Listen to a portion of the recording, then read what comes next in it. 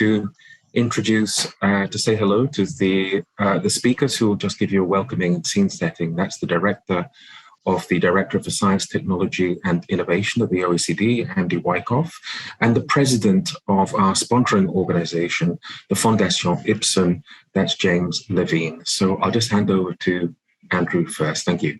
Thank you, Alistair, and good morning, good afternoon, good evening to everyone. It's my great honor to welcome this great collection of experts for today and throughout the next few days. And as Celia has so eloquently said, I hope in the not too distant future we can all invite you to Paris in person. I'd also like to give a special call out to those of you who are coming in from irregular times from either Japan or Mexico or the West Coast and even the East Coast of the United States and Canada.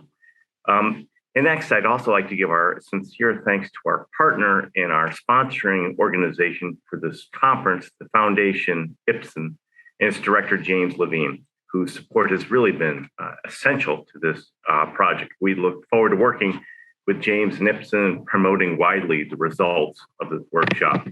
Now, very quickly, the part of the OECD Secretariat that I have responsibility for undertakes probably the bulk of the work on the organization's work on artificial intelligence, AI, which is growing rapidly and for which there is great demand amongst OECD member countries.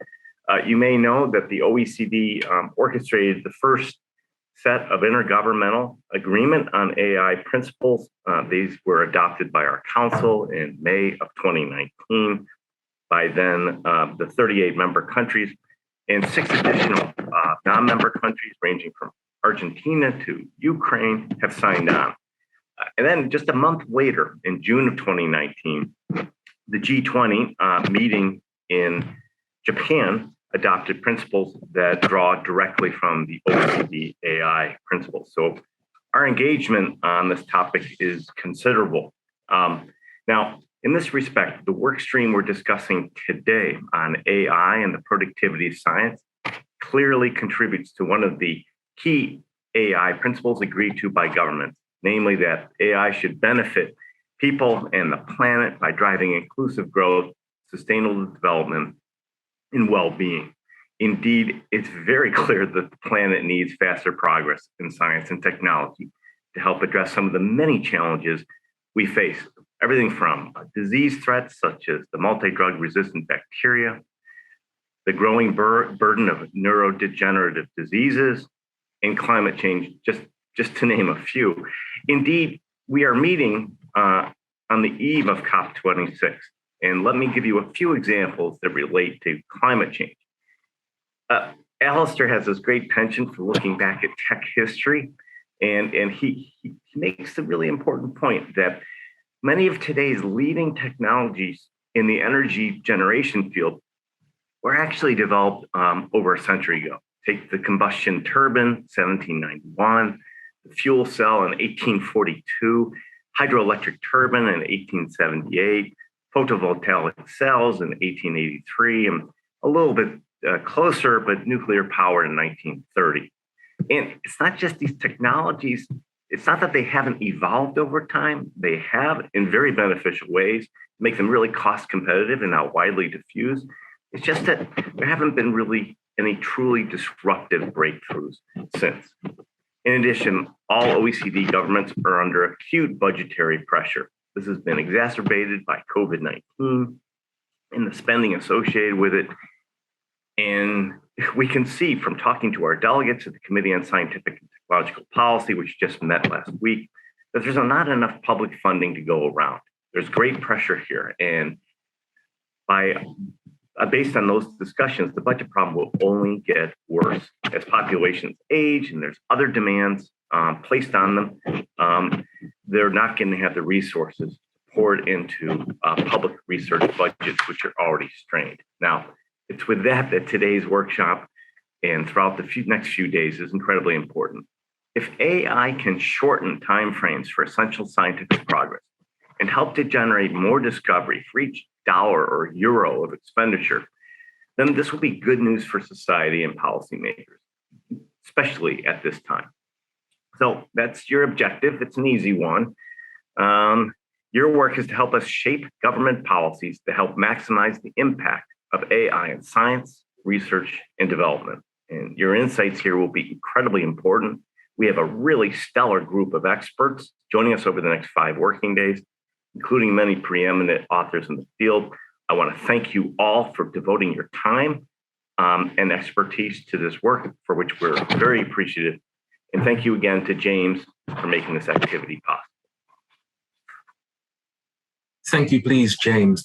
Thank you, Andy. Thank you. And James, the floor is yours, please. Thank you. Thank you, Alistair, very much indeed. It is an absolute delight and pleasure to partner with OECD on this endeavor. We believe, as does OECD, that artificial intelligence is going to be one of the methods that can be used to improve the efficiency and effectiveness of science and close accessibility gaps that exist between nations and people. By applying artificial intelligence to the scientific enterprise, I think all present believe that we have the potential to advance the health and well-being of many people, rich and poor alike. The venture, or should we say adventure, called artificial intelligence is not without risk. And those risks include concerns regarding individual rights, the preservation of the human endeavor, and the veneration of human intellect. The goal of this conference is to dig deep into a fundamental question as to how artificial intelligence can improve the scientific enterprise and better help people. And on behalf of Fondation Ibsen in Paris, we are so grateful to partner with you on this, Alistair and OECD. Thank you for including us, and I hope this is going to be a groundbreaking conference. Thank you. Thank you very much, James. Thank you. So let me just spend a little bit under 10 minutes to set the scene. So the background to the workshop is one in which a number of scholars have argued in recent years, particularly, but this has a longer pedigree, these arguments, that the productivity of science may be stagnating or even in decline.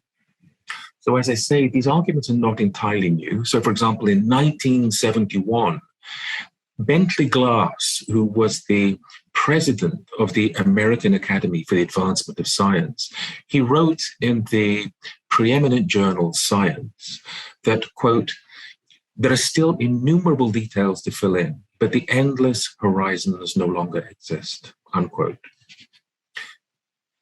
But the evidence, the arguments around this purported slowdown have been spurred particularly by a paper that was first published in a draft version in 2017 by well-known economists, Bloom, Van Reenen, Webb, and Jones, that was titled, "Are Good Ideas Hard to Find?"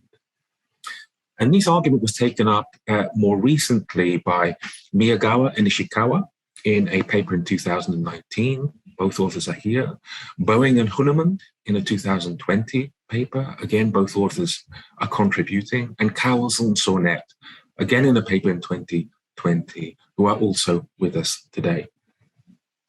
Now, my director, Wyckoff, has highlighted what's at stake if these claims of a slowdown are real, and if they are persistent, then I won't repeat his points. But I just add one further observation, which is that many of the authors who've tackled this claim of a research stagnation, they've done so as part of an attempt to answer a question which is really vexing the economics profession, which is, why is the growth of labor productivity in OECD countries, why is it stagnant, has been stagnant over a number of decades, despite the advent of a number of much touted digital productivity enhancing technologies? And this issue of stagnant labor productivity, it reflects a dynamic, is part of a dynamic that, if it persists over time, will lead to severe macroeconomic challenges. So an important part of the project then in the first step is to re-examine these claims, look at, again, in more detail, the evidence for and against this purported productivity slowdown and to consider its possible causes. Now, following from this, the project will closely review AI's current roles and impacts, both in the different stages of the scientific process, as well as across different fields of science. And this we'll do on Tuesday.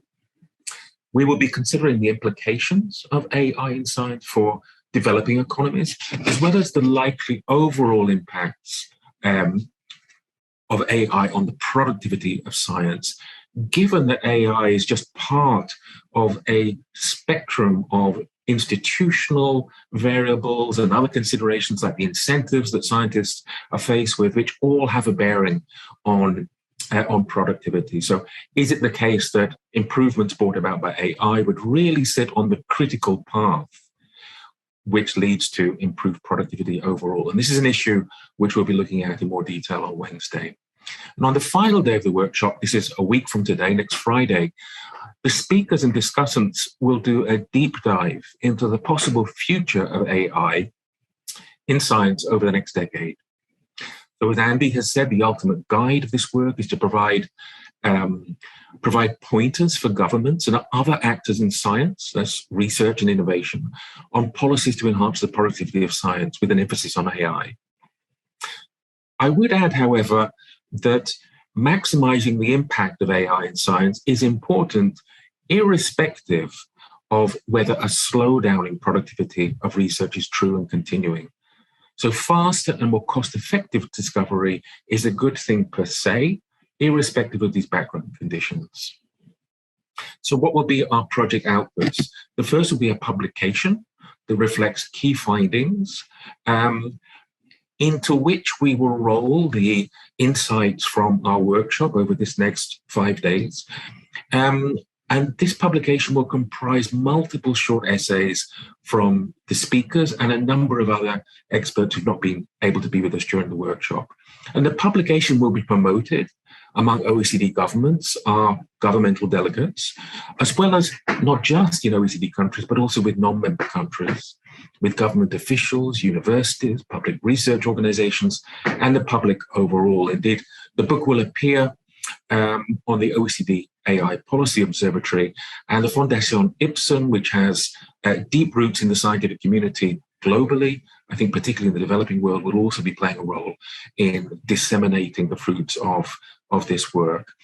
There'll be a permanently available video record of this workshop, which again will be placed on, a link to which will be placed on the AI Policy Observatory. We'll also be producing multiple smaller policy briefs and papers, syntheses of different issues which are raised during this whole process, the publication of the workshop. And lastly, before I close, I'd just like to thank our technical staff who've done a great job in bringing all of this together, as well as a number of substantive experts who've really helped in guiding this work. Ross King, Matt Clancy, Hector Zenil, who'll be presenting later today, Hugh Cartwright from Oxford, Justine Cassell, and Dominique Guillec. And with that, I will hand over to Dominique now, who will be your moderator for today. Thank you very much. Thank you, Alistair, for passing me the floor, and thank you for inviting me to moderate the first session of this incredibly important and relevant event, as you mentioned, as Andy underlined before. I would start by saying that it will put certainly our cognitive capacities at the test. And we have to keep focused over hours and entire afternoons, and that for 5 days long. I'm sure that an AI would be able to do it. Whether human intelligence can do it, we will, well, hopefully we have to be optimistic, and we will do all our best. To start introducing this session of today, it will be, as you mentioned, about establishing the facts. Is the productivity of research actually slowing down or not? And if it is the case, what are the possible reasons that we could identify? So regarding the diagnosis, slowdown or not, as we are talking about science, of course, we want to put numbers of it. There was, as you mentioned, Alistair, before, many prominent scholars that over the centuries claimed that, they knew, or science of their time knew about everything, and technology could hardly advance more. Now we can do a bit more than such claim. We can try to measure that. But of course, it is extremely difficult to do. It is important because we have this debate. On the one hand, a number of economists, mainly having identified symptoms of a slowdown. On the other side, we have to put a very simplistic label on that, the singularity people, who have also a strong claim. I mean, it's they look at the long term of human history, really the very long term, more than 100,000 years, the entire history of humanity, and they see there not only a regular progress in human culture and science and technology notably, but an acceleration in the pace of progress.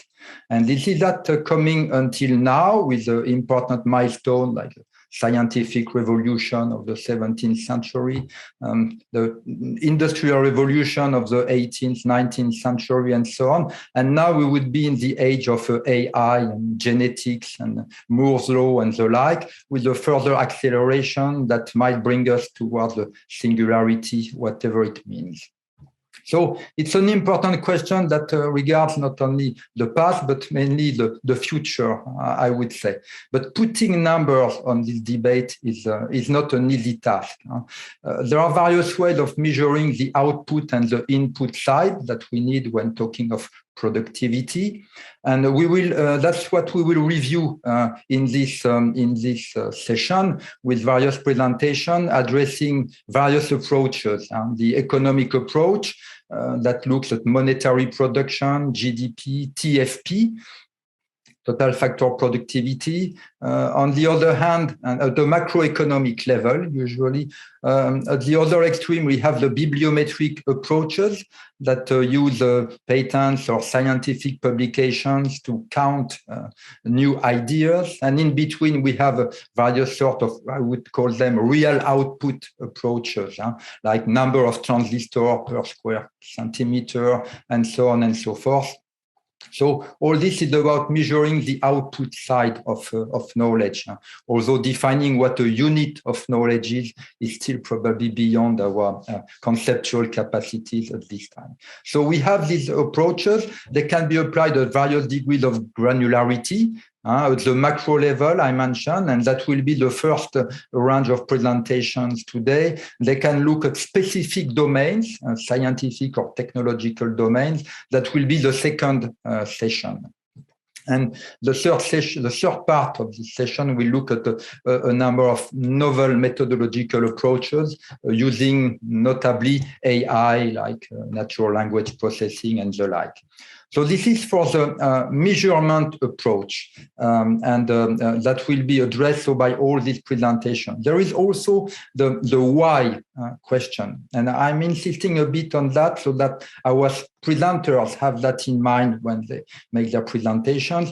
If we agree that is a big if we agree that there is a slowdown, at least in certain domains, we want to know why in order to assess the durability of the phenomenon and possibly identify responses. There are, I see two types of explanations that are not exclusive of each other. You have a sort of technological explanation. In short, the more we know, the more difficult it becomes to know more things. You can call it fishing out or the burden of knowledge and so on. There are various mechanisms that work, but it is really a technical thing, a sort of law of nature that would be operating there. And if you think that it is the case, the solution should be mainly technical, of course, and then AI can be presented as the solution. If we have reached the cognitive limits of humanity, then we should supplement them and with machines whose specific task is to think, to help us thinking. But there is also a second family of explanation that is more sociological. Essentially, it points to the so-called massification or industrialization of science in the 20th century. There used to be a few thousand scientists, let's say 2 centuries ago. Now it is probably 10 million of them operating worldwide. And this is, science has become a sort of standardized activity. It is planned, it is regulated, and so on, and standardized. And all this, of course, does not favor this organizational setting, does not favor the proposal and promotion of disruptive ideas. Disruption comes to some extent against the notion of standardization. So weakened incentives or weakened opportunities for researchers to push the knowledge frontier, that due to this organization, that would be the diagnosis. And then the solution, of course, is to change this organizational setting, which is easier said than done, because, well, you want to promote more risky research, high risk, high reward research, as it is called. But at the same time, you can't escape from the fact that you need millions of scientists to do very big things, deciphering the human, the genome and the like. It is thousands of scientists working together.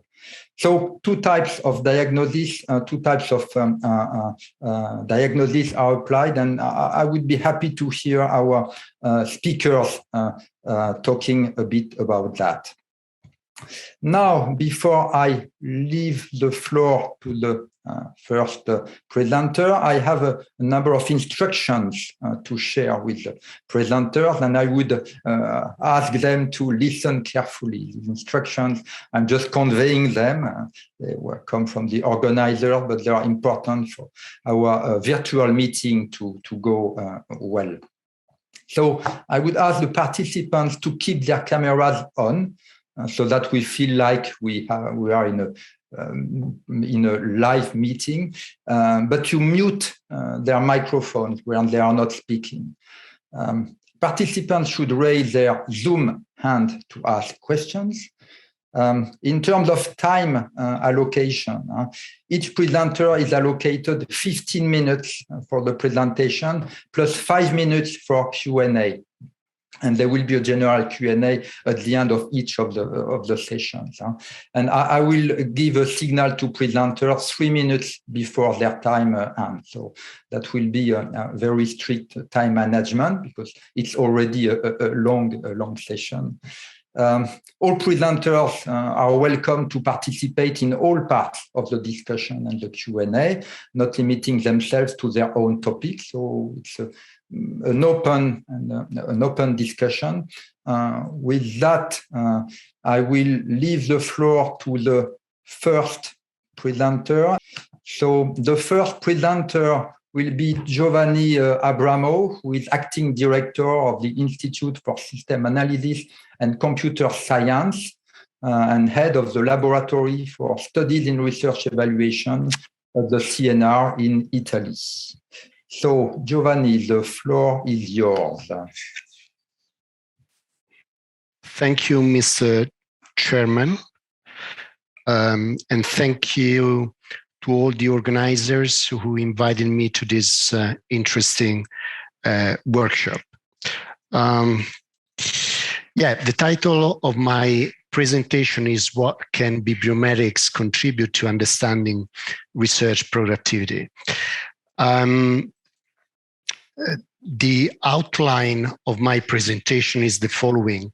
I will present the most important bibliometric indicators of research performance, outlining their pros and cons. Then I will compare the performance rankings by these different indicators. And finally, I will present the first results of an intertemporal analysis of academic research productivity at national level. I will conclude my presentation with few recommendations. Well, let's suppose we want to measure the research productivity of research organizations such as a university. We can think of it as a production system. The only difference from manufacturing is that we produce new knowledge instead of labor, instead of tangible widgets. We use resources, production factors, labor, and capital. And the main problem we face is how to measure something which is intangible. So what we can measure actually is the new knowledge encoded in written form, that is in publications, for example. And then we can represent the relation between output and production factors through the knowledge production function. So Q is a function of K and L. And as all economists know, the average product, this productivity of labor, once normalized by K capital, equals Q to L. But I see many problems with this definition, which is the definition of productivity that most of my colleagues, bibliometricians, use for the following reasons. Well, think of a scientist who produces in a period of time a number of publications. Each publication has a different impact on future scientific advantage. So they have different values. And bibliometricians measure these values by citations. The more you are cited, the more a publication is cited, the higher its value. The underlying rationale being that for a publication to be valuable, it needs to be used. The knowledge encoded in publication needs to be used. And citation certifies the use. Another problem, so we cannot just sum the number of publications to define output because they have different values. Another problem is that in this research unit, in this research organization, scientists conduct research in different fields, and the intensity of output varies across fields. Just to show you an example, this is the variation of research the average yearly output of academics in different fields of medicine. You see the proportion could be 6:1 if you compare the highest average output with the lowest ones. So we cannot apply this definition of productivity to measure it. What we have to do, if we have to classify researchers by their field of research, measure the value of their total output, and then compare this value with the value output of all other researchers in the same field and normalize this value by the average. And then we can average the normalized values of all researchers in the organization. Another problem that bibliometricians face is that this information about names of scientists, their field of classification in a research organization is not publicly available. And so the amount of capital they use to produce new knowledge.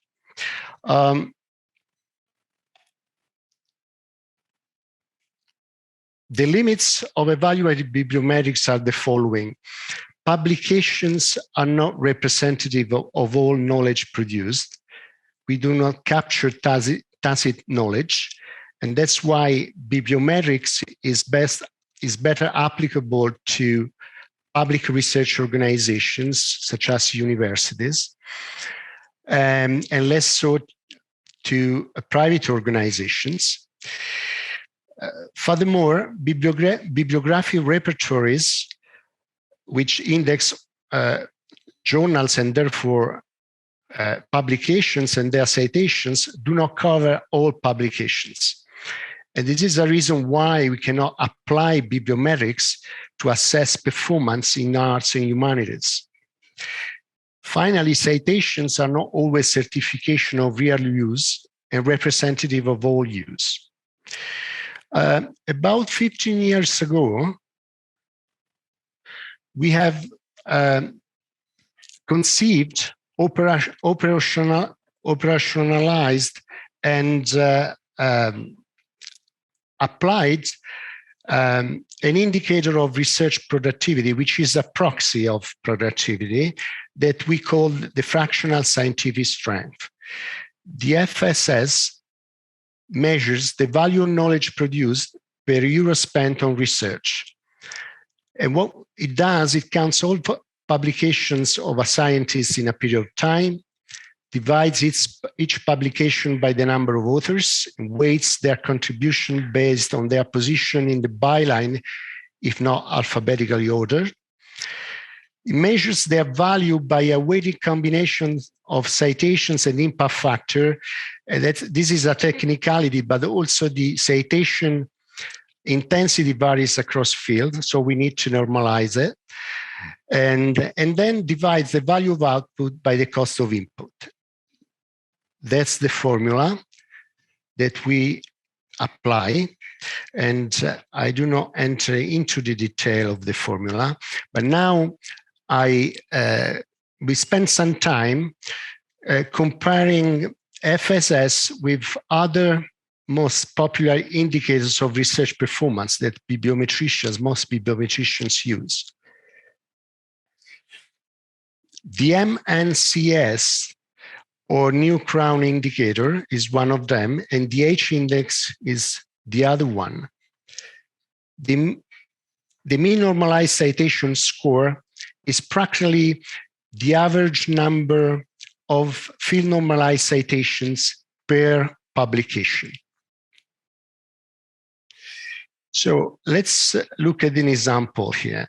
We have two universities, University A and University B. They use the same resources and they conduct research in the same field. So everything is equal, but their output. University A produces in a period of time just one publication with 10 citations. University B produces N publications, each receiving 10 citations, but the very last one. According to the MNCS, University A performs better than University B, which is a paradox. And here, what happens when we apply this indicator to rank countries in terms of their research performance. And you see the top one is Micronesia, followed by Belize and so on. We conducted an exercise. We measured the research performance of Italian academics in the fields that you see here, listed here, by both indicators, MNCS and the FSS. And here are the results. 42% of Q1 scientists by FSS are not included in the same set by MNCS. Let's turn to the very popular H-index. It is defined as the maximum number H of works by a scientist that have at least H citations. John Doe has got 4 publications only, with 4 citations each. Jane Doe has N publications, the first 4 with citations above 4, and the last ones with citations below 4. According to the H index, John and Jane have got the same age. Therefore, their performance is the same, which is another paradox. We conducted the same exercise with the H index, comparing the 2 rankings. And what we found is the same distortion. 42% of universities in the top quartile by FSS are not included in the same quartile by age. And then here are the results of the a work in progress. What we did, we compared the research productivity of Italian academics in 11 disciplines in 2 subsequent periods of time, between 2013 to 2016, the first period 2009 to 2012. And what we found is that out of 215 research fields, in only 12 fields, we registered, only 12 fields registered a decrease in research productivity, an average decrease of minus 7.6%. In 203 research fields, we registered an increase of productivity of 49%. The overall increase in research productivity was 46.6%.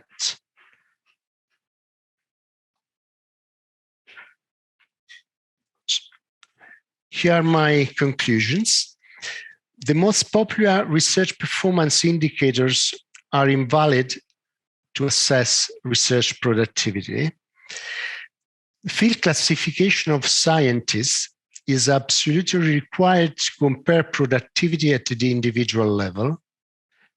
And research productivity at the individual level is absolutely required to measure productivity at organizational level. The immediate corollary is that work productivity comparisons are not feasible yet because we lack information about inputs and the classification of scientists into research fields. Governments then and research institutions must be prepared to provide bibliometricians with the input data necessary for the evaluations. Finally, Italian academic productivity between 2 4-year consecutive periods increased in 95% of research fields and overall. Thank you. Thank you. Thank you, Giovanni. That's a very optimistic message that you delivered. Although, as you mentioned, you could not at the moment extend it beyond Italy for lack of the necessary data. Have you started looking around to other countries? Do you have at least a sort of a feeling of how generalizable would your message be across countries? Yes, thank you for the question. Actually, we were able to conduct a comparison of research performance with Norway. They have a database of all publications of researchers in their universities. So we were able to adopting a few assumptions to compare the research performance of Norwegian academics and Italian academics and universities. We hope that we could extend this comparison to other countries as well. I think smaller countries would be the ones which can make available such data more easily. Probably in Poland, there are chances that in the future that we can conduct that comparison as well. Mm-hmm. So we should hear that as a call to people from other countries to provide the necessary data and work with you on this. May I ask participants who are willing to ask a question to Giovanni to raise their hand or take the floor directly? Right. I just want to thank Giovanni for his presentation. And my only question is, what is his best guess on productivity increases in other large countries that he hasn't run the number on it yet? My own guess is that if you stay with publication numbers and do the detailed counting as he does for FSS, you'll get increases, not maybe the same, or at least constants. You won't see decreases, but that's my guess. I'm just curious what Giovanni says. Well, yeah, I think that it depends on the competitive mechanisms that are introduced in the countries, in the various countries. We registered that such a big increase in productivity in Italy because I guess there were introduced at least two competitive mechanisms. The habilitation, the scientific habilitation for professors who want to enter the university system, the academic system. So they had to show productivity above certain thresholds. And also the national research assessment exercises that an increasing number of countries are adopting, especially in Europe.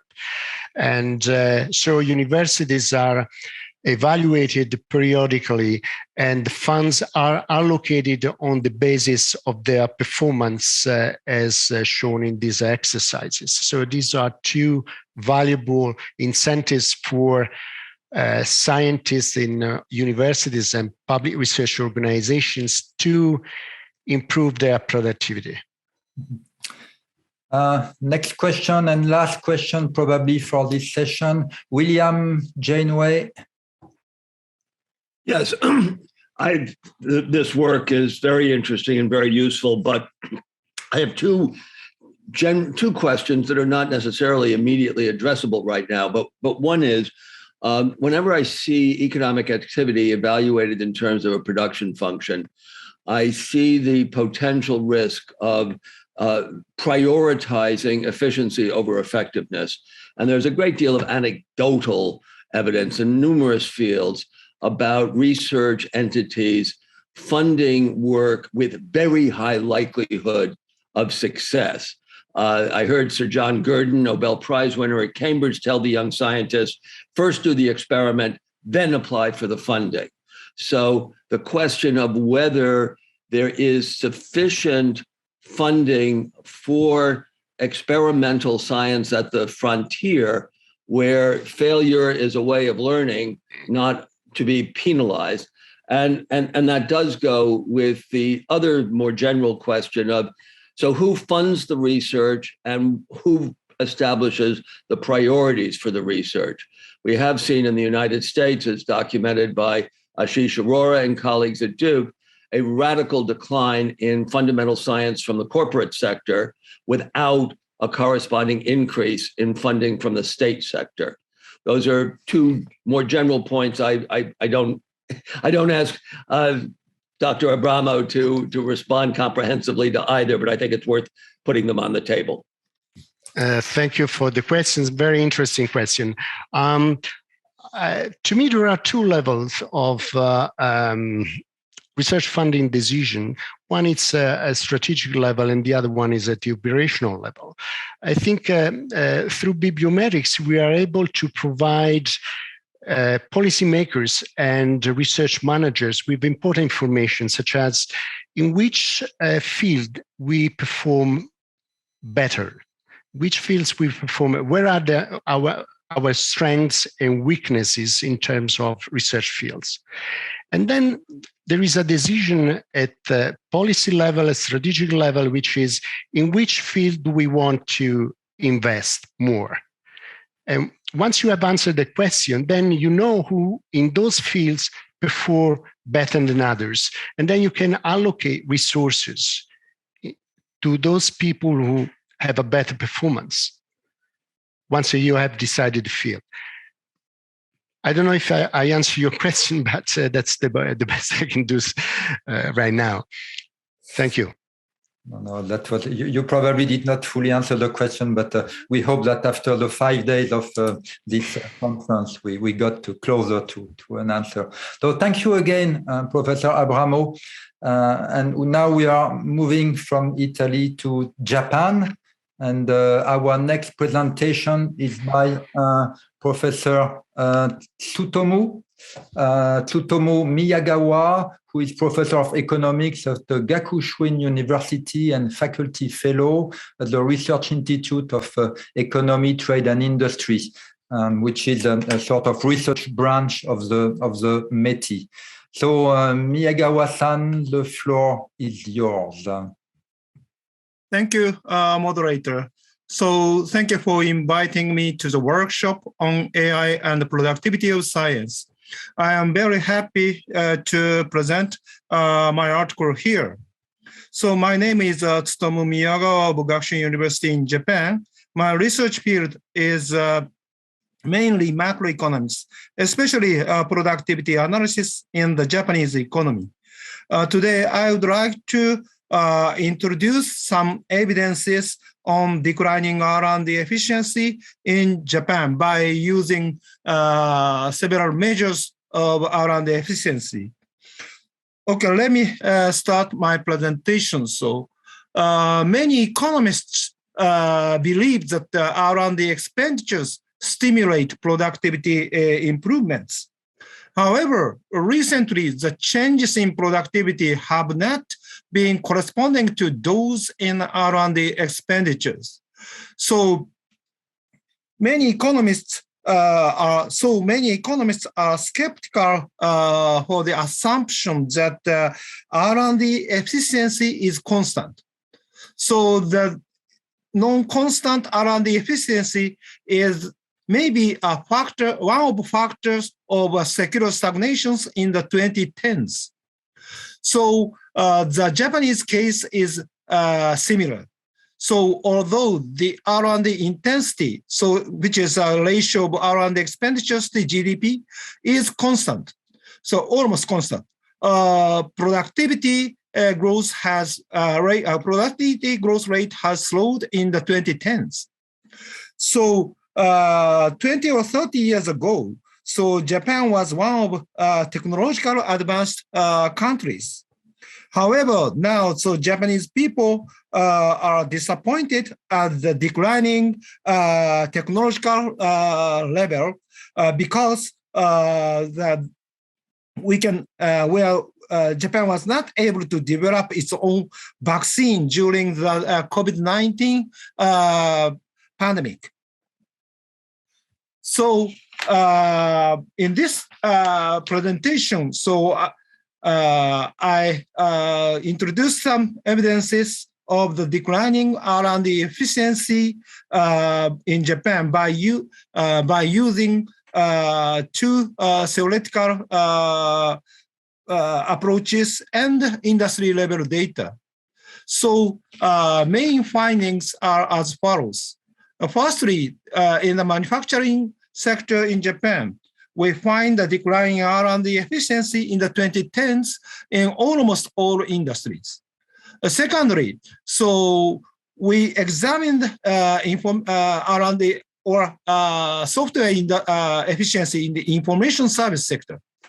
So we find the decline in R&D efficiency or software efficiency. This phenomenon is likely to be affected by the delay of digitalization in Japan.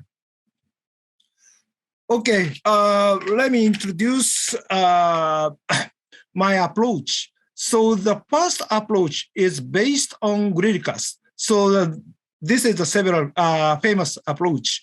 So in his approach, so TFP, maybe so the solo residual depends on knowledge stock, which is accumulated by R&D activities. In this approach, R&D efficiency is defined as productivity growth divided by R&D intensity. The next approach is based on Bloom et al., so introduced by Arista. So in this approach, R&D efficiency is defined in a framework of an endogenous growth model. This means that productivity growth is affected by the scale of researchers. In this model, so R&D efficiency is defined as productivity growth divided by effective R&D input.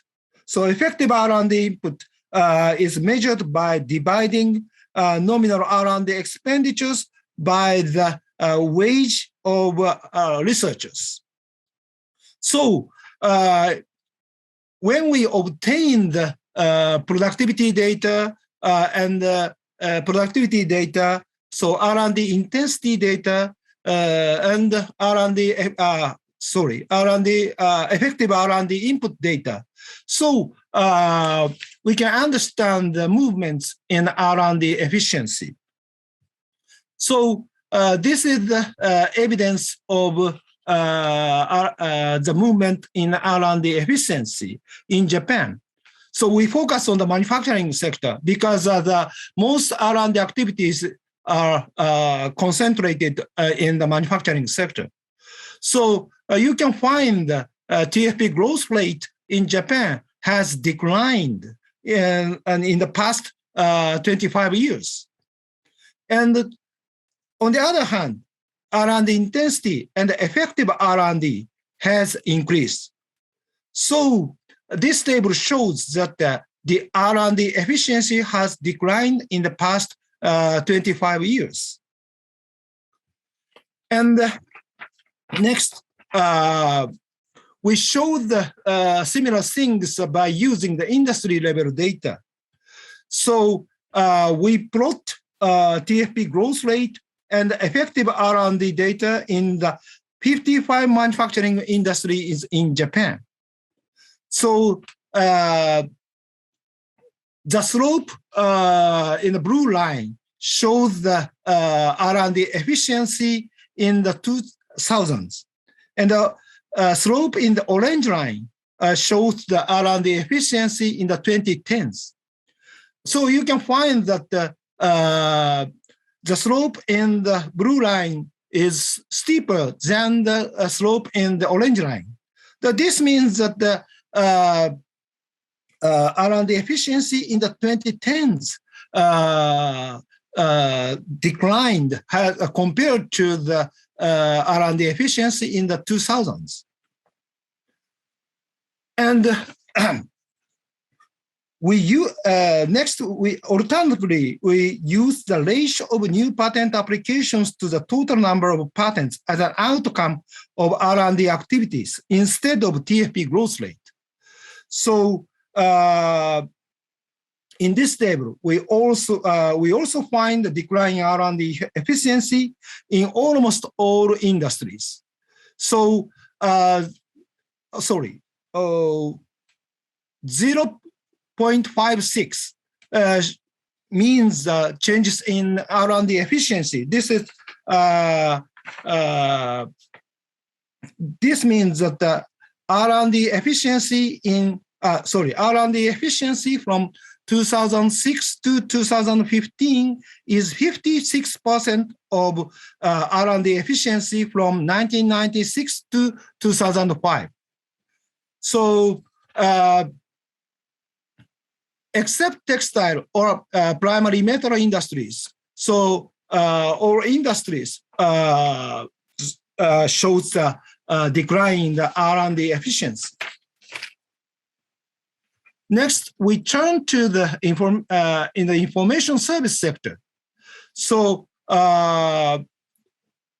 we measure not only R&D efficiency, but also software efficiency. So, but in the case of Japan, we find the negative TFP growth in the 2010s. So the negative R&D efficiency. So this is not good examples, you know. But in the case of US or in the case of UK, so there are many positive R&D efficiency after the large R&D investment and software investment. In the case of France, we find standard case. So the TFP growth rate in the information sector has declined, but R&D intensity or software intensity has increased. So the R&D efficiency or software efficiency has declined. Okay, let me summarize my presentation and suggestions. So in Japan, so R&D efficiencies in the manufacturing sector and information industry have declined. So especially in the information sector in Japan, software efficiency has been negative due to the delay of digitalization. So what should Japan do? So I think, so usually, so we should increase R&D investment, you know, but the government should support the R&D investment. But due to the huge budget deficit, the Japanese government is not able to increase R&D expenditures. So I suggest alternative way.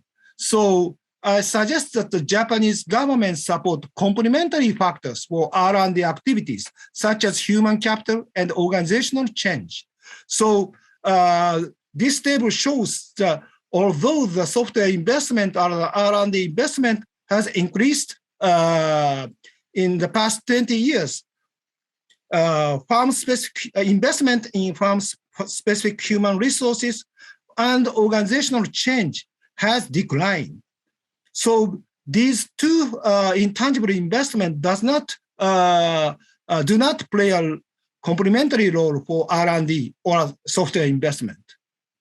So we should, the government support these two intangible investment. So I stop here. So thank you for your attention. Thank you very much. Thank you, Professor Miyagawa.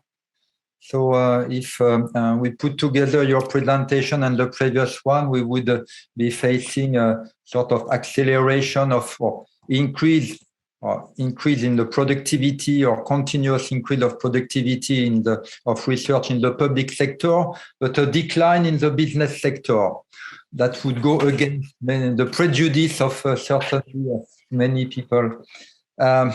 I had one for you that, in fact, is concerned with all studies that look at TFP numbers at a national level, as TFP is calculated at a national level. How could you account for globalization? I mean that Japanese companies have been at the forefront of globalization, setting up manufacturing facilities in China and elsewhere. And keeping, in most cases, R&D at home. So one would expect that part of the output of the R&D investment of Japan, in fact, is not showing up in a Japanese manufacturing numbers, but in these other countries, beneficiaries of the Japanese investment. So what do you think of that, and how could you account for it? Thank you for good questions. Thank you very much. So, sure. So the declining TFP growth does not include TFP in China, or TFP growth in the Japanese plants in China, or how to say, in the United States or something like that. So the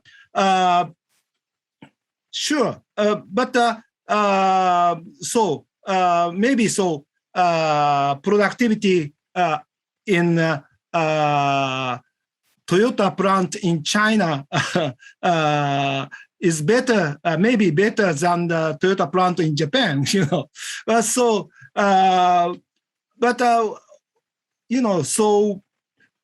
at first, so at the first stage of globalization, so Japanese people believe that the R&D activities or research center stayed in Japan, but many Japanese manufacturers so moved the R&D facilities to the US or other countries, you know. So this is this shows that how to say, so knowledge stock in Japan has also declined, I think, you know. So and so how to say, so problem is the R&D activities in Japan. Not we care about the research activity in Japan, you know. Mm-hmm. Sorry, so not good answer, but difficult question. Your point is right, you know. Okay, thank you, Professor Miyagawa. Next question, Madame Sachfald. Thank you. We've had two presentations. The first one was on Italy and focused on academic research, and the second one was on Japan, focused on firms, R&D. And I think these two differences, country and the sector of research, is very important. In the case of Japan, if you will confirm, Professor, but it seems to me that the academic research is also maybe to take into account its evolution, the evolution of its funding and the evolution of its performance, maybe to be taken into account in what you observe. So do you ask me about the academic research in Japan? I think that the performance and the funding of academic research in Japan. I see. Okay. Yeah. So compared to the other European or the US countries, so the Japanese R&D expenditures are mainly dominated by private sectors. So so I focus on the R&D activities in the private sector, and you know, since the 2000, Japanese government has restrained the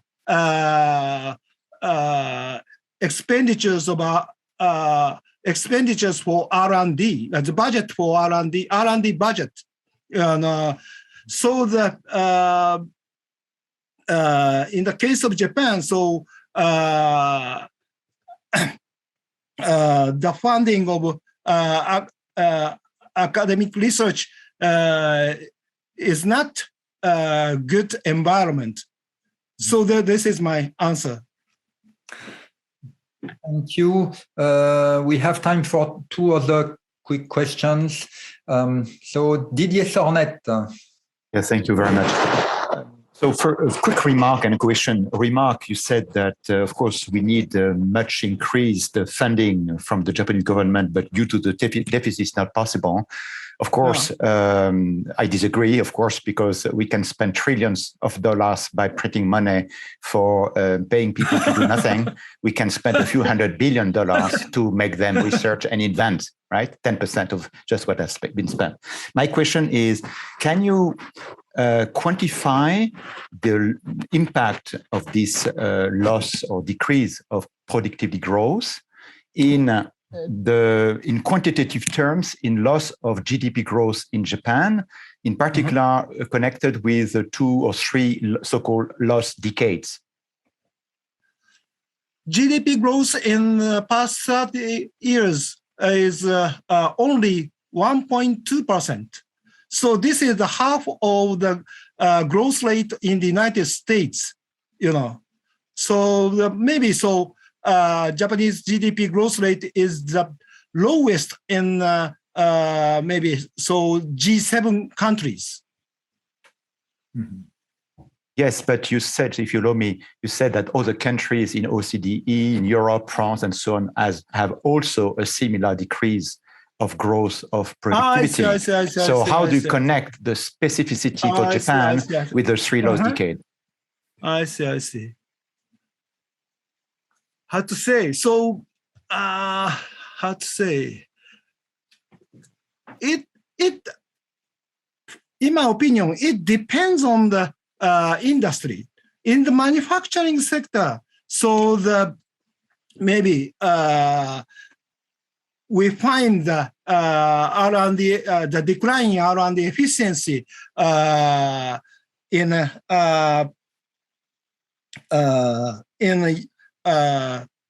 we find that R&D efficiency, declining R&D efficiency in the advanced country, not only Japan but also European countries.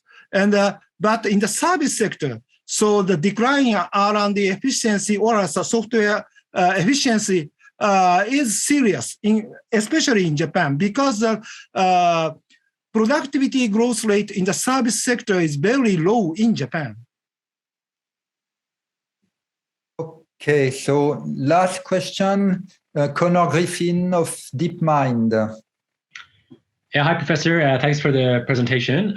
You might have covered this in the wider paper, but I was just curious, like when you talk about the productivity growth by manufacturing subsector, if you look into how much it depends on pre-existing levels of automation in those subsectors, so there's often a question about whether to drive further productivity growth in manufacturing, you should focus on frontier technology deployment, or whether you should focus on subsectors or companies that have lagged in their deployment of, for example, robotics, and actually encouraging them to kind of catch up with the frontier. So I was just wondering, when you look at the different subsector productivity growth levels, are they linked in some way to pre-existing levels of automation in those subsectors?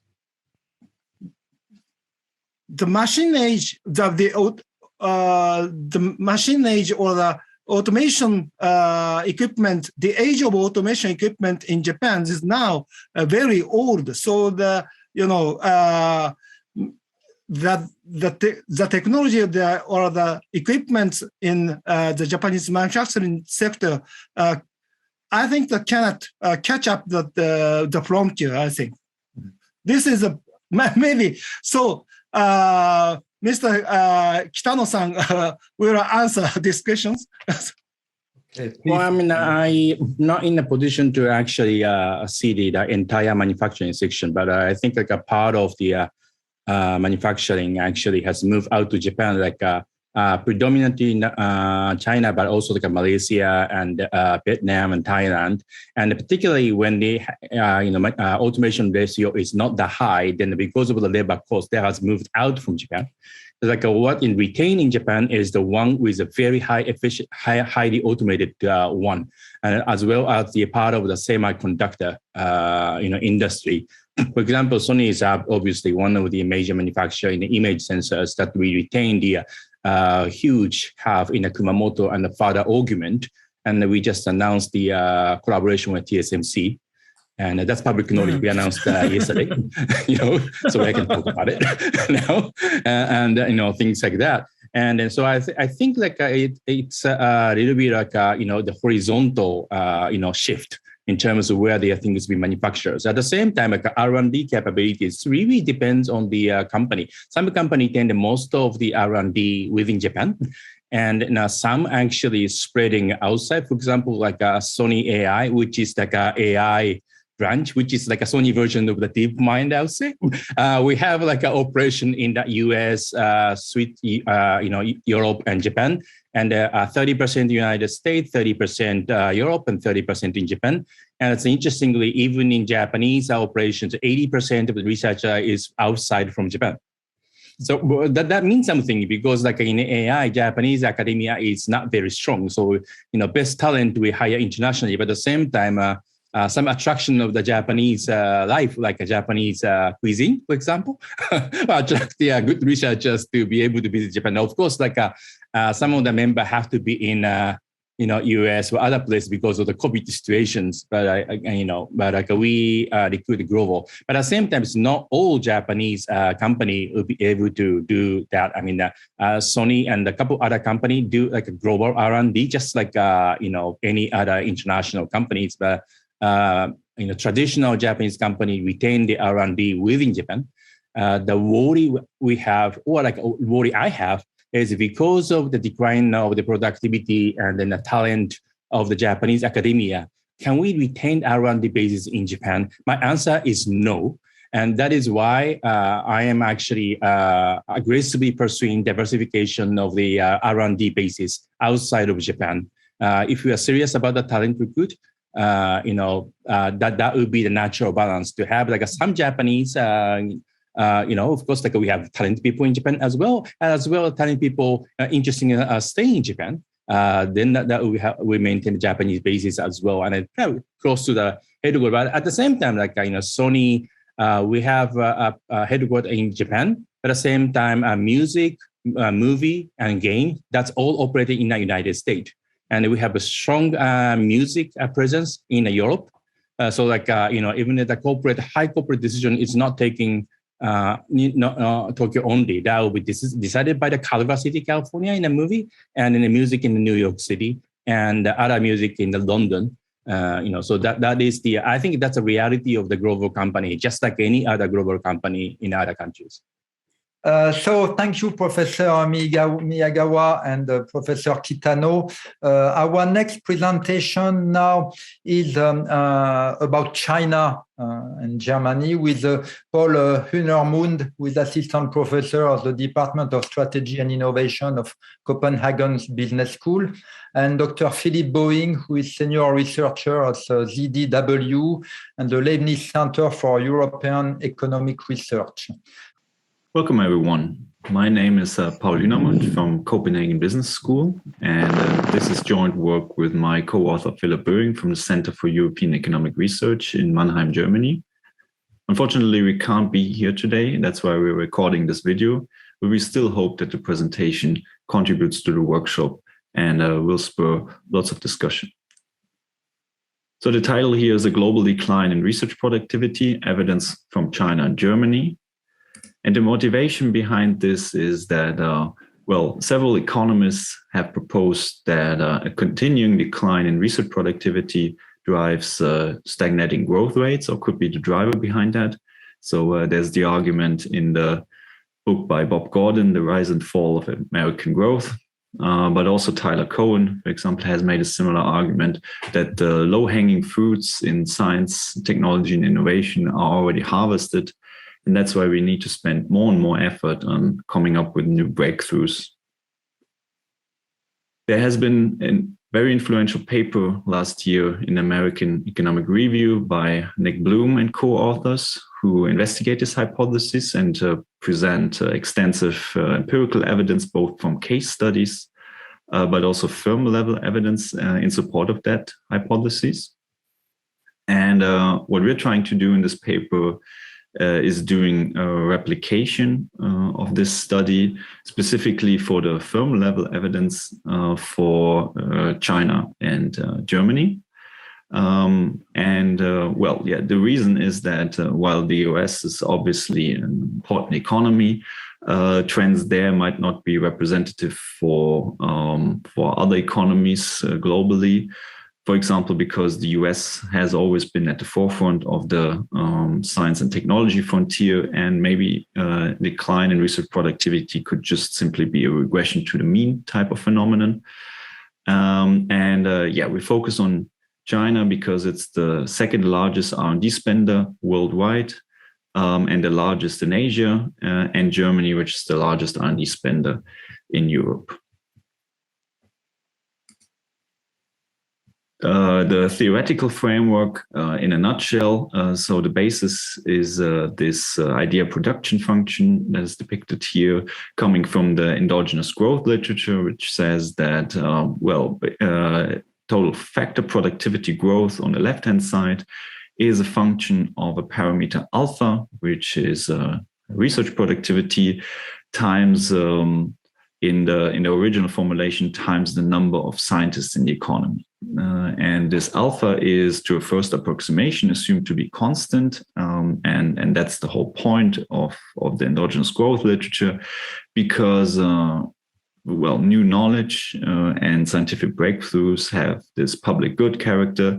And that's why we can actually translate a constant number of scientists in the economy into constant exponential growth rates.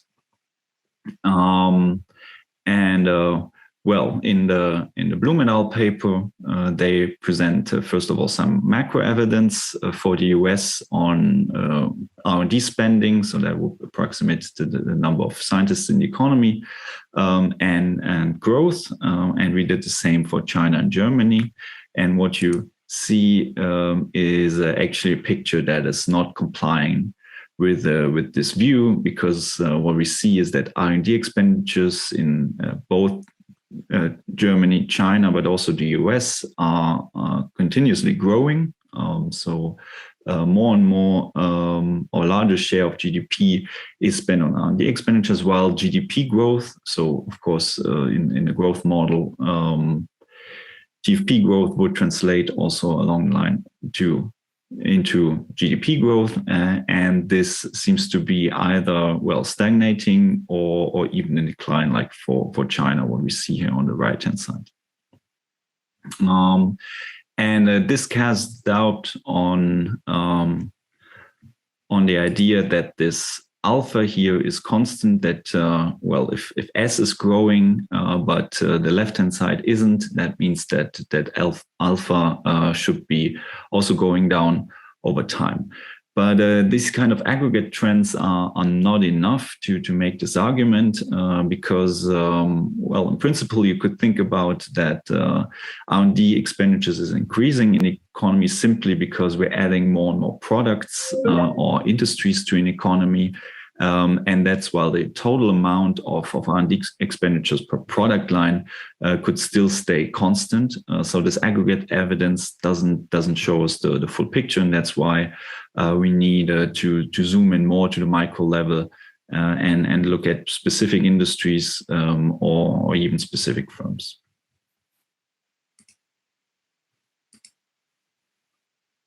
Okay, so we are focusing on the firm level results in Bloom et al. They did that with Compustat data because we think that this is the most generalizable evidence and to some degree maybe the most interesting for policy making. Although of course you could repeat similar case studies for example in agriculture in China and Europe as well. But we're focusing on the firm level results.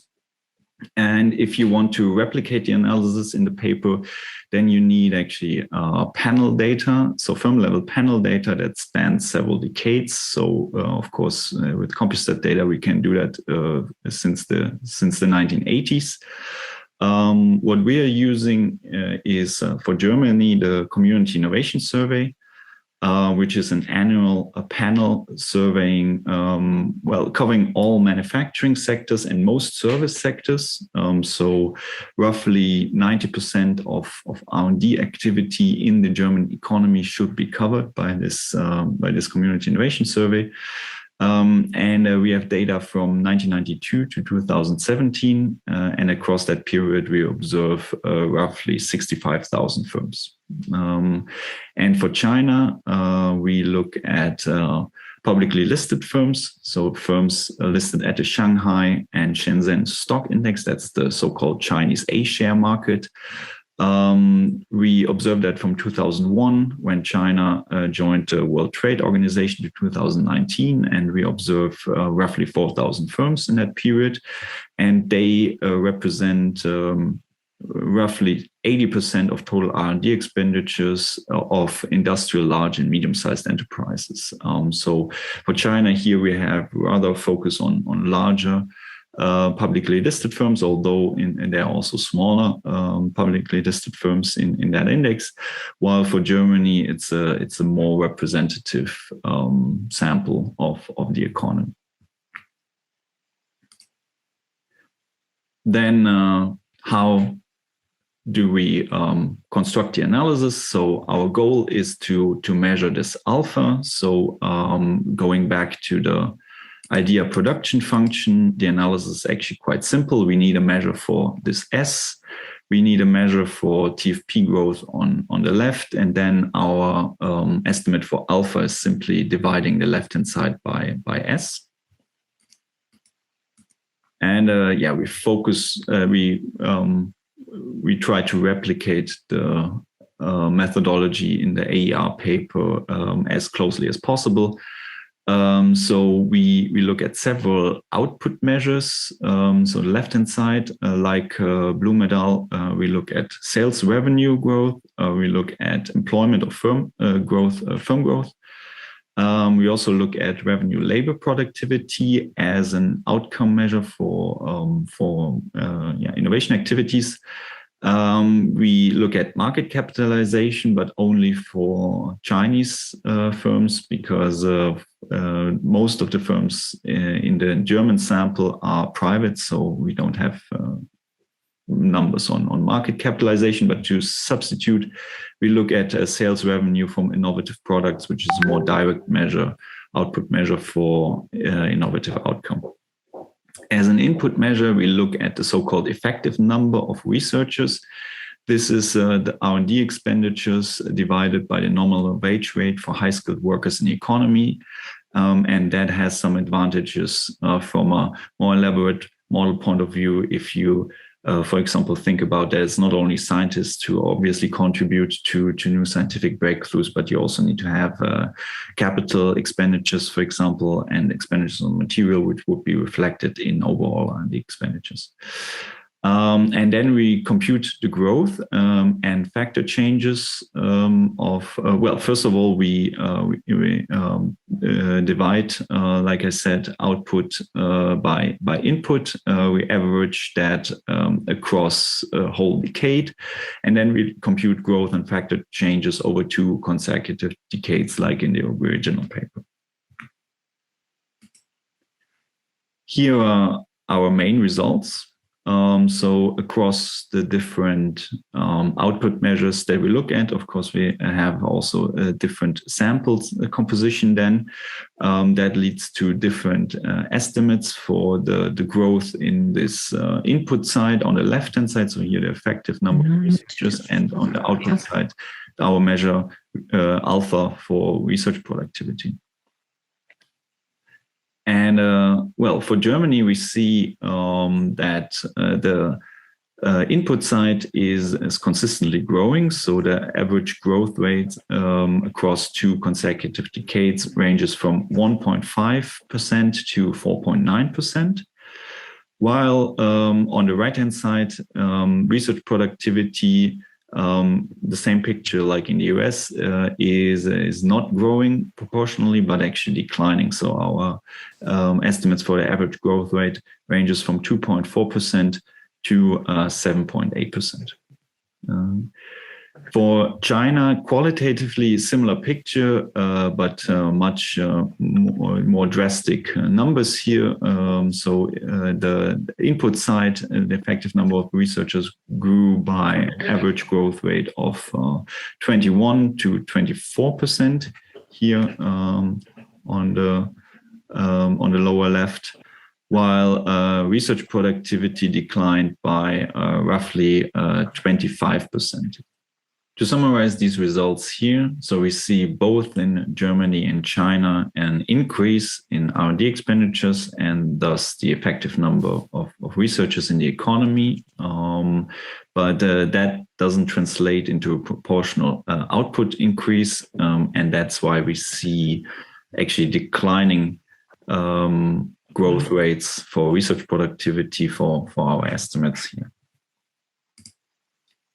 So if we average across these several estimates that we have, we would see a decline in research productivity for Germany of roughly 5.3%, which is quite close to the results that Bloom et al. Find for the US. And if we compute the half-life, so the amount of years it takes until research productivity halves, that would be 14 years for Germany. Well, for China, we see, well, first of all, much larger growth rates in R&D expenditures, but also much higher declines in alpha, estimated between 15.4 to 29.3%. So on average, that amounts to a decline in research productivity of roughly 24%, or a half-life of only 3 years. Bloom et al. Also look at the distribution of factor changes across firms to get an idea of how well decline in research productivity varies by firms. And here we have a similar histogram for Germany and China. Here depicted the factor changes. So a constant research productivity alpha would amount to a factor change of 1. And these histograms, first of all, show that there's considerable variation. So some firms have an increasing research productivity or factor change larger than 1, while many other firms have a factor changes smaller than 1. And you see that these two histograms don't overlap, so that well, the input side, the red histogram is tilted to the right, while research productivity is shifted to the left, meaning that we have rather on average see declining research productivity. If you compare these results with the US, you see that the distributions here are much closer for Germany, at least visually, than for the US, although on average we have similar rates of decline of roughly 5.3%. But that is because we have many small and medium-sized companies in the German market, and the original methodology weights them by firm size, so that leads to roughly similar average. But the distribution here in the raw numbers, not weighted, actually looks much closer. While in China, these two histograms are much further apart, meaning that much larger growth on the input side, but also translating into larger declines in research productivity. These are here the results for sales revenue, like in the original paper, but we also show the same histograms for the other output measures, and they show a similar picture. So the main takeaway on the discussion here is that we find that the results in Bloom et al. Are replicable for Germany and China. The estimated figures for Germany, as I said, are very close to the US, 5.3 compared to 5.4%, if I remember correctly. But for China, we see an even larger decline in research productivity of roughly 23%, excuse me. So a half-life of only 3 years, which is of course a very large decline.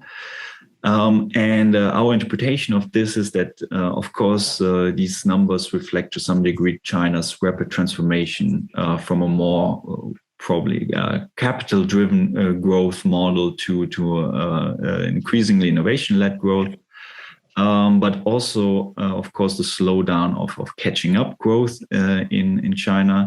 catching up growth, meaning that you can implement existing ideas and technologies from abroad that lead you to grow at substantially high growth rates.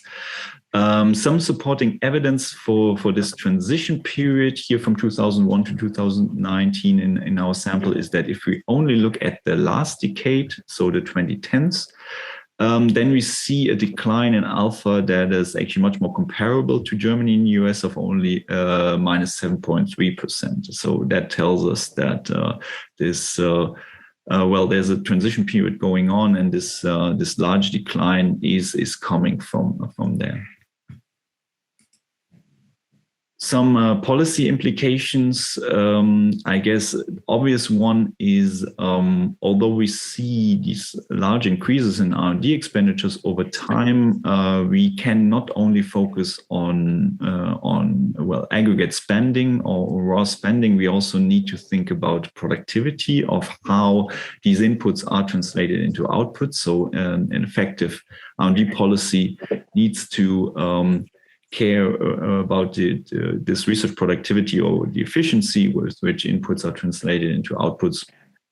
And there we have doubts, especially for China and its newer initiatives in that area, because China is increasingly inward-looking and results to mission-driven innovation policy. And there has been work by my co-author Philipp, for example, showing or casting doubt on the efficiency of these kind of approaches. The main argument here is, of course, that knowledge production at the technology frontier, which China is approaching more and more, crucially relies on creative freedom, but also serendipitous discovery and also exchange between researchers domestically, but also internationally. And policies by the Chinese government lately have been going away or have been perhaps detrimental due to these kind of first principles. Likewise for Europe, we are skeptical about increasingly mission-driven approach of R&D policy, but we would rather favor a more bottom-up approach that fosters creativity and knowledge exchange. And that is not limited to specific areas of application. And specifically for the EU, of course, one big obstacle is that policy initiatives are not aligned at the European level, which leads to fragmentation of the innovation ecosystem. And if we can overcome that, big economies like Germany will benefit from that, obviously. So that was our presentation. Thank you very much. And we're looking forward to the discussion, and we'll, of course, follow the arguments made throughout this workshop for writing up the chapter for the book later on. Thank you very much. We could move directly to the last presentation of this session by Didier Sornette. So it's a pleasure to be with you. Okay, so I continue in the main stream of discussion.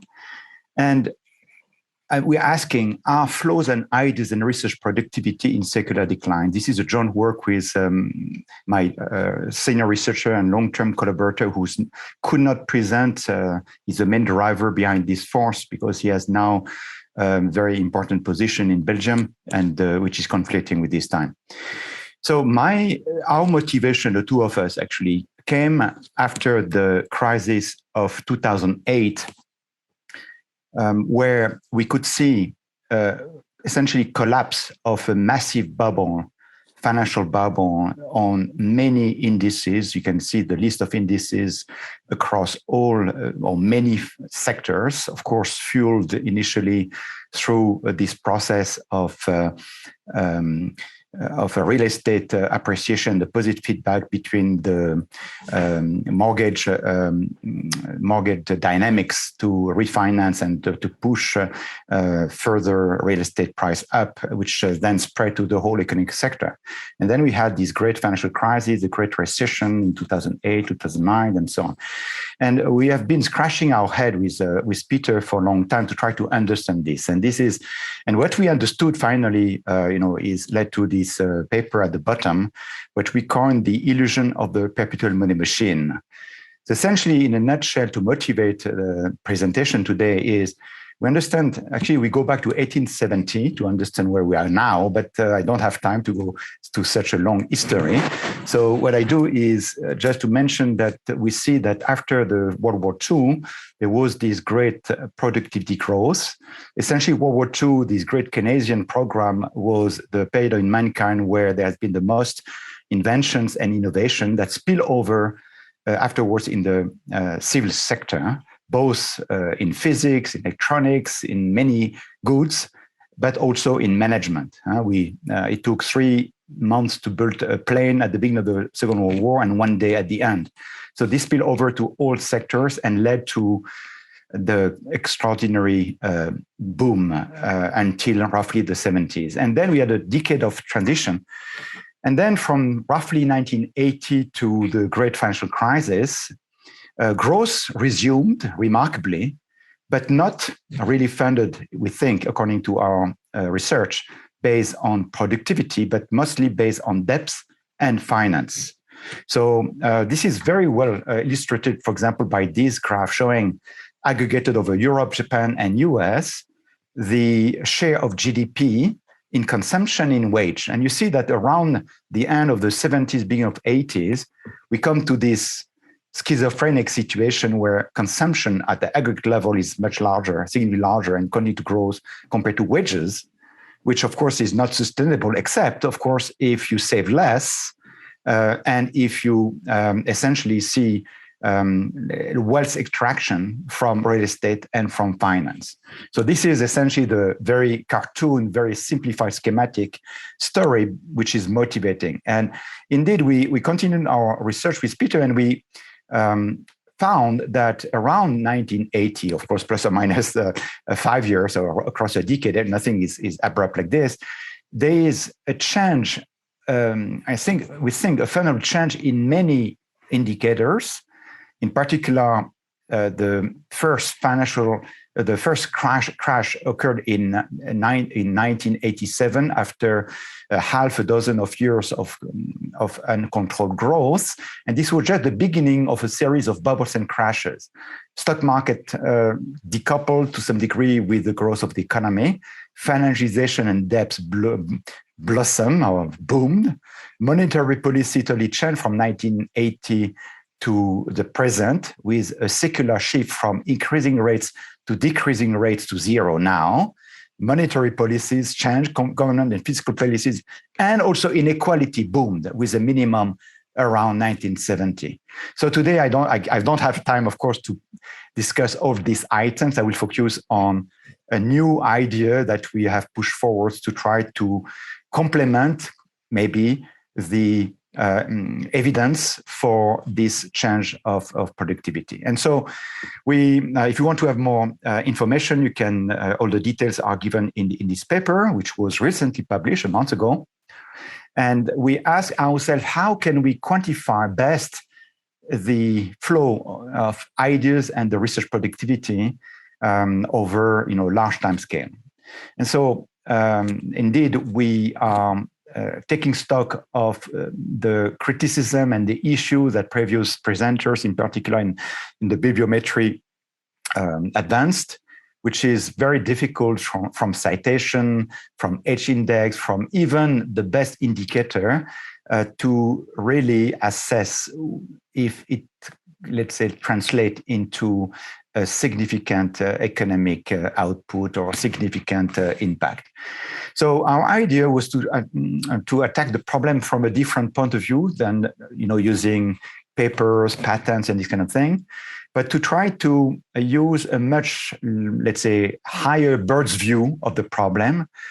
So essentially, dwelling onto, let's say, encyclopedia and reports which have looked at the major discoveries and the major inventions. So we built our own database on those put forward by two scientists who spent their time putting together this type of data. Krebs in 2008, the Encyclopedia of Scientific Principle, and Asimov, a well-known otherwise scientist, but also science fiction author, who developed his chronology of science and discoveries.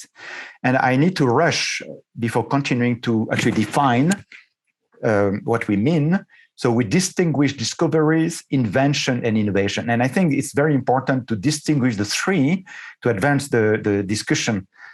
In a nutshell, discovery is something new, right? So like a new territory or a new law of physics or whatever, economics.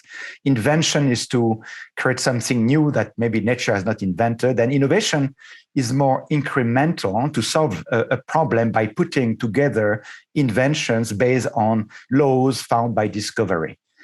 So this distinction, which we think is important, also helps perhaps advance the discussion of what are we discussing when we look at time dependence indicators of progress or decrease. Is it in the discovery, invention, or innovation domain? So we are going to look at two indices, the flow of ideas. And so in order to be abstracting from all the issues of bibliometric studies, we propose to measure the real important, let's say, invention and discoveries by a simple measure, which is at a given time, the number of elite practitioners, we call them like this, or protagonists, who are inside this encyclopedia that I just mentioned before, and who are active, and so we can, of course, look at different disciplines, different sections of time, and different regions. And we are going to look also at the research productivity simply, which would be the ratio of this number of elite practitioners divided by a proxy for the number of researchers that we take for the moment at the total population.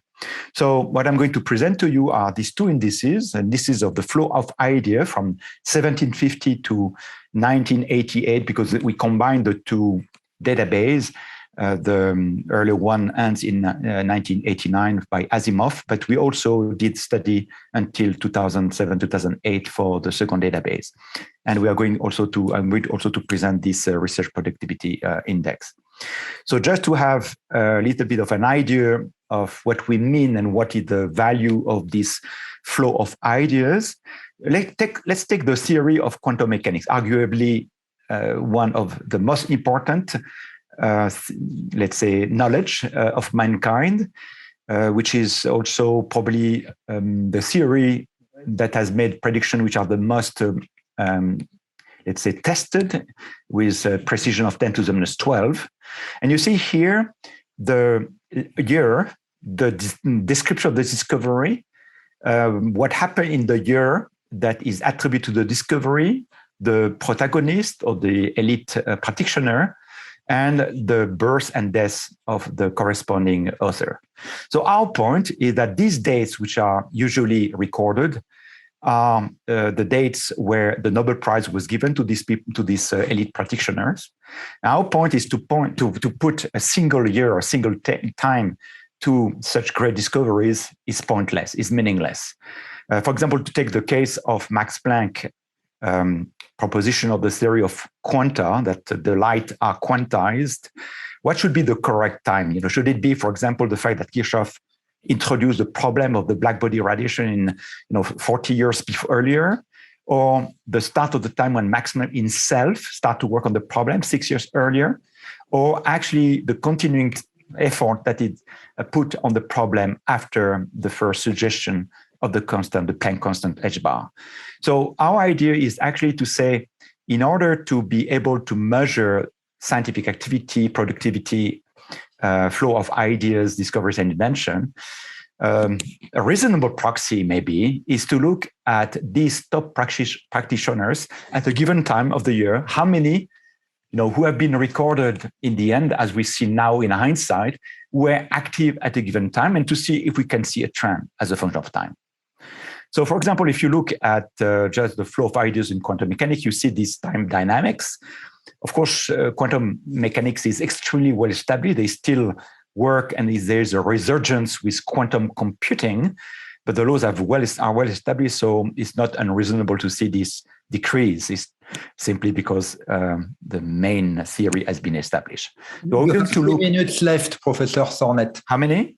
3. Yes. So we look at different regions, different subject, and we use these things. So quick statistics, mainly United States, United Kingdom dominates, and continental Europe. And this shows the number of practitioners in this case. So this is a summary of the method.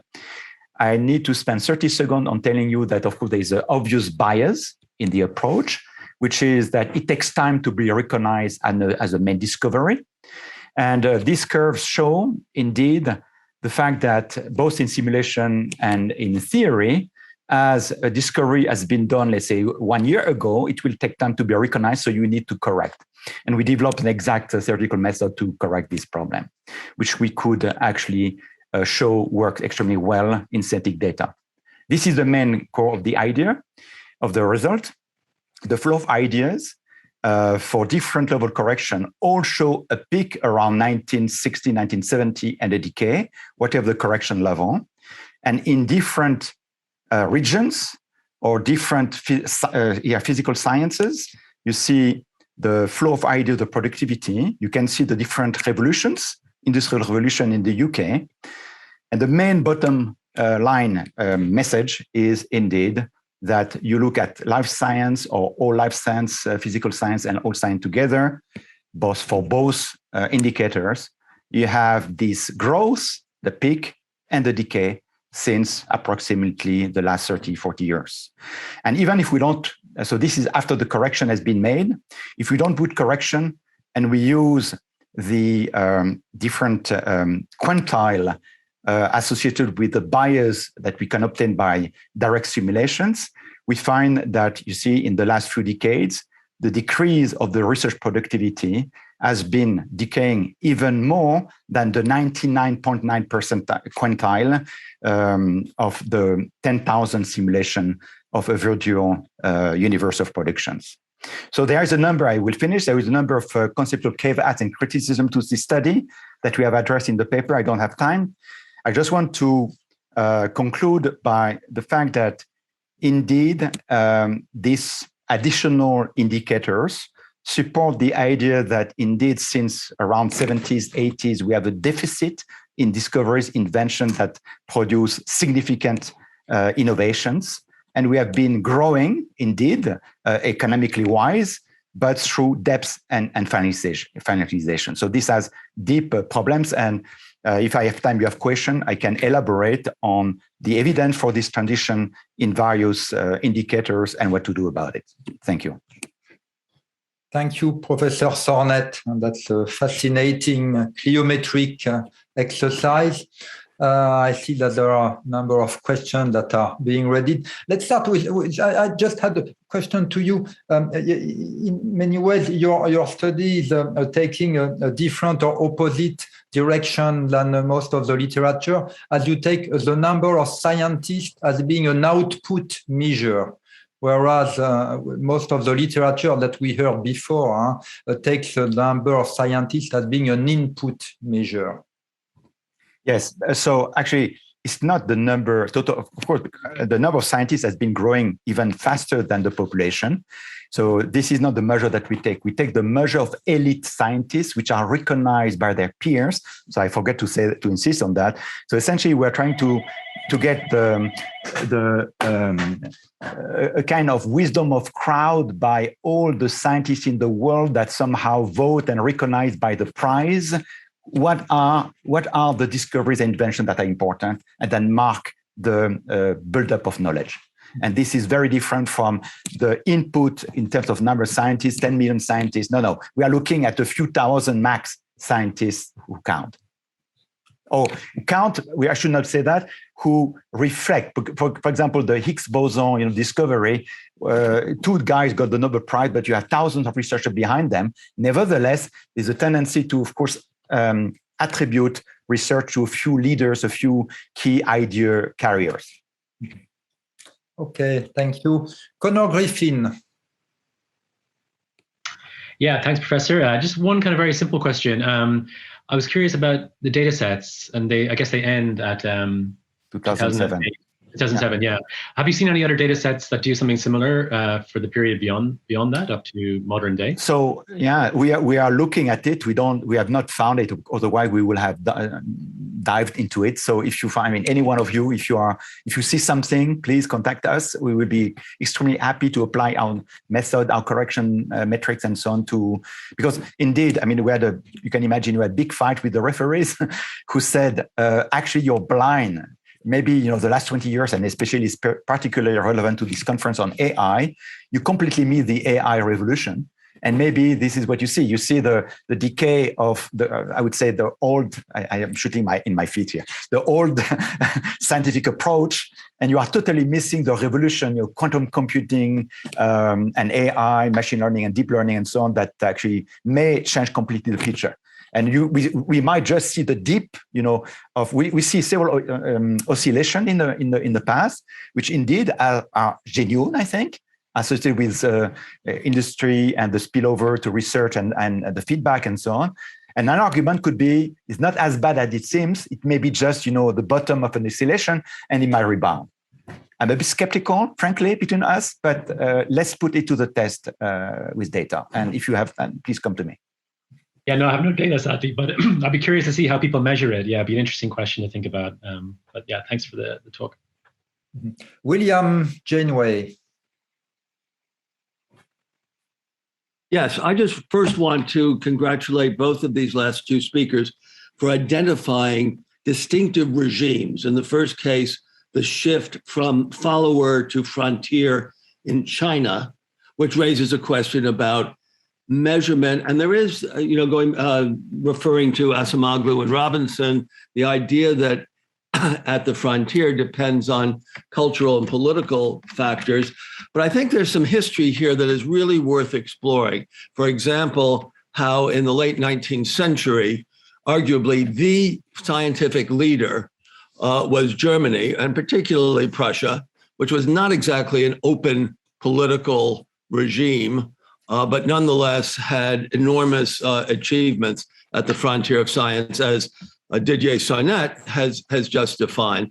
And then second, Didier's, my friend Didier's clear identification of the regime shift, first in the World War II period, and then from the end of the 1970s and the epoch of financialization and what George Soros called the super bubble. I think contextualizing this kind of research by deeply exploring the attributes and characteristics of regime changes is extremely important, rather than thinking of the data as having a kind of independent life of its own, which of course is also the besetting challenge of machine learning, even when it is not promoted into hype around artificial intelligence. That's another subject I won't go into now, but I do want to congratulate both of these speakers.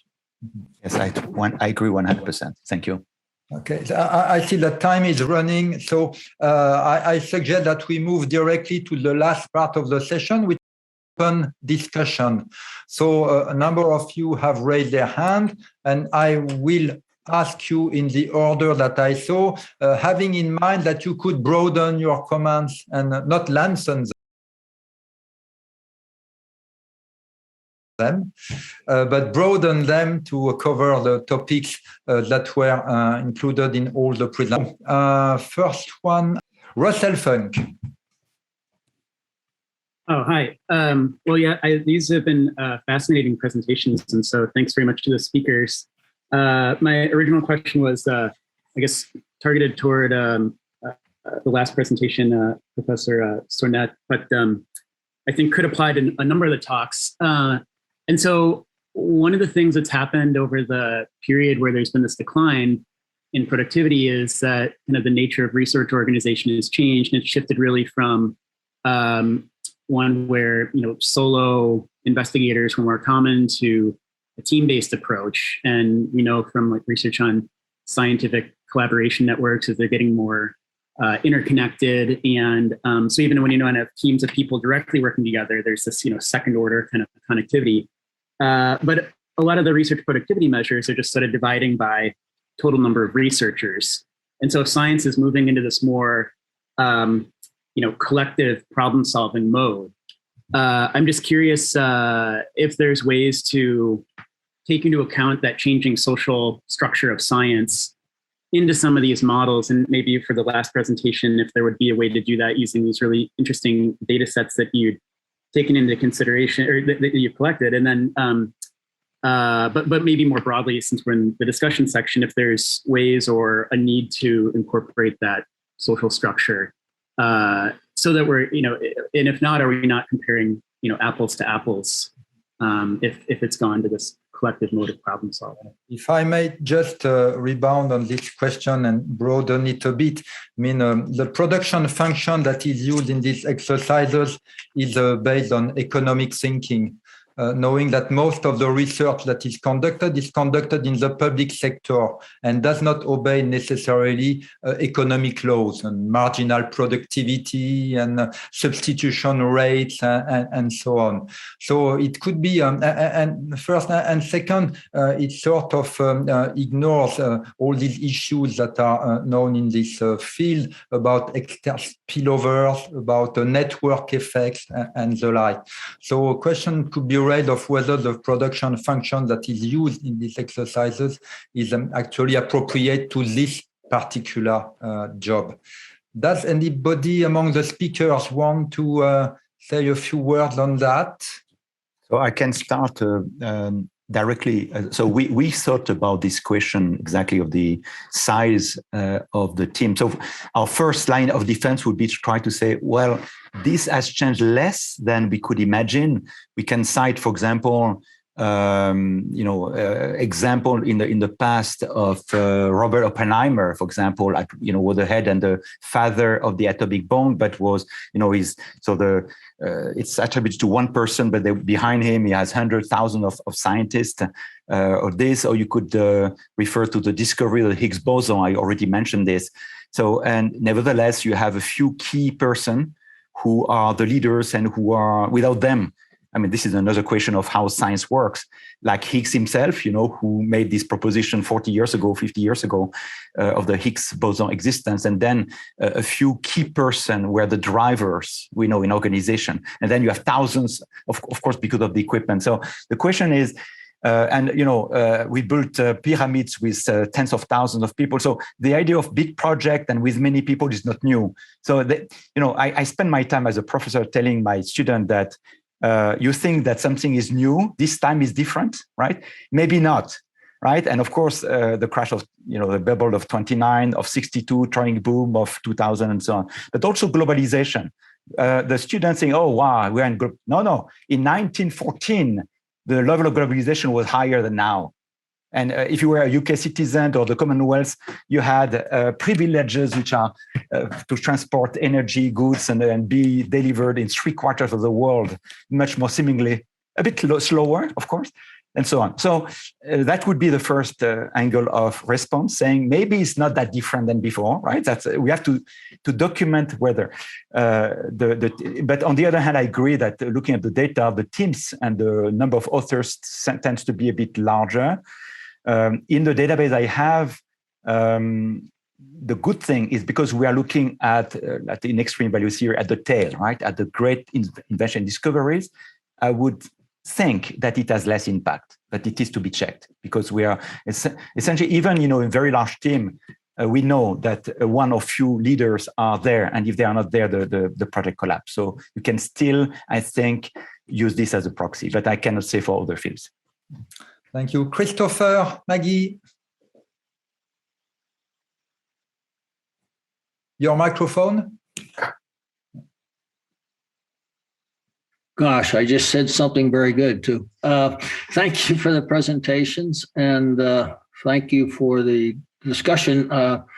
It's fascinating when you look at the whole morning or the whole session, not morning where you are, but the sun is not up here. The question is, it depends on what people measure, obviously. When the first presenter measured actual publications, and at least in Italy, and divided even by the number of, and so forth, he got an increasing trend in output per input. When you look at things like the economic growth rate, which was particularly in the paper that Germany and China were shown to be very similar, at least in overall trends to the US. But now we're looking at a growth rate, and to expect that to improve, well, I don't know. That it definitely shows very strongly that some of the assumptions of the endogenous economics growth theory are just wrong. And that's been proven now.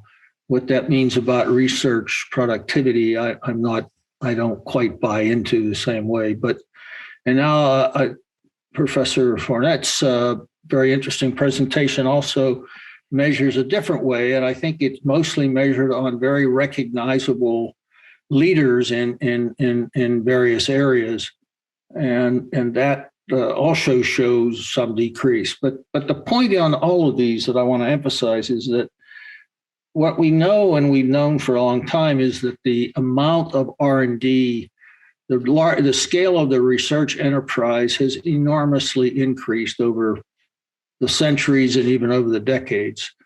We now have, somebody said 10 million, I estimate closer maybe to 20 million people who you might call part of the research enterprise, whereas if you go back a long time, you get into the thousands.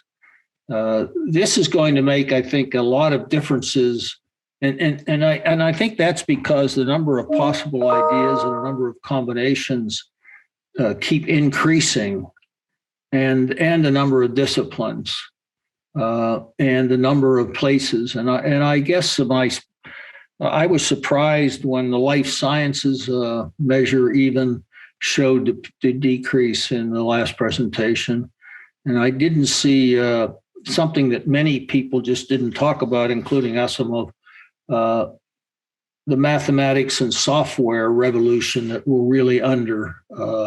And we call it lots of different names, including AI.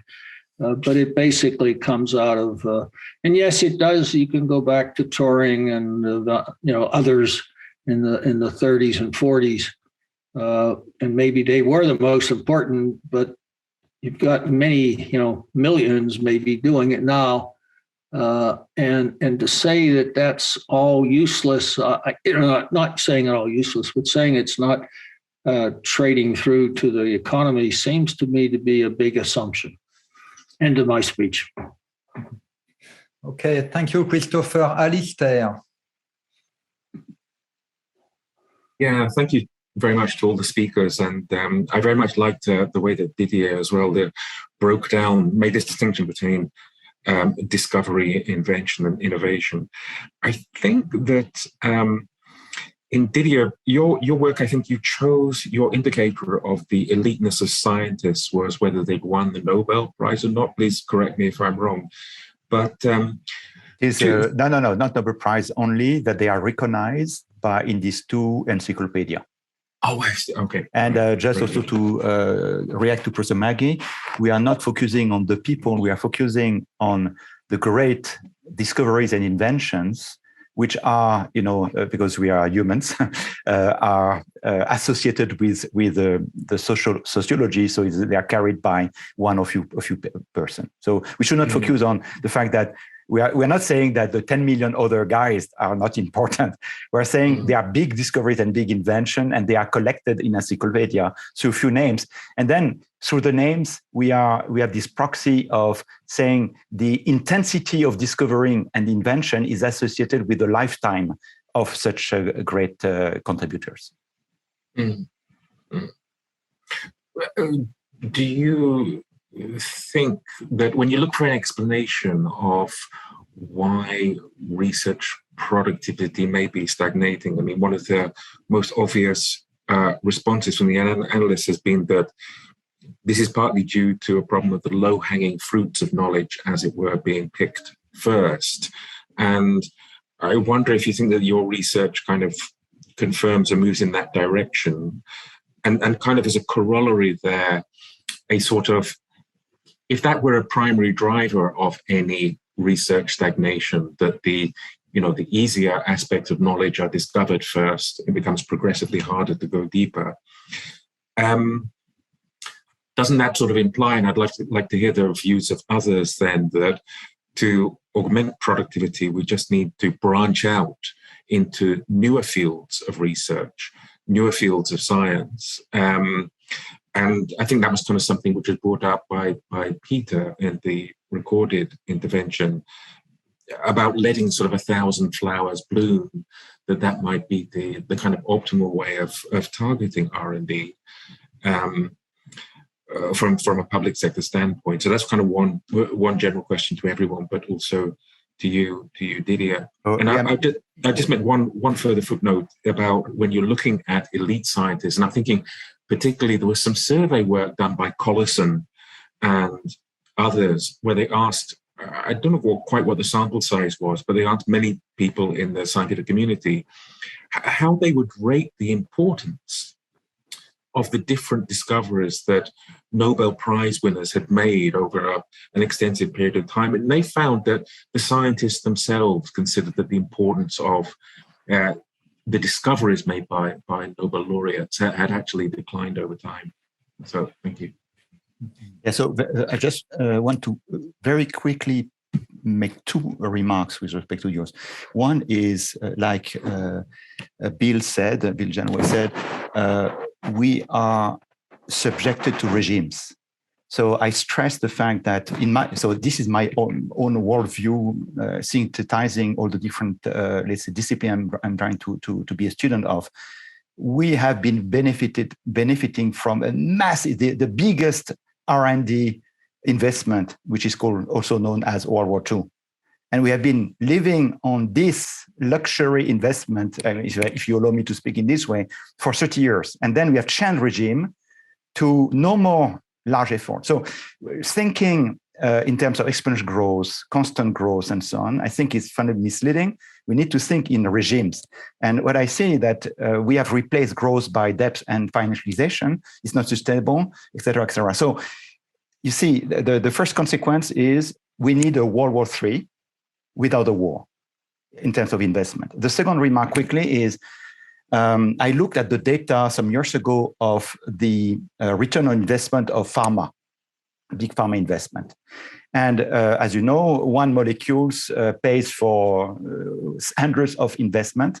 So the distribution of, let's say, output is heavy tail distributed.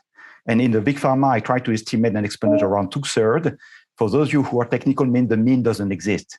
The average doesn't exist, the variance doesn't exist, which means that any standard accounting, economic calculation, growth theory, and so on is out of the window. You are totally dominated by the rare, exceptional discoveries. So essentially, the policy is you bleed money, you bleed in R&D, and then or in research, and then suddenly you have a great discovery, and then et cetera, et cetera. So regime shift and heavy tail requires an approach which is different from saying, oh, should we, diversify in this way, et cetera. We need to think wild in order to understand this problem.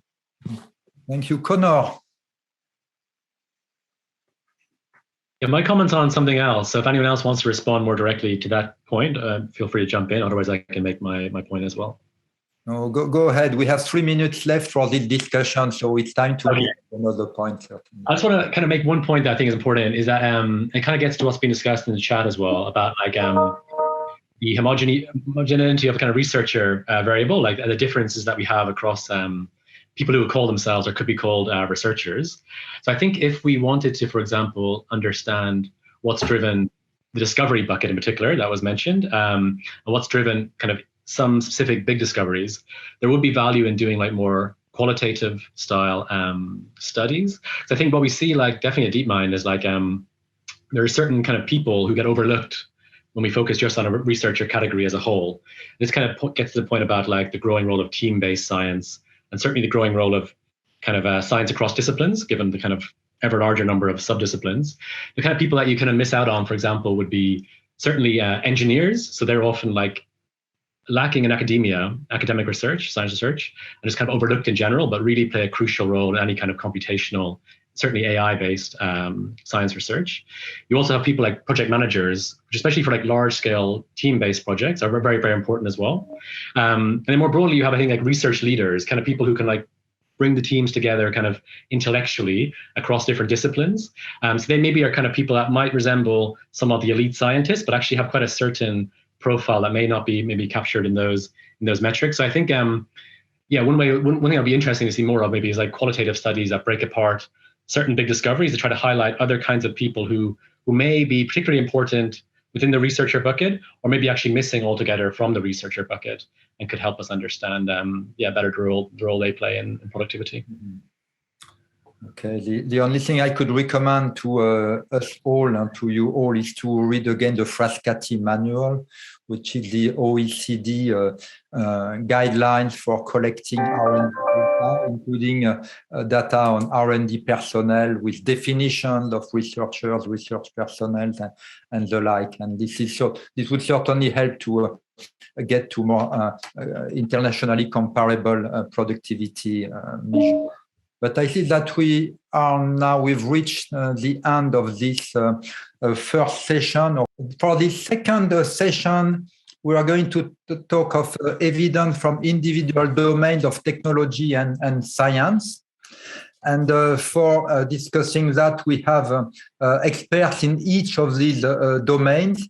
And having had a look on their respective presentations, I'm hopeful that we'll know much more at the end that we knew at the beginning. And the first to make a presentation is Dr. Henry Kressel, who is venture investor at Warburg Pincus and former head of solid-state physics at RCA Sarnoff Labs.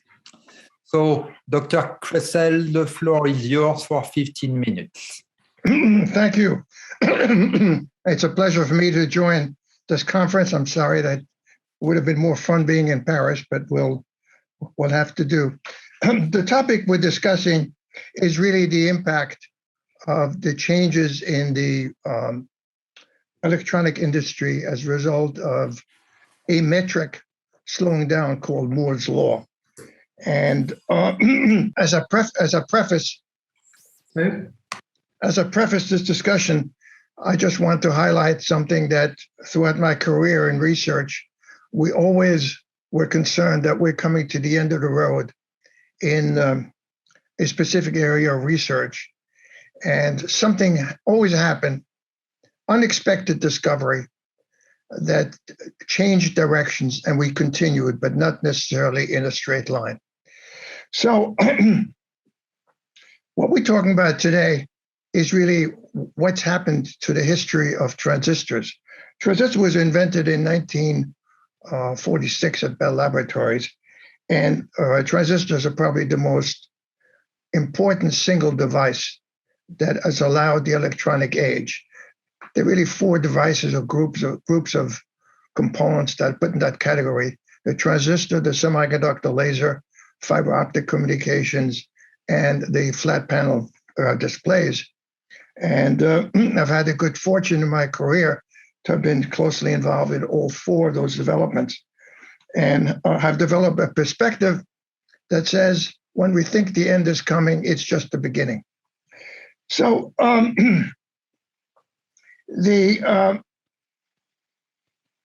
happened after 1946, when the transistor was invented, that applications were found in fields that were completely unexpected. And today, transistors in various forms and sizes and in manufacturing technology are used as power amplifiers. They're used as switches. They're used in imaging systems. And of course, they're used as a basis of computing in integrated circuits, what people call chips. And what has happened was that the concept of integrated circuit which was the idea of putting transistors together to provide logic functions, came about in the early 60s at Intel and Texas Instruments. And the earliest of these integrated circuits had about use only a few transistors. In fact, I designed one which I believe had 20 transistors for applications in television sets. And I assure you, no one dreamed that today we have 15 billion transistors on a chip about the size of a big fingernail. And what's happened in between is that it was only possible because of unexpected discoveries. And of course, a computing system has fundamental elements. It's the number of transistors that you have, the amount of memory that you have, the speed of interconnections, the ability to display the information. And all those combined is what gives you an electronic system. So what happened is that over the years, the challenges of making more transistors or cheaper transistors in order to produce a higher level of integration was what everybody was working on. And when we hit the 64K memory, everyone thought that that was the end of the road. But guess what? No one dreamed that we would have memories with billions of transistors on a chip. So this went on, and the dimensions of the devices decreased from microns down to today, where the minimum feature size is approximately 2 or 3, 5 nanometers. And we can get as many as 15 billion transistors. The question is, how do we use them efficiently? And in order to use them, you have to eliminate peripherals. You need to eliminate various loss factors that come about as you try to increase the speed of interconnections. You have to bring the memories closer together. You have to do lots of things. If not, just having lots of transistors is not useful. So what's happened over the years is that an enormous amount of work was done in process technology to reduce the size of the transistors and to increase their performance, speed, and power dissipation. And at the same time, methods of interconnecting them to transmit information over time. That's where fiber optics and lasers came in. And the closely coupling memory and logic became a primary goal of what had to be done to improve the performance of transistors. But like all good things, matters come to an end.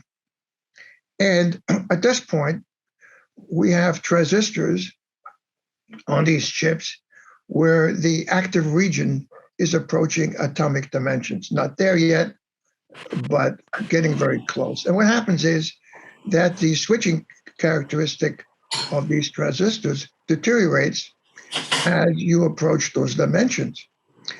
So what we call Moore's law was really an observation that Gordon Moore made very early on, that the switching or the performance of chips, or call it integrated circuits, will double every 2 years because of a shrinking of the dimensions of these transistors, and therefore you can pack more of them on a given area, and therefore the manufacturing cost per device continues to drop. And for almost 50 or more than 50 years, this, what they call a law, which is an observation, has actually held. At this point, we are reaching near atomic dimensions. So the question is, what do we do?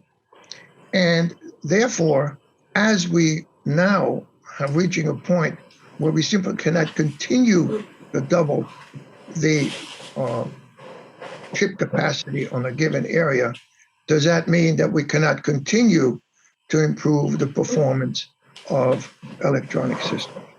And the answer is no. And the reason is that work is going on several fronts. One of them is software, which is the ability to more efficiently use transistors, which has been an enormous area of activity. The second thing is reducing the interconnection losses between memory and transistors. And the third is eliminating capacitive losses, which impair the high-speed performance of these systems. So the area of activity that has required the highest level of hardware investment has been the one of feature size reductions. And at one point, it was thought that you really could not manufacture anything below about 15 nanometers, which was the tool, because of the laser tools that we're using for patterning devices in a manufacturing process. And then a company in Holland, ASML, which had been a spin out of Philips, invested what is believed to be $9 billion to develop a sub-UV, or very short wavelength, system for actually patterning down to the nanometer range. Now, many people thought it was impossible to achieve that. This was done not by a big national or any kind of a private laboratory.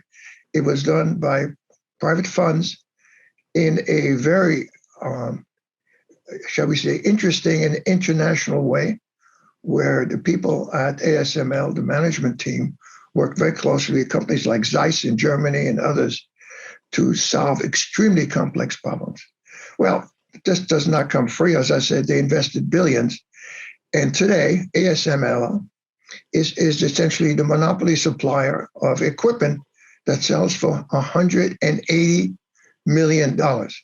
Just to give you a context, when I last ran a prototype laboratory at RCA for manufacturing chips, we bought a patterning tool for about $2 million. So now it's $180 million. And this is not for everybody. And a plant to manufacture devices with those feature sizes will run you something north of $10 billion. So what has happened is not that the productivity of research has declined. It's just that the problems got to be much more complex.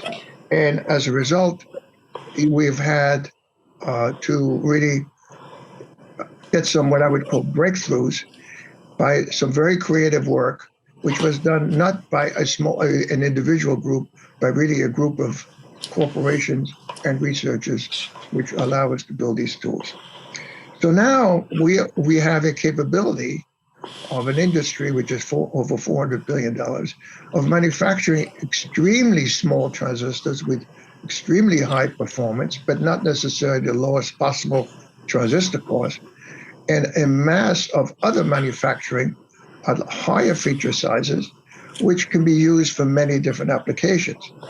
So you really have a bifurcated world where the very, very highest performance can be done with the most expensive technology, but you have a lot of other plants in the world manufacturing other chips that are used for everything from kitchen devices to cell phones, partial cell phones and others.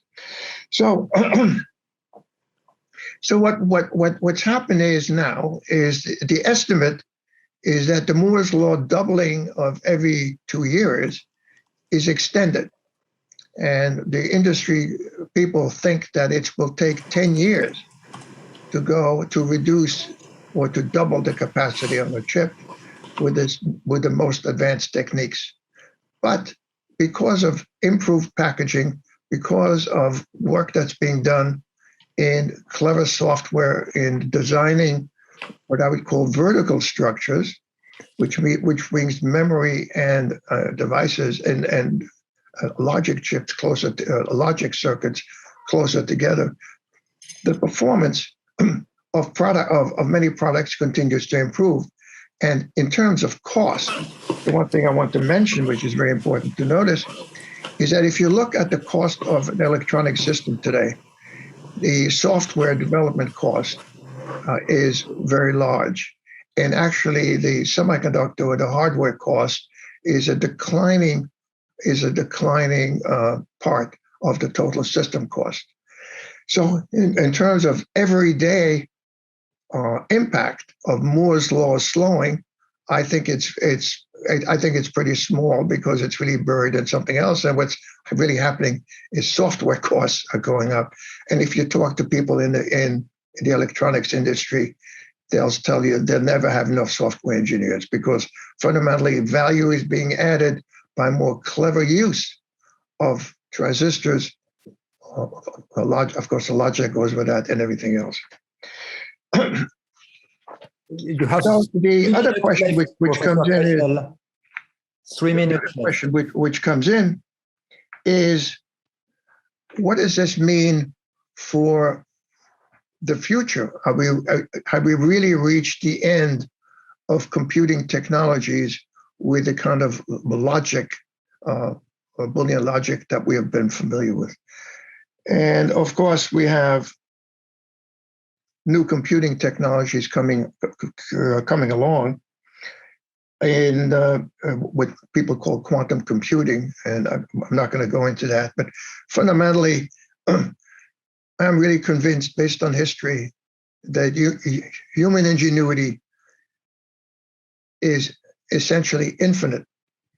From my experience in managing research, I found that the most productive way of generating productive research is to expose very smart people to big problems. And with big problems, big ideas come. You just have to give them time and funding and the right kind of environment, which allows them to go from concept to the market. And that's what we did at the RCA Laboratories. And I'm proud to say that at Warburg Pincus, investments that Bill Janeway and I have made in many industries have always had that target. We were always looking for how do we get to the next wave with the most productive people and find out ways of funding that in order to create market value. So in conclusion, Moore's law is slowing down. I don't say it's dead. I think we're going to continue to see innovations in computing. And I think that I don't know what's going to be the future, but I can only tell you that it is not predictable. Thank you. Thank you, Dr. Kressel, and thank you for this very optimistic message that will be pleasing everybody, I'm sure, in this virtual room. Just to start the discussion, the 5-minute discussion, if I understood well, so the Moore's law, you said, is getting in a way exhausted, it's slowing down, but it does not matter that much because the performance of computer is a sort of multi-drivers phenomenon, and now there are other drivers than the density of transistor per square centimeter that are taking the lead, like software and so on. So computers will see a continuous improvement in their performance, whatever happens to the Moore's law. So is that your understanding, or is this understanding correct? First, and second, do you think that this vision of the performance of technology being a multi-drivers phenomenon, does this sort of scheme extend to other areas of technology? I mean, it's important when you want to calculate in volume terms, the sort of productivity of research, because you want really to benchmark technology. So the correct way of doing it would be more complex if we have to take this into account, this multifaceted, multidimensional thing. This is correct. That's pretty much the gist of it. And I only want to say that I'm sorry that Moore's law is no longer something that can be used by economists and others to use as a metric for progress. It's much more complicated. And people have been trying to devise some other metrics, and there's a lot of some literature on the subject. And the conclusion is you cannot find a single metric that says this is how I'm measuring progress in electronic systems, because each system has its own performance issues. For instance, you can say, well, what's the performance in handsets? What's the performance improvement in kitchen cooking hardware? I don't know. But I can't tell you that this one metric measures our human progress in electronic systems. It is no longer Moore's law. William Janeway. It may be a little unfair since, in interest of full disclosure, Henry and I worked very closely together for some 25 years at Warburg Pincus. I have the utmost respect for his knowledge and wisdom, as well as for his entrepreneurial instincts. I do want to just add one dimension to what Henry was saying. We could observe as long ago as somewhere between 1985 and 1995, the transition, as Tim O'Reilly put it, of value from hardware to software. Now, over the last 10 years, we've been able to see the transition of value, I mean, realized financial value from the implementation of computer systems, from software to the applications, and particularly the extremely large-scale networked applications that are made available by software running on limitlessly large networks.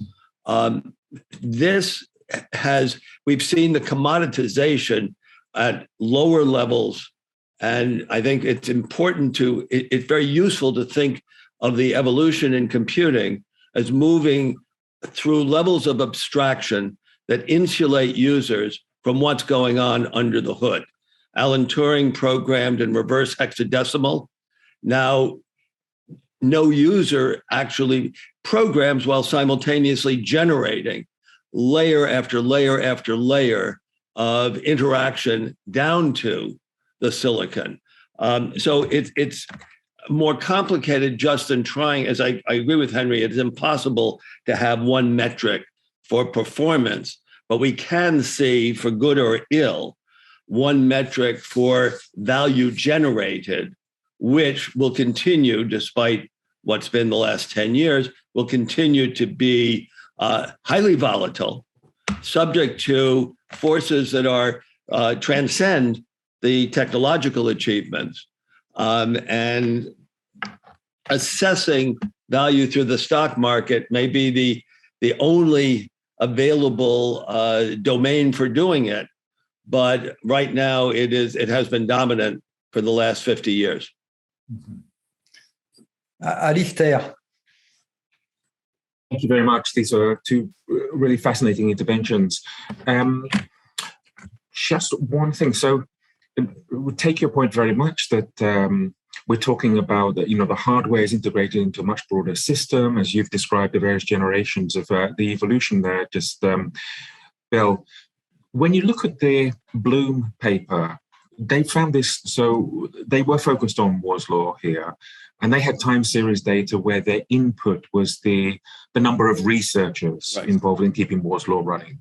So, their claim was that for every researcher involved in maintaining this relationship in the early 70s, or now 18 today. So we have the problem of establishing a relevant metric, as you say, but you also said, Henry, that there are, in this broader network in which the hardware sits, there's never enough engineers. And so I wonder what your intuition then is, that for this ensemble of technology, whether you are requiring, nevertheless, as the technology evolves, are you requiring larger and larger teams, larger and larger R&D input, more spending on the wages of these scarce engineers and programmers and so forth? The answer is yes, but I think the most important item here, and that's a very good question, and Bill and I have invested all over the place, from China to Israel and the UK, Germany, France. And the one thing that we have noticed is the immense difference in productivity of software engineers, because in each one of those places, really, we did relatively little hardware work and more software stuff.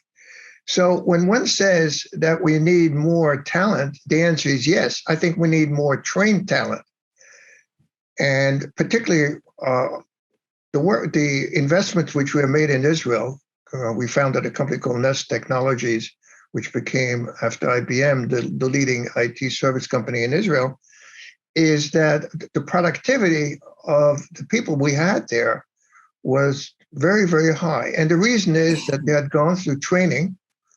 Most of those had been trained by the defense industry and had actually served in the military software training program. So when they came in and they had to solve a problem on implementation, we found the productivity was much higher than let's say the people with equivalent backgrounds, or equivalent education that we might have found in the United States. So I think we are now in a stage where economic productivity is what I think can be measured in productivity of companies is very much a function of the quality of the talent and the way it's trained. So me personally, I've spent a lot of time. I was chair of the board of a university where we now have, we established a computer science program, was to really focus on training people with a creative bend. I mean, you can get anybody to just program anything. The point is to get people to program solutions and program systems in a way that provides the maximum return for the minimum hardware cost. So to answer your question, yes, I think we're in a world today where the competition is based on, to a large extent, on electronic design skills, but it's mostly software. Thank you, Dr. Kressel. There are a couple of questions left or hands raised, but I suggest that we postpone these questions to the end of the session as we are reaching out the end of the time for this presentation. I'm sorry, but please remind your question for the coming 80 minutes, and it won't be too late for asking them. So we are moving now to our second speaker, who is Dr. Sabine Hossenfelder. She is research fellow at the Frankfurt Institute for Advanced Studies. And of course, she is a well-known channel animator on YouTube, on theoretical physics. Personally, I'm a fan, I must say. So, Sabine, if you're here, the floor is yours. Yeah, I'm here. Okay, so now to something completely different, but I guess that's the idea. I want to tell you a little bit about what physicists are doing with artificial intelligence. So the first thing physicists will tell you, if you mention the word artificial intelligence, is that they've been doing it forever, since the Stone Age. It's true, indeed, it's not just bragging. The first workshop on artificial intelligence in high energy nuclear physics, for example, was held already in 1990. So not exactly the Stone Age, but pretty close. And the workshops in this series still take place, but they've since been renamed to Advanced Computing and Analysis Techniques. So that may partly be because the acronym ACAT is a little bit catchier than AI HEMP. But I think it also tells you a little more, which is that they dislike the phrase artificial intelligence. It sounds a little bit flaky. It sounds a little bit as if there's some hype in it, because really we're not talking about artificial intelligence. So they usually prefer to call it machine learning, or now more specifically neural nets. So maybe that's just a peculiarity of physicists, but that's certainly something that I've noticed. So even though they've been doing it for a long time, it's certainly the case that with the ease of access to machine learning, there's been a lot of change in the community. And I think it's kind of like, video calls have been around technically since forever, since the Stone Age, since the middle of the last century.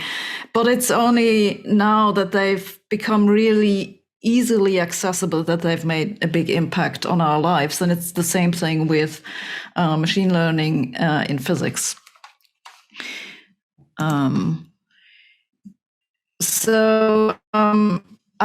briefly try to go through a rough classification of what I think physicists like to use machine learning for, which is roughly finding patterns, filling in patterns, classifying patterns, and then as very speculative at the end, I'll talk a little bit about discovering patterns. So data analysis is kind of the straightforward thing that I think is pretty much going on in every other field of science in a similar fashion. You have some big set of data in which you're looking for something specific.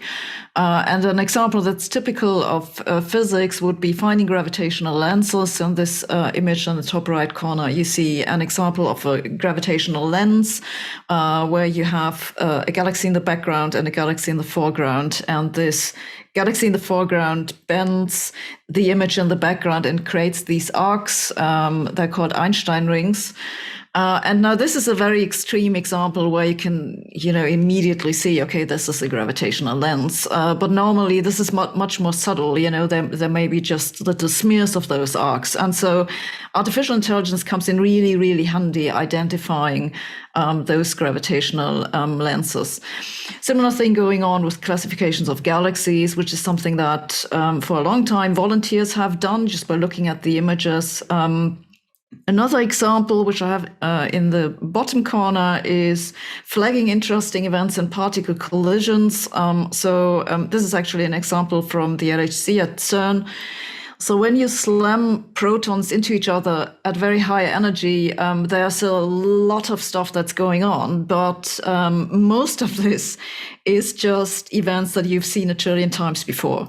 So you can use artificial intelligence to tell you what's the thing you should be looking at. And there are lots of other examples. You can identify certain types of radio bursts that are currently a topic of research. So they're collecting data, and there are people working on finding gravitational wave signals and noise, and so on and so forth. So I guess this is something that you're pretty much all familiar with in one way or another. We also see a lot of applications of artificial intelligence in the modeling of systems where they can speed up calculations or also enable completely new types of calculations. So a typical example would be where you have a fairly complicated patch, like, for example, a cloud that you fill in from some boundary conditions. So you would be running this calculation in detail a few times, and you'll let your software learn to identify a particular pattern, and then you can just fill it in a bigger calculation, and that can dramatically save you computation time. Another example of that kind of speed up comes from galaxy formation simulations, which is what you see here in the background. This is a simulation called Illustris. It's actually been recently outscored by a new simulation, but until recently it was like the biggest simulation ever done. And those are computationally hugely expensive. They'll now have trillions of particles that collapse under the pull of their own gravitational force, and they form these filaments, which you see there. And typically in the simulation, they only have the dark matter. So actually what you see in these filaments is not the matter that we usually see on the night sky, like stars and stuff, but it's only the dark matter. And the normal so-called baryonic matter is then matched to those filaments in a specific way. And that's something where artificial intelligence comes in very handy, because you can simulate some individual galaxies and try to extract the patterns of how the normal matter behaves and the gravitational potential of the dark matter. And that can, again, save you a lot of computation time. Cosmic ray showers, that's highly energetic particles coming in from outer space, hitting the upper atmosphere, and they create a very complex set of secondary and more particles coming out of this. And again, people have used artificial intelligence to just identify those patterns. And there are more examples. For example, the distribution of constituents in composite particles like neutrons and protons, and so on. Then there is model analysis, where artificial intelligence is being used to develop a deeper understanding of already known theories, where the computations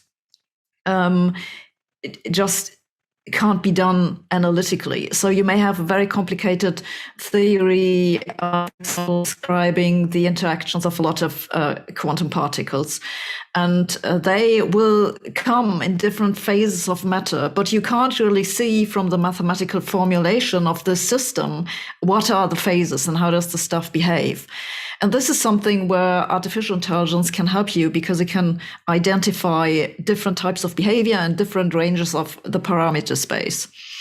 It's also quite useful to finding regularities that are difficult to keep if you just integrate a particular system. For example, if you're thinking of turbulence, of which you see an example in the background here, you have a particular type of scale invariance in these solutions, but if you approximate the system with any finite grid, you necessarily screw up the scale invariance.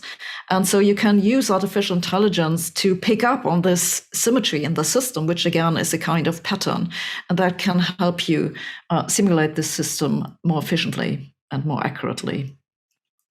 Okay, that brings me to the more speculative end. So you probably know of this story that Chris Anderson speculated in 2008. We would see the end of theory, and scientists and theoreticians in particular would become completely obsolete.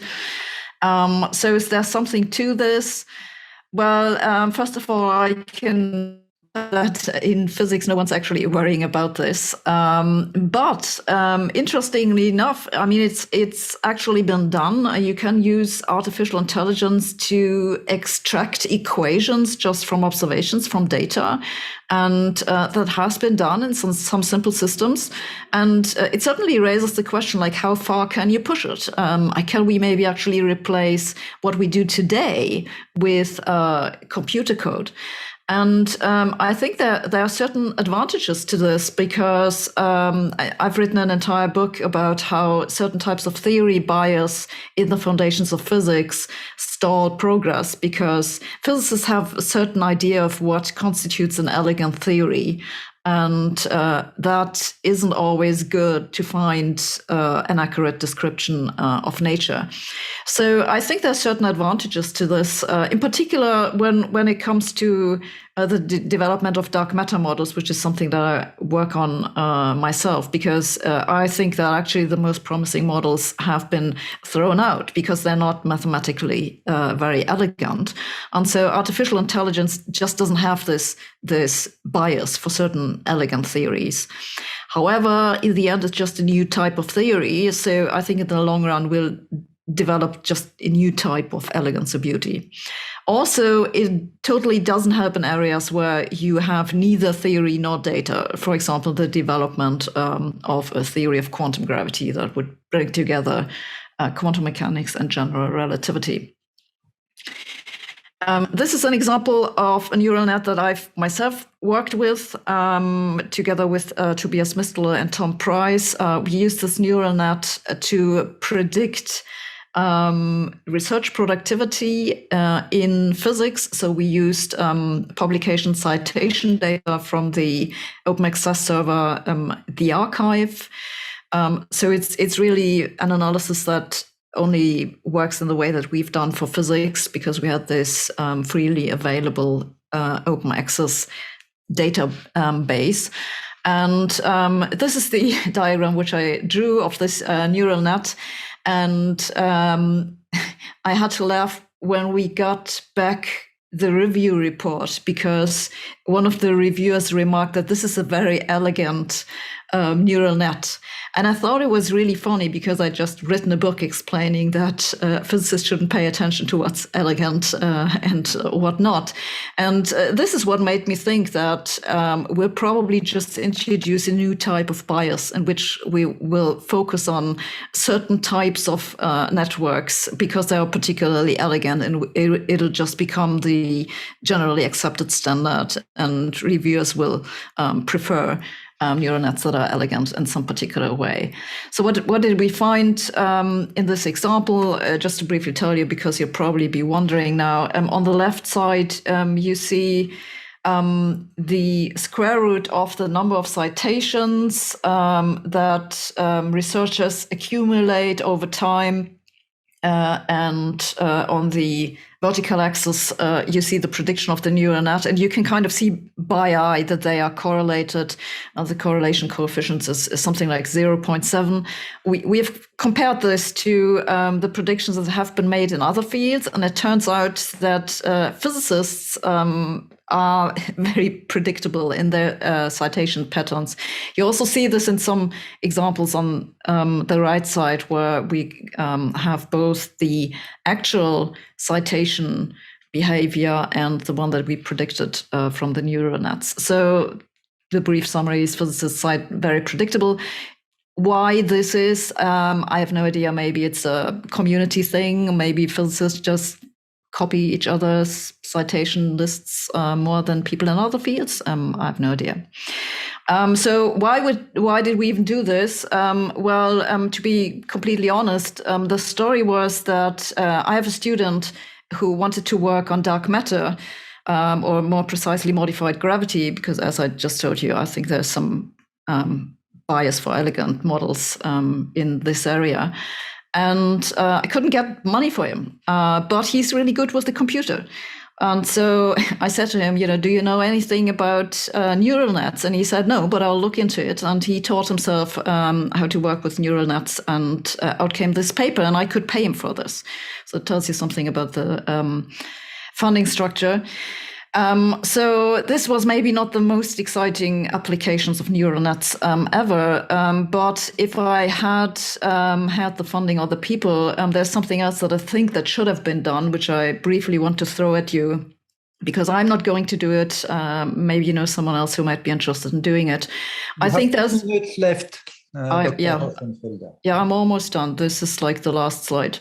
There is a lot of undiscovered knowledge in the scientific literature because, to begin with, there's a lot of scientific literature. And at this point, it's really, really difficult for anyone to even remotely have an overview on what's going on. And so there are lots of connections that scientists just haven't made that could lead to a lot of progress. And I believe these connections can be anticipated by neural nets before scientists even make them. And there's a vast discovery potential in this. So what you can do is you can identify thematic clusters in the publication data and train a neural net to recognize the potential for new clusters to arise. We actually identified those clusters in our data in physics, and some other people have developed other software to do something very similar. But doing this for a large body of publications, not just physics, but for other fields, and also doing it in time slices, like maybe every month, is terribly time consuming, and we just weren't able to do it. We just calculated this for physics once for one point in time. So I think that research like this could speed up knowledge growth dramatically, and it would be worth doing. So in summary, artificial intelligence isn't all hype, even though machine learning has indeed been used for a long time in physics. The ease of access is unleashing a lot of progress in the field. But the biggest potential for progress may come from applying machine learning to the discovery process itself. Thank you for your attention. Thank you, Dr. Hossenfelder. Fascinating presentation. As you know, the topic of this workshop is the productivity of science and AI. You ended up being very optimistic regarding the impact of AI on the productivity of science. If we take a more retrospective view, I mean, in the previous session, we had a presentation in bibliometrics that mentioned this surge of new ideas in physics at the beginning of the 20th century, let's say first third, with relativity theory, with quantum physics, all these disruptive ideas that changes the vision that humans have of the universe. And when thinking of the productivity of science, we think of these big things, disruptive ideas. Is it your feeling that over the past, let's say, 80 years in physics, there's been a sort of shortage of disruptive ideas? Could we speak of a decline in the productivity of research in physics, or is it just a very subjective impression? Well, to say the obvious, it depends very strongly on what you mean by productivity, right? I mean, if you just look at the number of papers that have been published, I think you see no decline in the productivity. I should have brought the data, but you can extrapolate the doubling time, and it's still increasing exponentially. Physics is one of the slower increasing fields, which I think reflects that it's a fairly old field. I mean, if you compare it to computer science, for example, which has a much shorter doubling time in the number of publications. It's much more difficult if you're asking for disruptive ideas, like what exactly do we mean by this, right? And again, this is something which I think you can identify from the co-citation structure, from the growth of new clusters, where just entirely new fields bubble up. And since you mentioned Einstein, if I may, I think one of the reasons this hasn't happened yet is that a lot of physicists, they like this paradigm of the lonely genius who sits there and then has this great idea and is making a connection. But in my mind, this isn't really how science works. It's more a gradual building up of little pieces here and there. And then at some point, you have sufficiently many of those pieces that someone sees those belong together. And yes, Einstein was a genius, of course. And if it hadn't been for Einstein, it would have taken a little bit longer. But all the pieces were already there. Okay, thank you. William. First, I want to really thank Professor Hossenfelder for that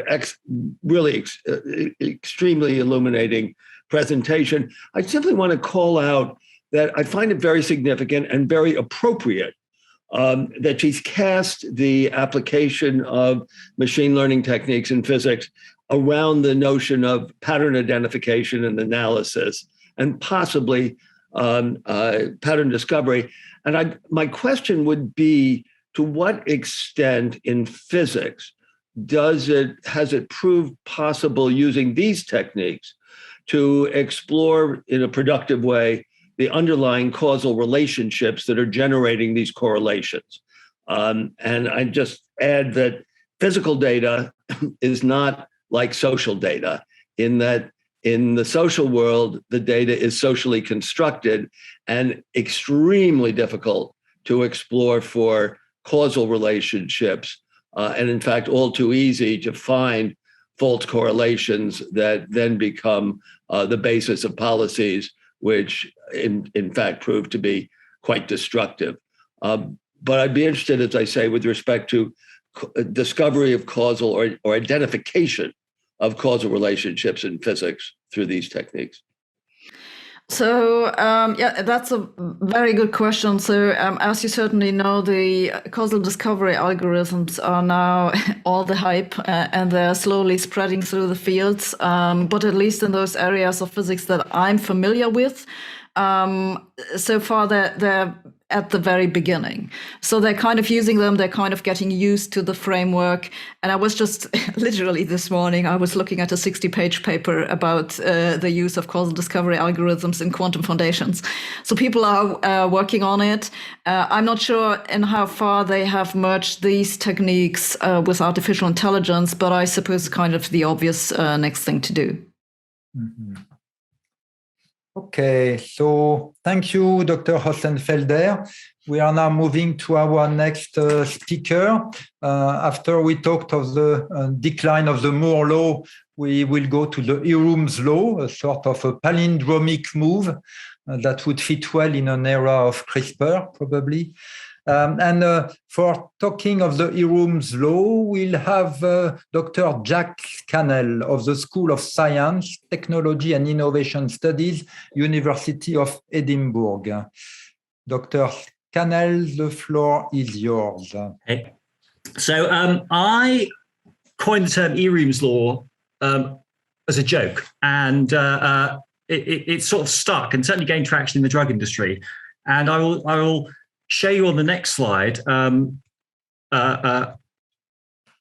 where the joke comes from. So I spent a lot of time in the sort of mid-2000, 2005 to 2012, and then latter, the bit after that, working in drug and biotech investment, having been a biological scientist before that. And it was clear to me that all of the inputs that biological scientists like myself believed were important for drug discovery had, over the last 50 years, got hundreds, thousands, millions, or in some cases, billions of times cheaper on a unit cost basis. DNA sequencing, for example, was doing better than Moore's law for a while in terms of improving efficiency.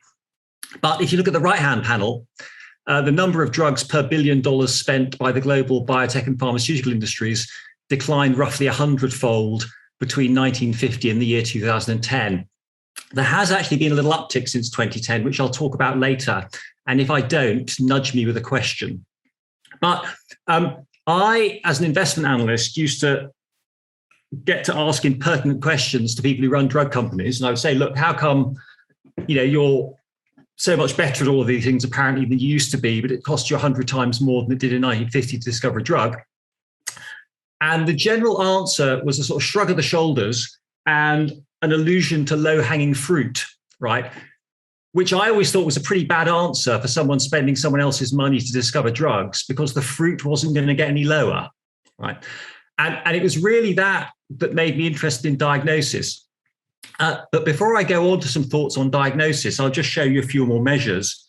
And again, as we heard in earlier talks, right, there are some genuine measurement problems here. Drug output is very skewed. Not all drugs are equally valuable.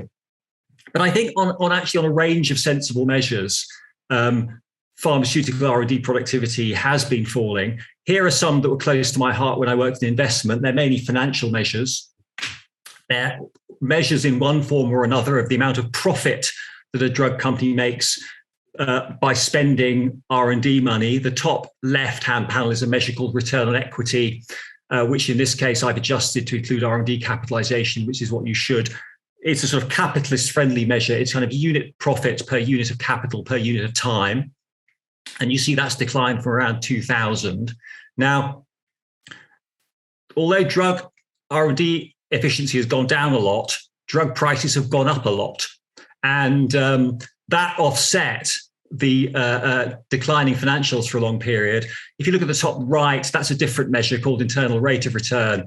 That one's calculated just on a sample of drug and biotech companies, which are shown by the dots. The solid line is the sort of market capitalization weighted average. That's a real return.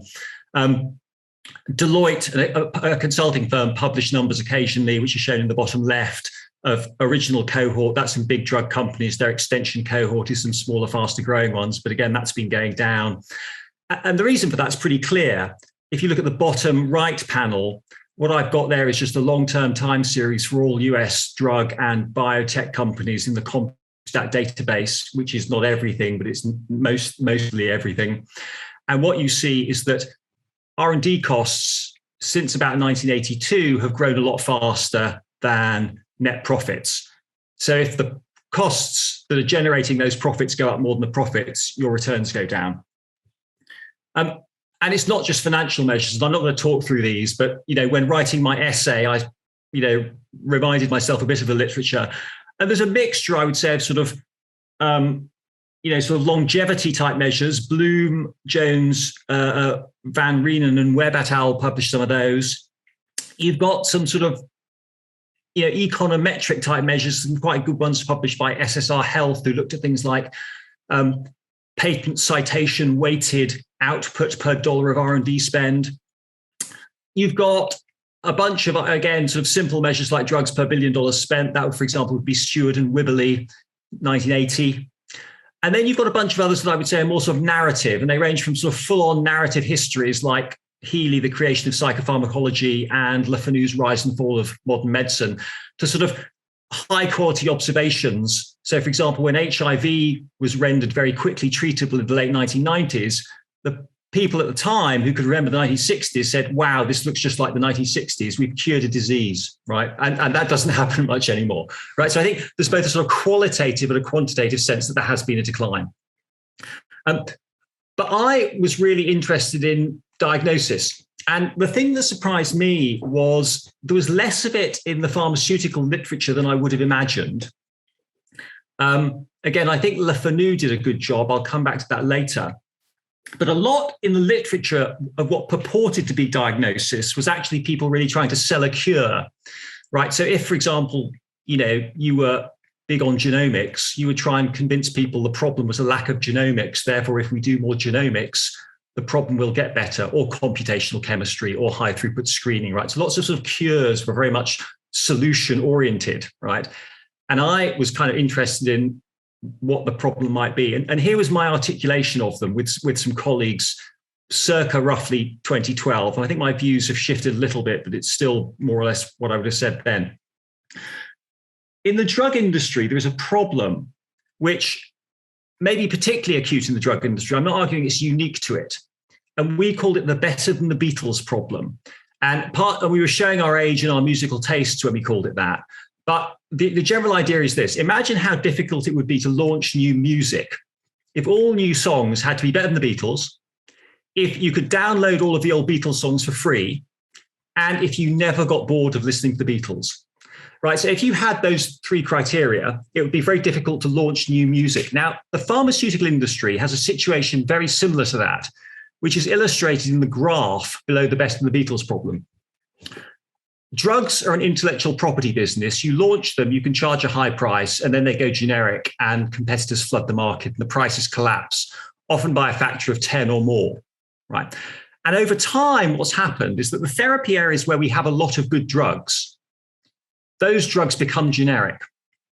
And in 1994, roughly 36% of prescriptions in the US were for these cheap generic medicines. Now, over 90% of prescriptions in the US are for cheap generic medicines. So you have this ever-improving back catalogue of virtually free stuff that effectively makes R&D in certain therapy areas uneconomic. And there's kind of sort of two separate factors. One is the regulator gets more picky when there are lots of safe and effective drugs in a particular therapy area. Right. So in diabetes, for example, there's a whole bunch of different drug classes. And over time, we've learned some of them are poisonous for certain reasons. And what this means is that the regulator makes you test your drug in conjunction with all of those other drug classes. And you have to do expensive trials to make sure your drug doesn't poison people for the reasons that we know some other diabetes drugs poison people. And this makes bringing new diabetes drugs to market very, very expensive. Where we don't have any good treatments, on the other hand, the regulator tends to be pretty lax. Some people would argue too lax. An Alzheimer's drug was recently approved in the US with really minimal evidence of efficacy.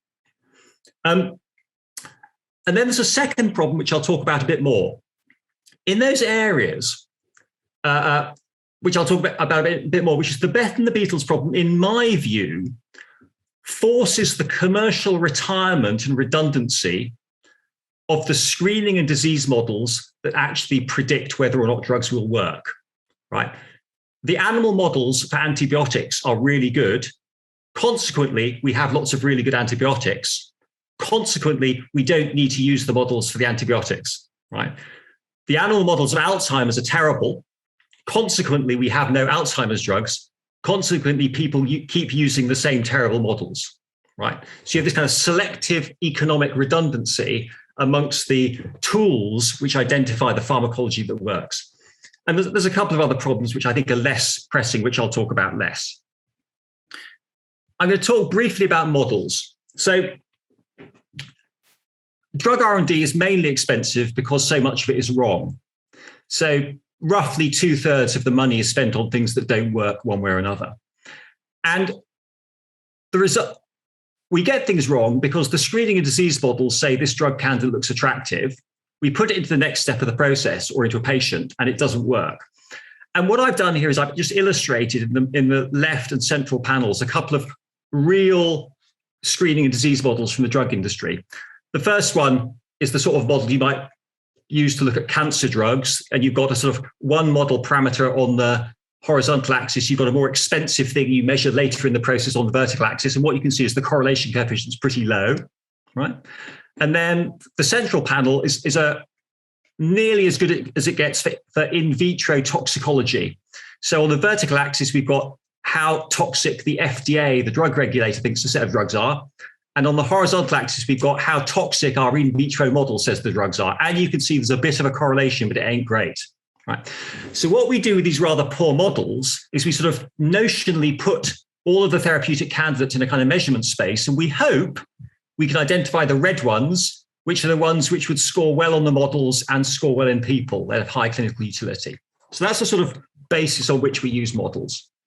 Now, something I've done is was motivated to apply some formal decision theory to this to see how sensitive the R&D process in the pharmaceutical industry might be to model quality. And I won't go through the details, but imagine the upper blue panel as your mouse model of bacterial infection. It's pretty good. Drugs that you test in the model that look good tend to be quite good in people. The orange square, low PV model, imagine that's a mouse model of Alzheimer's, right? We test things in our mouse, and on the whole, things that are positives in the mouse are false positives because they don't score, they wouldn't score very well in people.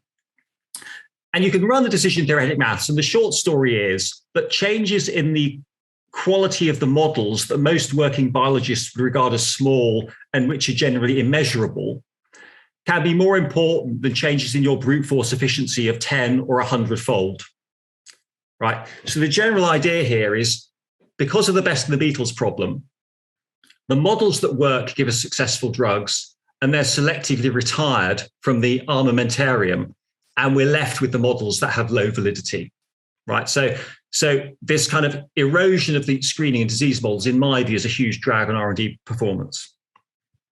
I'll say two things to finish, which haven't got much to do with my talk, but they may be relevant for the audience, right? So I had no idea until embarrassingly recently that the sort of things I was interested in also interested economists and other people outside of the drug industry, right? But since I found that out, I was struck by how incredibly similar a very interesting book written by James Le Fanu in 1999 is to a much better known book by Robert Gordon, written in 2016. Golden ages, particular technological conjunctions giving rise to those golden ages, et cetera, et cetera. So if people here are sympathetic to the Gordon analysis, read Le Fanu.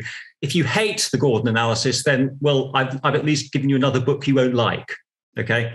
And then the final thing I'll say is this. I came across two wonderful papers. And when I say wonderful, they confirm my prejudices, which of course is not necessarily the same thing. But in my view, they both represent what I would say the informed consensus is amongst people in the drug industry who know about machine learning and artificial intelligence, but who don't have a vested interest in selling it to anyone, right? So I think anyone in this attending this conference who hasn't read these papers, who is interested in what AI may or may not do for the drug industry, should read these papers. And I'll stop there.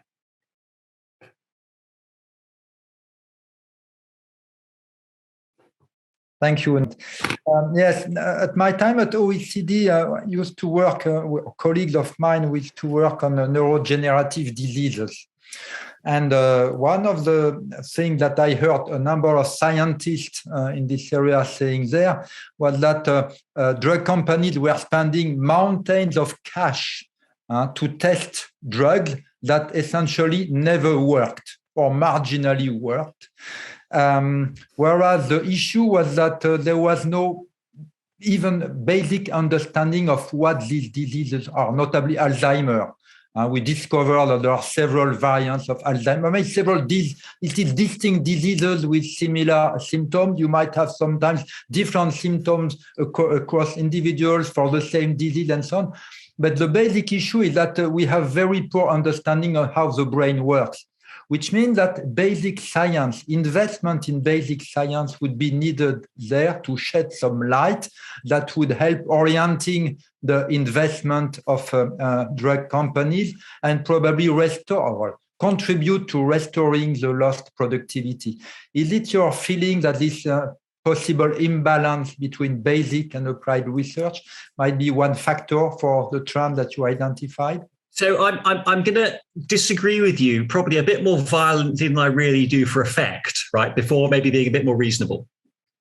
I think arguably the golden age of therapeutic innovation happened with remarkably little knowledge of basic science, right? And a very eminent and respectable psychiatric drug discoverer I know says that every single class of antidepressant drug was discovered in people. Right. And actually, we have quite a lot of antidepressants. They're not great, right? But there are quite a lot. And in my view, there is an awful lot more clinical pull in therapeutic innovation than is commonly given credit for, and perhaps less scientific push. And I sometimes argue that the reason for that, it's a bit like the reason creationists look at the human eye and they think there must have been an intelligent designer. Right, what we're looking at is survivor bias. At every stage in the R&D process, every drug has a rational, scientific-sounding story until the point at which it doesn't work, right? At which point people forget about it. So every drug emerges with a beautiful, rational, scientific-sounding story, which makes it sound that you could have predicted it if only you'd done enough basic science, right? So I think the issue with models is slightly different. And in some cases, you may be able to shift the locus of discovery. So in psychiatric illness, in my view at the moment, what's happening is the locus of discovery is getting shifted towards people. So there are a bunch of measures you can now administer to patients very early in the clinical part of the process that may be genuinely informative. And it may be more useful to do that than do lots of molecular rummaging much earlier in the process, right? So now I'm going to be less extreme. I think, sure, basic science often really helps, but moving the locus of discovery closer to people helps as well. Okay, thank you. William. I just want to touch on the slide number 3. Where you have and pointed out the uptick since 2010. And I wonder whether that's related to the increased deployment of organoids as distinct versus animal models that might improve the basis for drug discovery, or is it entirely independent? No, I'd say your suggestion is warm, but not quite right. I would say there's been a conjunction of 3 things, right? First is, the genomics revolution has finally paid off, or started to pay off. It hasn't paid off in the way people thought it would, right? So it turns out that lots of rare diseases are genetically simple, and the genomic methods that were applied extensively in biomedical research since the 1980s have turned out not to be very useful for common diseases, but they're quite useful for rare diseases, and also for certain molecular subtypes of cancer. So what's happened is that the drug industry has learned which kinds of diseases match the discovery tools it has at its disposal. That's one thing. So actually, that's a model validity argument. When we can slice and dice disease better molecularly, we can actually model it, right? Because we can match the rat to the human. The second thing that's happened, I think, is that where that is particularly the case, intersects with where the regulator is relatively relaxed, because a lot of rare genetic diseases and cancers are quite serious, and the regulator doesn't make you jump through as many hoops as it would with type 2 diabetes. And then the third thing that's happened is that the industry has discovered its pricing power with respect to rare diseases and cancer, so that it makes sense to deploy R&D capital in a way that it didn't used to, because the industry didn't used to think it could charge $500,000 a year for a rare disease drug. Okay, thank you. Thank you, Dr. Scannell. We will now move to the next presentation. We are keeping in the sort of life sciences realm, but we'll talk of agriculture with Matt Clancy. Professor Clancy is the assistant teaching professor at Iowa State University. All right, so let me get through this.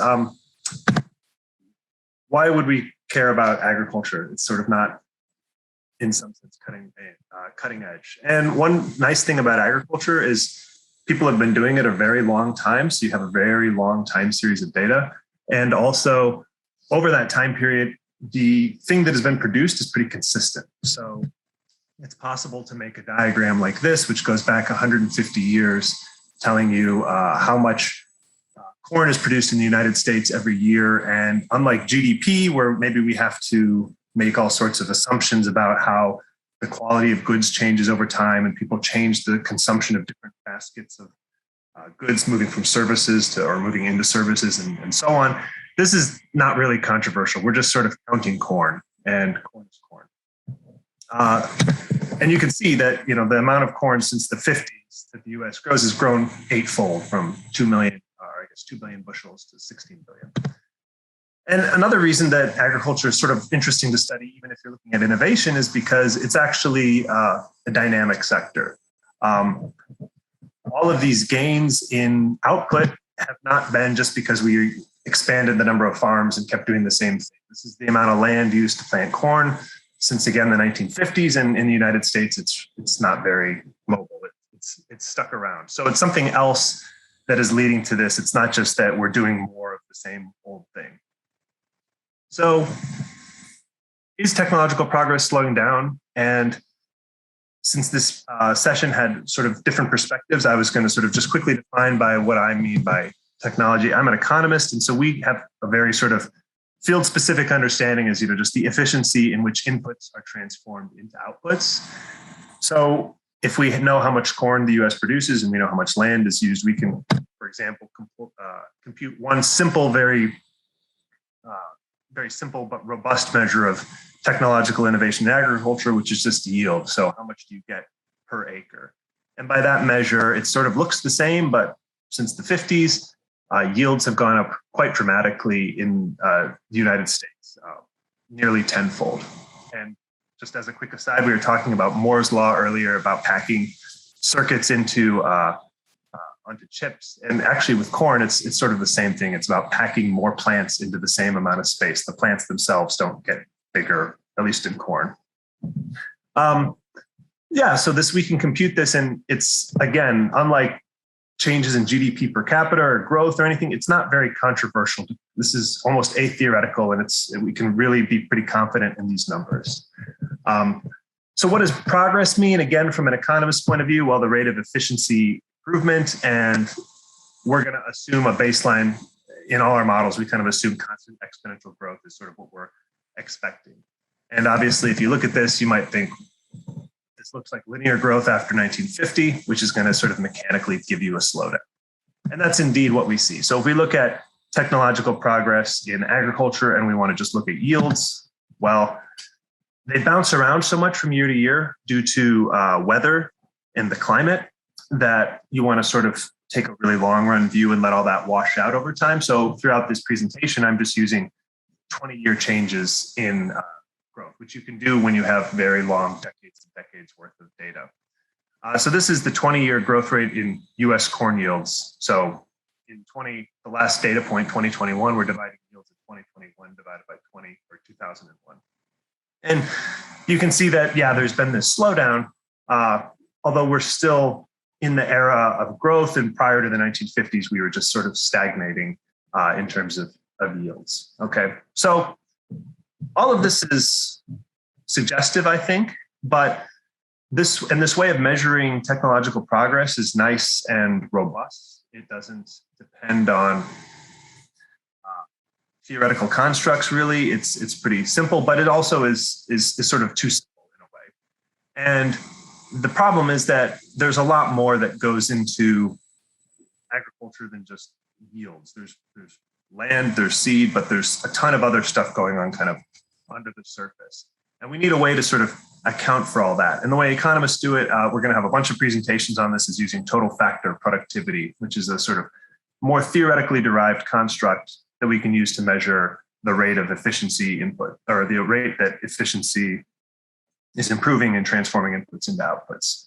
So what's really happening to grow output in the United States eightfold and without using any more land?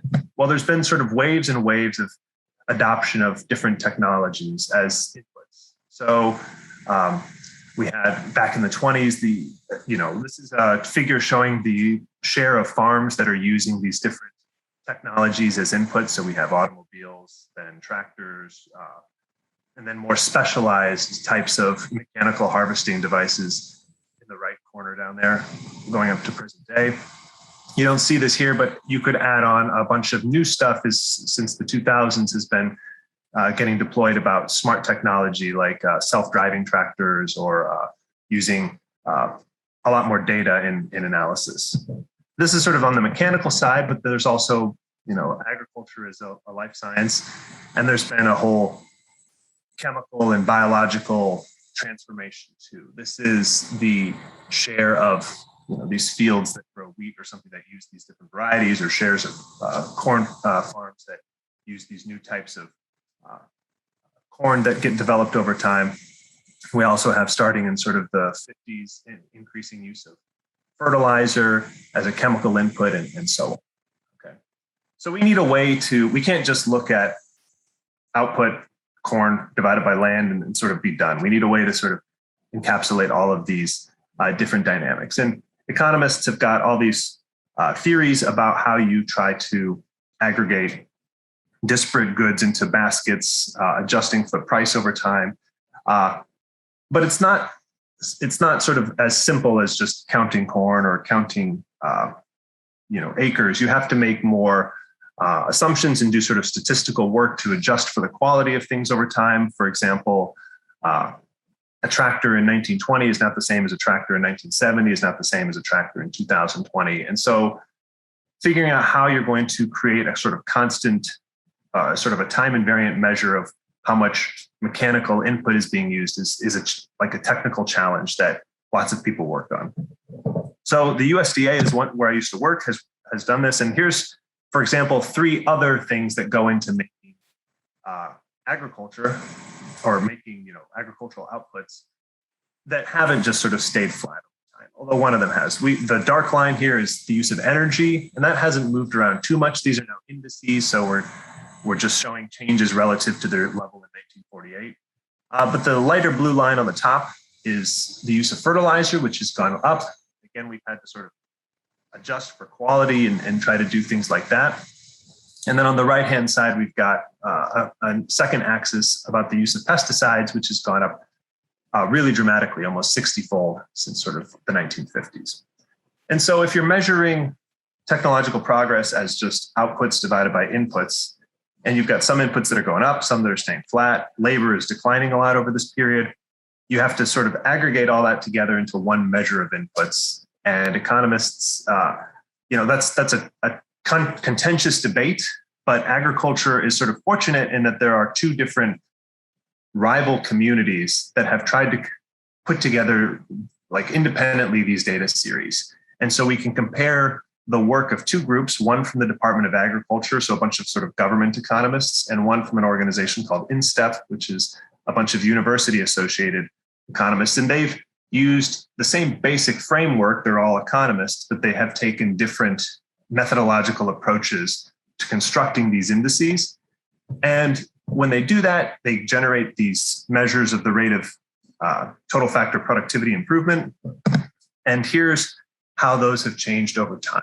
So the dark blue line is the 20-year growth rate of total factor productivity as measured by one of these groups of agricultural economists called InStep. Matt, I'm very sorry to interject, but you might just want to be careful with your microphone. I'm not sure if it's brushing against something, but your audio volume keeps fading in and out, and it seems to be some kind of collision with an obstacle there. I don't know. Yeah, it's just me here. Maybe there's dust on it or something.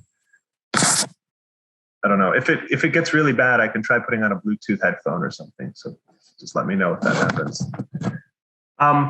But the dark black line for a point of comparison is estimates of total factor productivity growth, again, over 20 years for the entire US economy.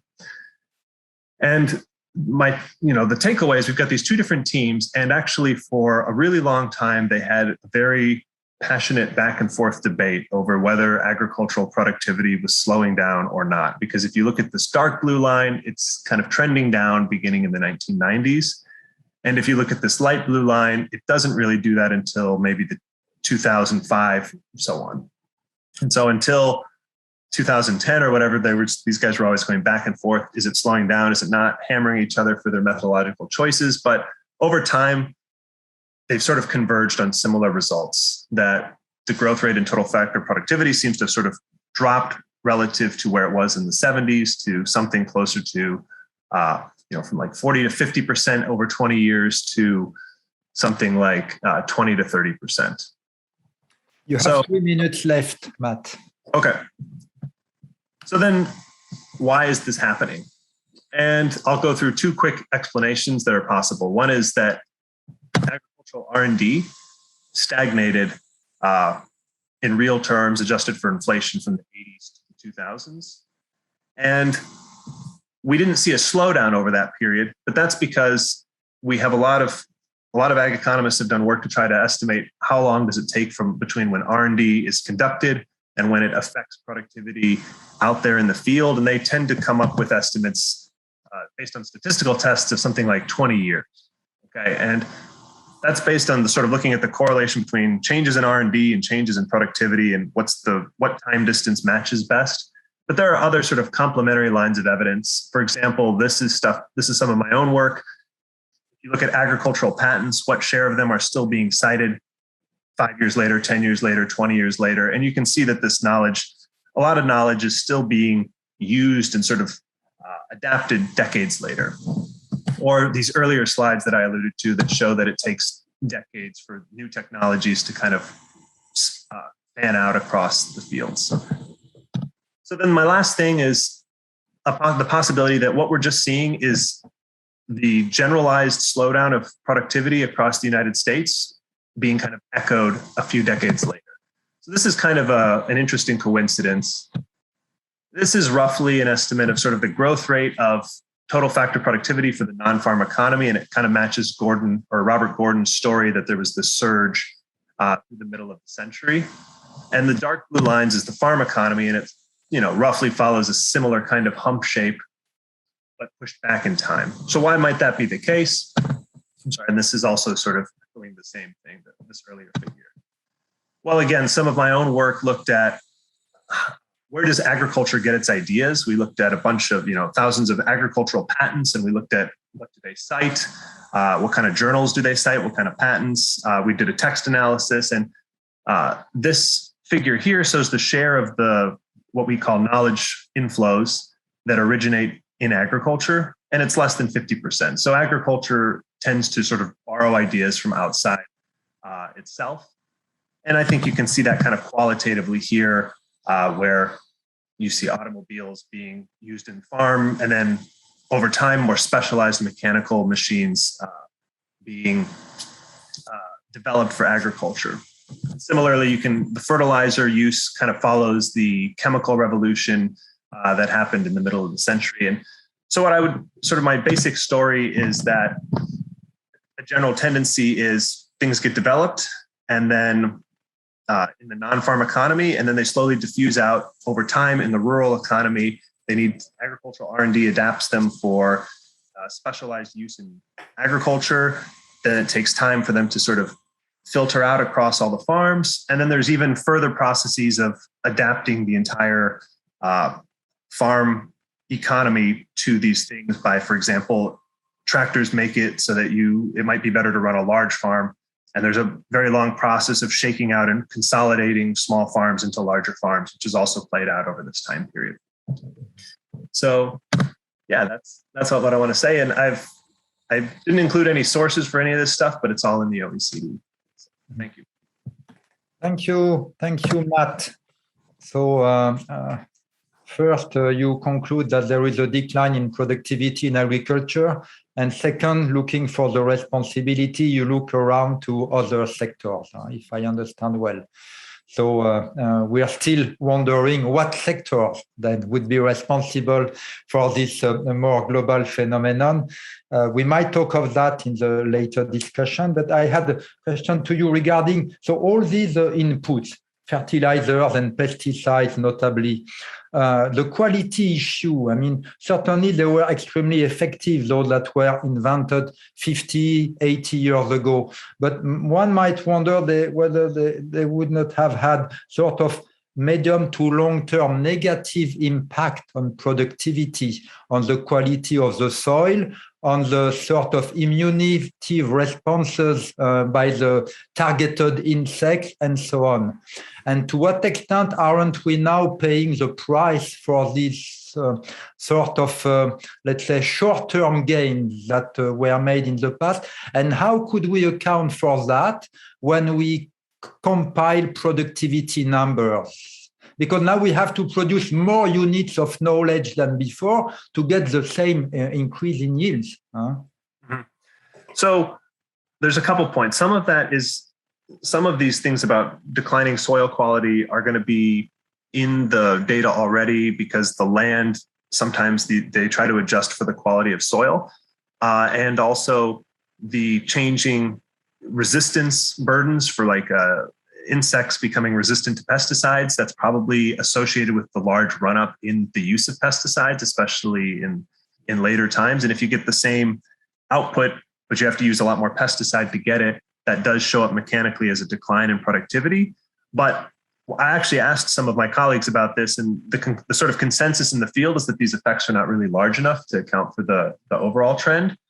At the same time, you've pointed almost exactly to the next sort of frontier for what these people are working on, which is trying to develop productivity measures that better incorporate the use of environmental or the impact on the environment. So you can think of environmental health as another input that you're sort of running down. And that's an active line of research that I think is too early to sort of say what it will conclude. Mm-hmm. Thank you, Matt, for excellent presentation. It's really fascinating. I mean, just going back to the sort of overarching arguments about declining research productivity and the reasons why this may occur. And clearly, it seems that those reasons could vary from one sector, one domain of science to another, one domain of technology to another. And here, with agriculture, we seem to be faced by an area of technology as a system which is very physically bounded. And, we would imagine there's only just so much yield one could get. But a little bit like the talk that Henry gave, where Moore's law, yield equivalently, might not be the right metric for productivity. And he's pointing to the fact that, and as William did as well, that in fact there's new paradigms emerging in what actually is going on, and therefore what metrics we use. I wonder if you think in agriculture, what could be next? Are there things on the horizon which would be the agricultural equivalent of quantum computing, as it were? I don't know, vertical farming or something else. It'd be interesting to know. Yeah, so I think that it's a really good point that if you only look at, for example, yields, you can miss a lot of what's going on. For example, a lot of the genetic revolution, creating insect-resistant varieties, for example, could have no effect on yields, but it means you don't need to use pesticides anymore to achieve those yields. And so sort of the more dimensions you look at and sort of consider, the more you might see progress. Total factor productivity tries to sort of account for that by counting all the inputs you use. As for the future, I think, as you said, vertical farming is sort of always the thing that people look to. It's very hard to get it cost competitive because sunlight is free and the land is often cheap. But I subscribe to a delivery service that gives me lettuce that's vertically farmed, and they have like machine learning guys scanning all the lettuce and treating it. So I mean, it is out there, and I think the other thing that people have been optimistic about whether or not it will pan out is sort of cultivated meat grown like in a factory without, just grow the leg of animal without any of the animal attached, basically. Okay, Alexei, last question. Yeah, thank you for the talk, Matt. And so I've been recently seeing videos from China with their like super uber mechanized farms that seem to be like way ahead of what I thought is currently achievable. And I wonder if we have any data from China and whether like maybe they're somehow like maybe picked up this like that we're not able in research that we're not able to achieve, because maybe there's like, for example, like their drone regulation in the US is more strict than in China or stuff like that. Yeah, that's a good question. And I know that I won't be able to give good answers. I know that people are like working on, international productivity is like a big part of it, and drone use in agriculture, a big part of it, but I don't have a good specific answer, but yeah, it's good to see you also, Alexei. Mm-hmm. Okay, we have a remark by our colleague in the discussion. What is it?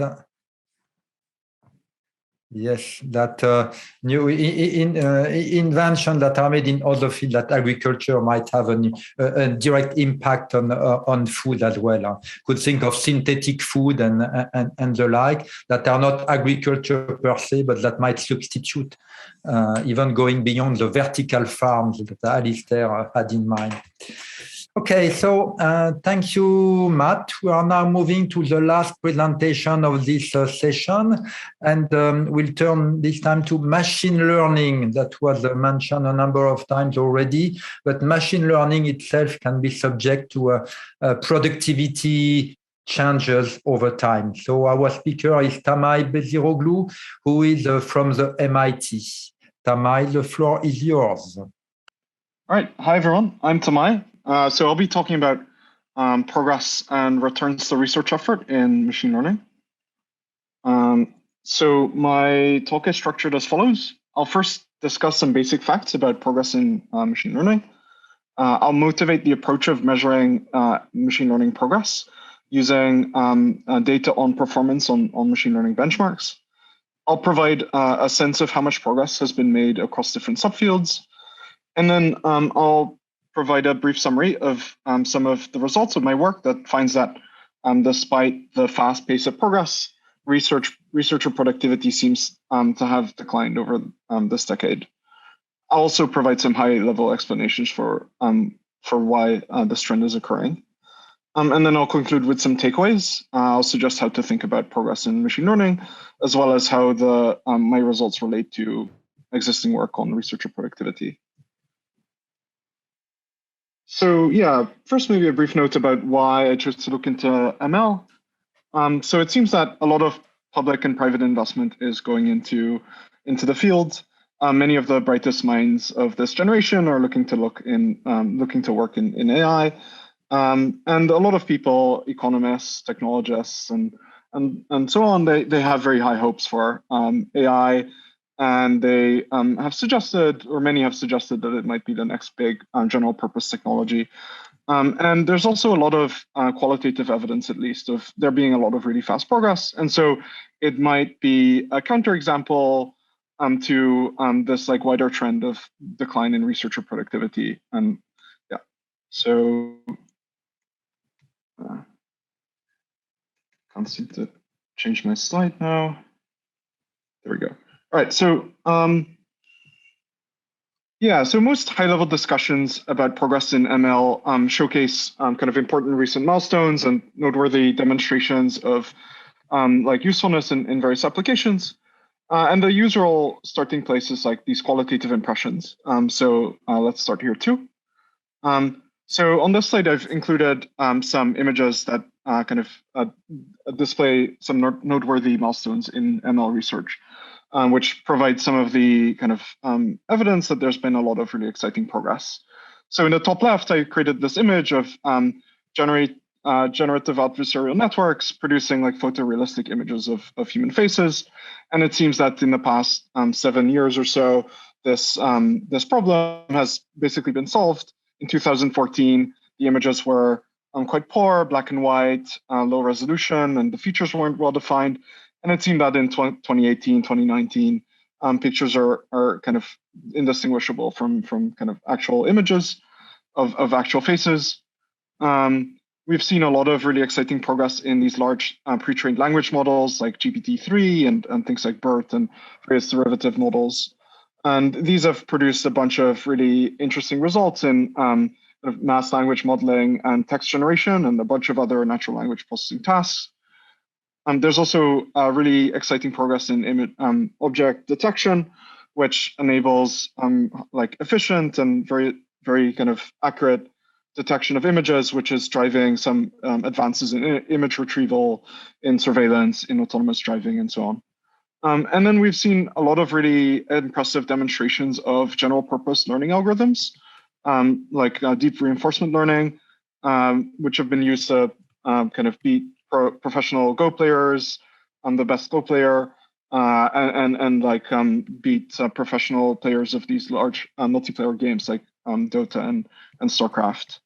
And so these qualitative kind of impressions seem to have given rise to this widespread agreement of observers that there's been a lot of really exciting progress. And this seems plausible enough. Many of these problems were like these big grand challenges, and they seem to have fallen in very quick succession. So I think we can do much better, though, than provide qualitative impressions. So in particular, there is this practice of benchmarking, which is common in machine learning, which provides us with really useful performance data. So a benchmark refers to basically a combination of three things. It refers to a data set or a set of data sets, or perhaps a data generating process or something. And a task, which is like cleanly operationalized, cleanly specified problem, and then some evaluation metric, which kind of quantifies how well the problem is solved on that data set. And this could be a combination of lots of different metrics or a simple metric like accuracy or error rate or something like this. And so models that obtain like the highest scores are deemed to be the state of the art, abbreviated as SOTA. And an example of a benchmark is the visual question answering data set, which is quite interesting because it's a multimodal in that it involves both natural language. There are natural language questions, and there are also images. And so models need to understand the natural language prompts and kind of understand the images and then provide answers. And it's something like 200,000 images with a bunch of questions and for each question, there's a bunch of answers. And there's a couple correct answers and many plausible but incorrect answers. And then the model has to try to give the right answer. And the evaluation metric is something like accuracy, like how well the answers match the crowdsourced answers or something like this. So yeah, benchmarks seem to have become like a core part of the work in machine learning that advances the frontier. And like the relevance or significance of contributions tend to be or are often cashed out in the level of performance achieved on the benchmark. So we can use this benchmark data to kind of quantify how much progress has been made in the field of machine learning. So one thing you could do is go through basically all machine learning papers and look at like how many of them present results that are state of the art, that achieve the state of the art status. And so this is a plot that shows per year the number of papers that present state-of-the-art results across lots of subfields: computer vision, natural language processing, medical things, and so on. And there's this really fast increase in the number of papers that present state-of-the-art results in the field of machine learning. So if you compare 2015 to 2020, there are 8 times as many papers in like medical problems. There's like 5.5 in computer vision and so on. And this suggests the frontier is like advancing really quickly. So though we might be more interested in like how large the advances are rather than like whether an advance occurred or not. And so we can plot the size of the improvements made over time. And it seems that like each individual breakthrough, although there might be more of them over time, they're getting slightly more kind of modest. So the mean improvement on the state of the art in 2016, 2017 was 17.2%, and it decreased to 13.9% in 2019, 2020. This is like consistent with ideas becoming harder to find, but it's of course consistent with like many other explanations. Some I'm happy to go into later. So yeah, there's really nice data here, and this is a plot that visualizes basically a decade of progress on machine learning benchmarks. And each like thin line shows an individual benchmark and the best performance achieved so far. And it seems that there's a very consistent amount of progress, and there's like no evidence of like a slowdown in progress made in machine learning. So then we get to this question of, is progress per researcher declining? So yeah, the theoretical framework I used to answer this question is this like very standard economics framework of endogenous growth theory. And this is standard for thinking about technological progress in an economy. And the essence of the model, or the key insights of endogenous growth theory, are that kind of ideas are non-rivalrous, which means that they're like infinitely reusable. Like most goods are rival. If I like improve someone's productivity by giving them or by buying them a computer, and I want to do that for 1,000 other people, I need to buy them, like I need to buy 1,000 more computers. But ideas are quite unique in that I can produce an idea, reproduce it at like 0 marginal cost, and spread it to anyone who's able to understand it, and like anyone could benefit from it. And then the second kind of big insight of endogenous growth theory for thinking about scientific progress is that there is this kind of interesting feedback loop with ideas that enhances the productivity of researchers because they're able to stand on the shoulders of like previous work and previous ideas. And so a scientist produces an idea that enhances future scientists' productivity because they're able to benefit from it, which in turn enables them to produce more ideas, and then you get this like nice feedback loop. So we can kind of model this, and this is the only equation in my presentation. So it's fine if it's kind of unclear. But yeah, you can model this as the increase in the number of ideas, which is given by a dot at time t, is equal to the stock of ideas at time t taken to the power phi, multiplied by the number of scientists taken to the power sigma. And this phi parameter captures this, basically the strength of this feedback loop where ideas make people more productive. It captures this standing on the shoulders effect. And then the sigma captures this, basically the idea that if you double the number of researchers, you might not be able to double the number of new ideas because there's some duplication in the ideas that people are working on, or perhaps there's this like stepping on the toes effect. And so the basic idea here is that the number of new ideas is proportional to the number of scientists working on distinct ideas multiplied by each of their productivities. And we can fit this model. So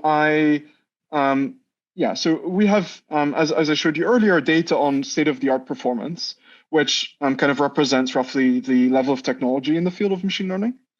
And then we can build a data set on the number of researchers.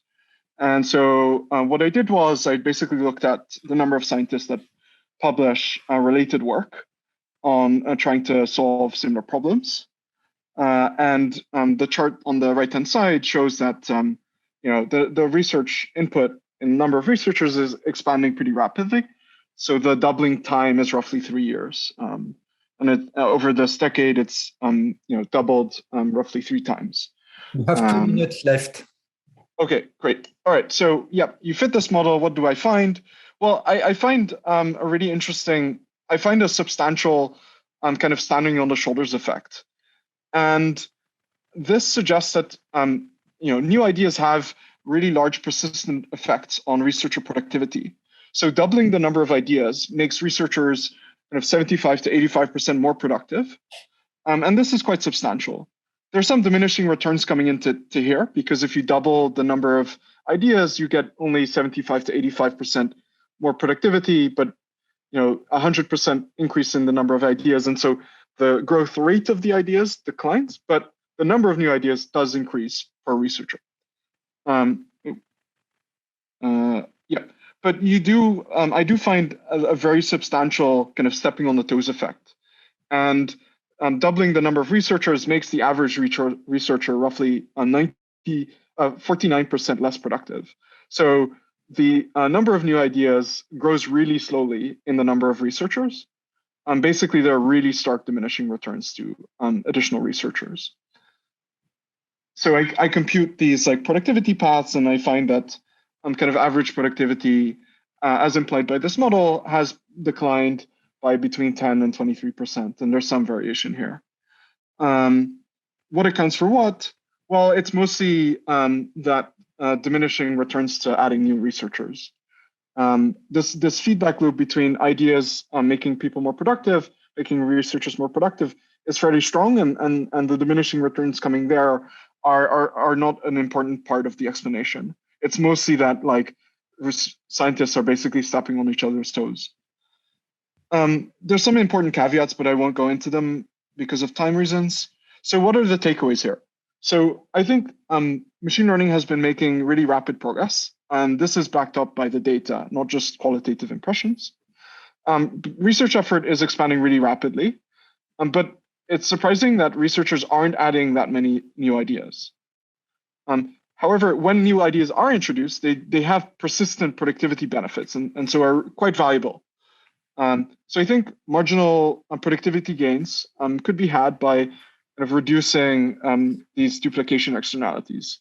And so that might be an area where we might want to channel efforts if we want to speed up progress in machine learning. All right, thanks. Thank you. Very interesting presentation on an ultra hot domain. One short question to start the discussion. So you assessed machine learning on these 93 benchmark. How do you address the emergence of new capabilities over time? I mean, the ability of machine learning, to do text generation or things that it was not able to do before, and so which translate, I guess, into the creation of new benchmark over time. So it's not only a question of moving along a given benchmark, but also of renewing the list of benchmarks. So how do you deal with that in your model? Yeah, that's a great question. So it seems that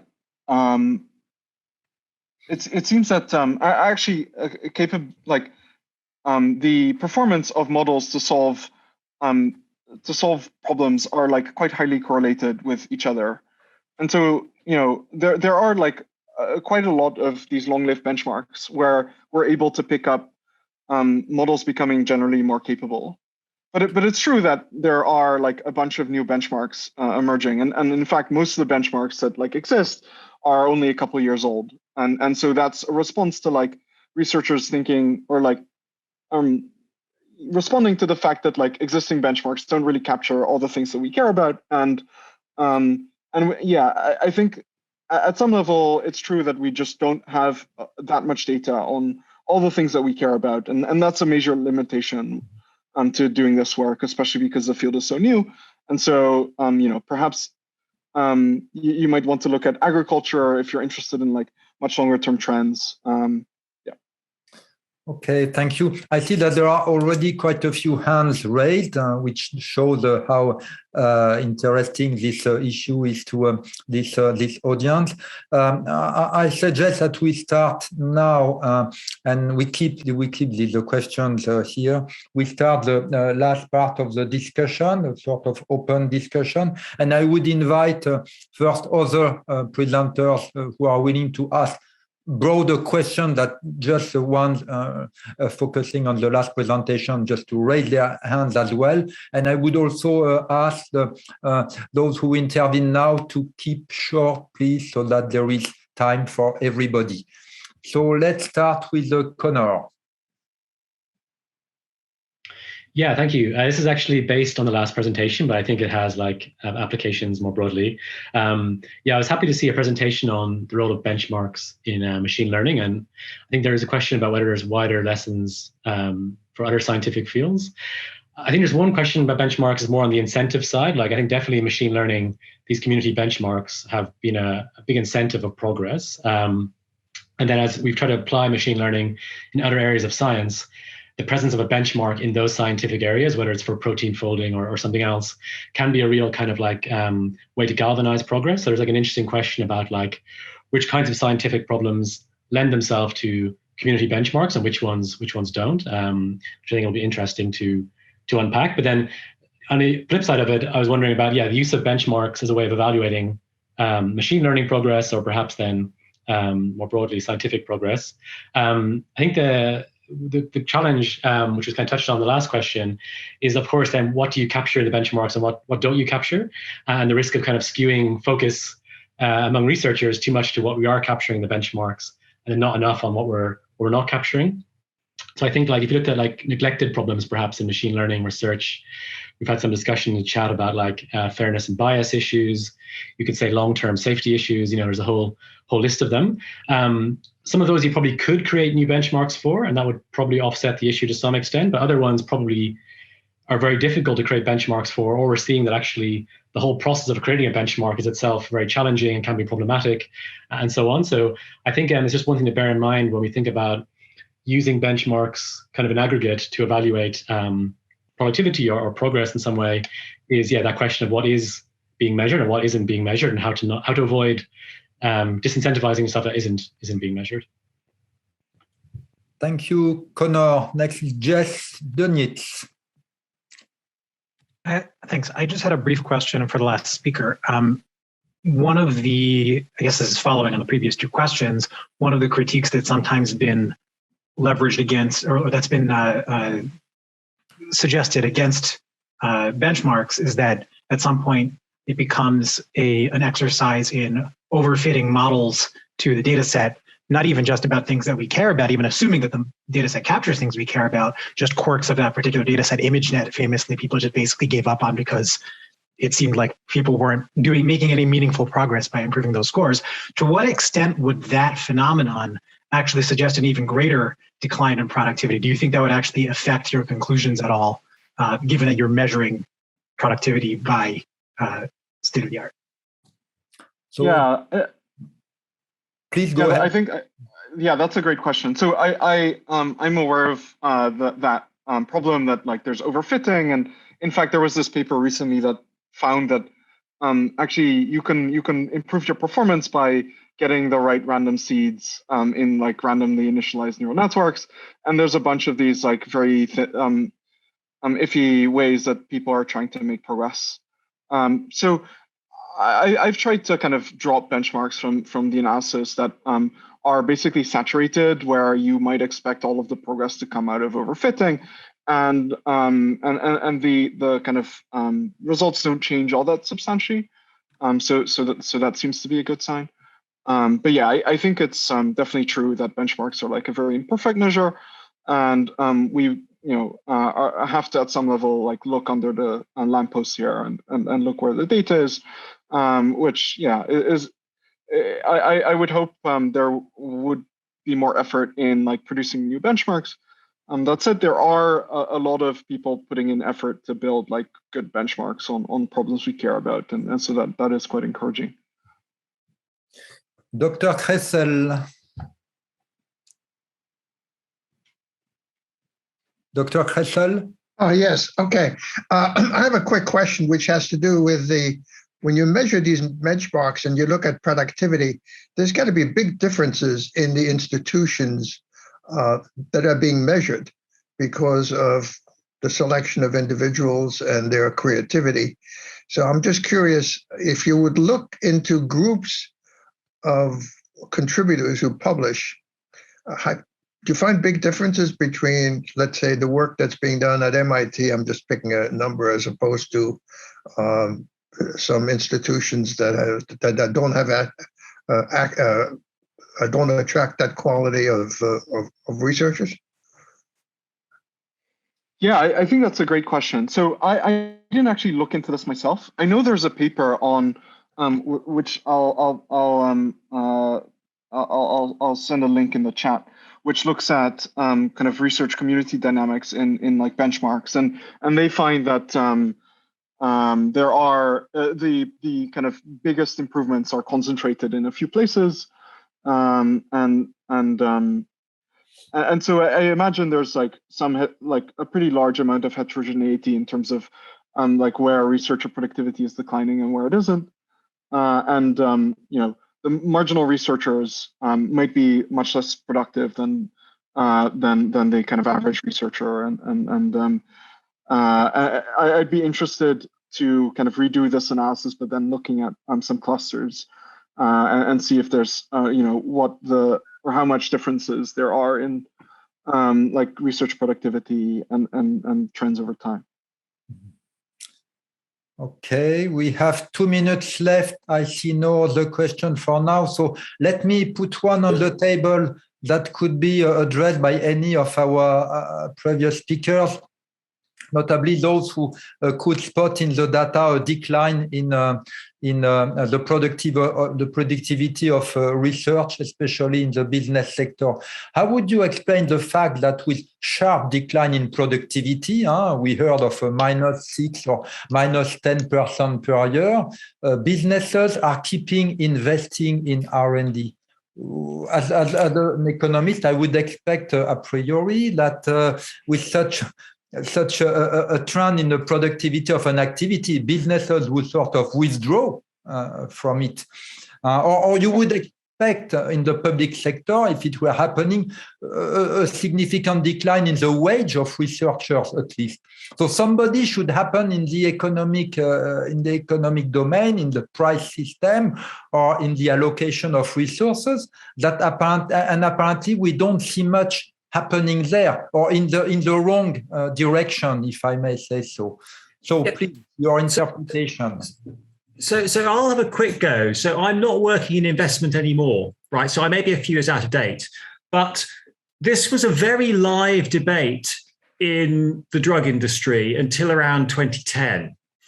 And there are actually some senses that R&D capital was starting to be withdrawn, at least on some measures. So, for example, if you look at the equity balance of large pharma companies, and if you look at the amount of dividends that are being paid, on some measures, it looks as if shareholders are withdrawing capital from the drug industry, i.e. dividends are coming out of the industry faster than capital is being built by profits. Now, again, I'm a little bit, I may be a year or two shaky on the metrics there. There was a famous and scandalously unsuccessful company that made a virtue of slashing R&D costs. So their idea was that financial markets were not valuing drug companies' pipelines or assigning negative value effectively. Therefore, you could buy drug companies cheap, fire all the you borrow money, buy drug companies cheap, fire all the scientists, and then just get the profits, right? And that was a very popular strategy, which was celebrated until around 2010-ish, and I can't remember exactly when. But the trouble is, the company's called Valiant, and they ended up going bust in a rather ugly manner, which I think, combined with an uptick in drug approvals, put that sort of idea that the way to improve shareholder returns in the drug industry was to slash and burn and shut down R&D, that actually made that a very sort of unfashionable and unpalatable message. And then there was another issue, I think, which in the drug industry is the companies simply didn't have plan B, right? So it wasn't as if Glaxo or Pfizer really knew what to do if financial returns on R&D investment were below the cost of capital, because there wasn't a sort of better idea, right? So there was a reluctance in the industry to recognize the problem. And also because, as one of the speakers said, returns on R&D are so highly variable, it's like playing a lottery, you might get lucky, right? So it was an unpalatable choice in the drug industry, particularly after R&D turned up a bit and after the Valiant debacle. Okay. I want to jump in and give my economist answer, which was really quick, that as a society gets richer and a market gets bigger, people will pay more for more incremental improvements. Like you probably wouldn't pay $500,000 for a rare cancer drug 50 years ago, but you might be willing to pay for it now. And so that can give you a good return, even if by objective measures, you're not getting as much out of your R&D. Also, capital is very cheap at the moment, which again, I think favors long-term assets. The biotech sector has done very well out of that.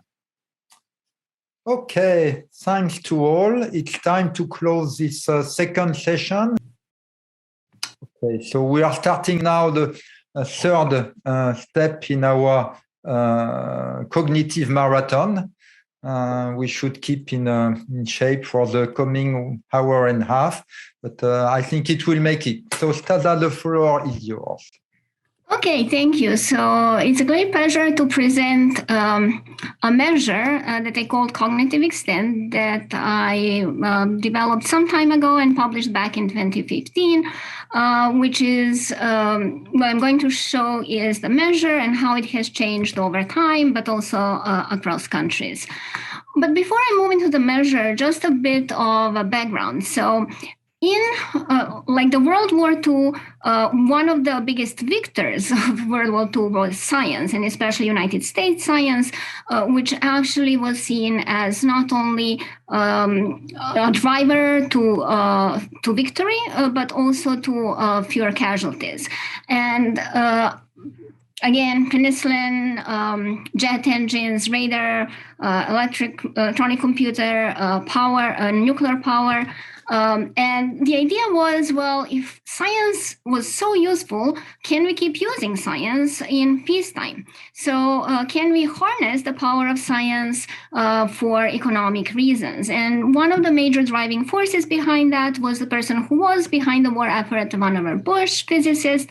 And he published a widely used report, Science, the Endless Frontier, with captured imaginations and led to the formation of the National Science Foundation in the US for funding so-called basic science, which again became widely used term and leaving the autonomy to the scientists themselves.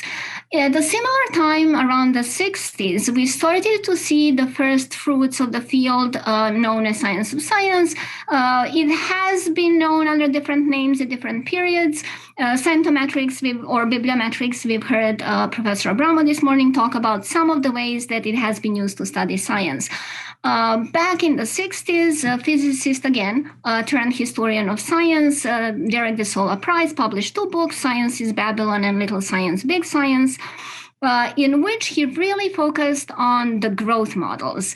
And he focused on 2 things in particular. One is the growth of the journals that carry scientific literature, and even more importantly, the number of researchers or the numbers of scientists.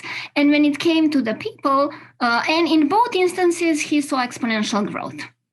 However, we had a problem, and the problem was saturation limit. In a system that has limits, which would be number of inhabitants on Earth, we would expect to reach a saturation. And what Price was suggesting back in 61, that we might have actually started the saturation point in terms of the workforce. That created a bit of a panic because at that time it was widely believed that we really, really need science for economic growth. growth. And if we are slowing down the science, what is going to happen with our economy? And there was a lot of debate, a lot of books, and lots of articles were written about is science in decline. If you think that that is new, and actually this is the earliest one I found, which is by Charles Babbage, which is appropriate given his contribution to computing. But actually back in 1830, he gave this talk on the decline of science in England. And he was one of the first people who actually gathered a lot of quantitative evidence to support that. And he is the first in the long line of people who were not satisfied with the resources that are being poured into science. And resources had to do with funding, but it had to do with the status and other different things. And he, in his argument also, it was in particular comparative. So it's not only that the science in England is declining, but actually chemistry in England is declining compared to Prussia or Germany. Generation after him, a bunch of French researchers raised the same problem. Like, well, there is a decline in France, again, in chemistry compared to Prussia. So there is this competition going back at least to the 19th century. This is more of a background and not a motivation for the measure that I developed. The motivation for the measure I developed was as I was working on understanding science, and my area of research is science studies, I kept finding in literature lots of these statements, and they were just statements not supported by anything, which was science grows exponentially. And then we move on and talk about different things. And I think I was using the same sentence for a while, but then I stopped and thought about what am I saying and what are the implications of the idea that science is growing exponentially, and what do the measure that we use mean for what we mean by science. So the usual measures that pertain to the progress of science are actually related to volume. So one of the basic measures that we used, and it's still used today, is the number of papers, which is scientific productivity. Another one is number of researchers. Again, there was a realization that volume is not all that is important. We need to care about impact. Not all papers are equal. So it's the famous Ortega hypothesis, which says that we need contributions of different levels of impact, but that was somewhat challenged, for example, by the Cole brothers, who said that maybe not, but that's another story. Anyway, the volume and the impact was that we can have fewer papers, but the higher number of citations, and again, citations were used as the measure for impact. But neither productivity nor the impact really measure breadth of knowledge. And if we care about science as public knowledge, all of these other measures, so if we measure science as number of papers, we actually implicitly assume that papers are good indicators of knowledge, right? That each paper is an equal unit of knowledge, quote unquote. If we measure researchers, then we equate researchers with the science, and both papers and researchers are integral parts of science, but they are not maybe the most direct measure of the knowledge.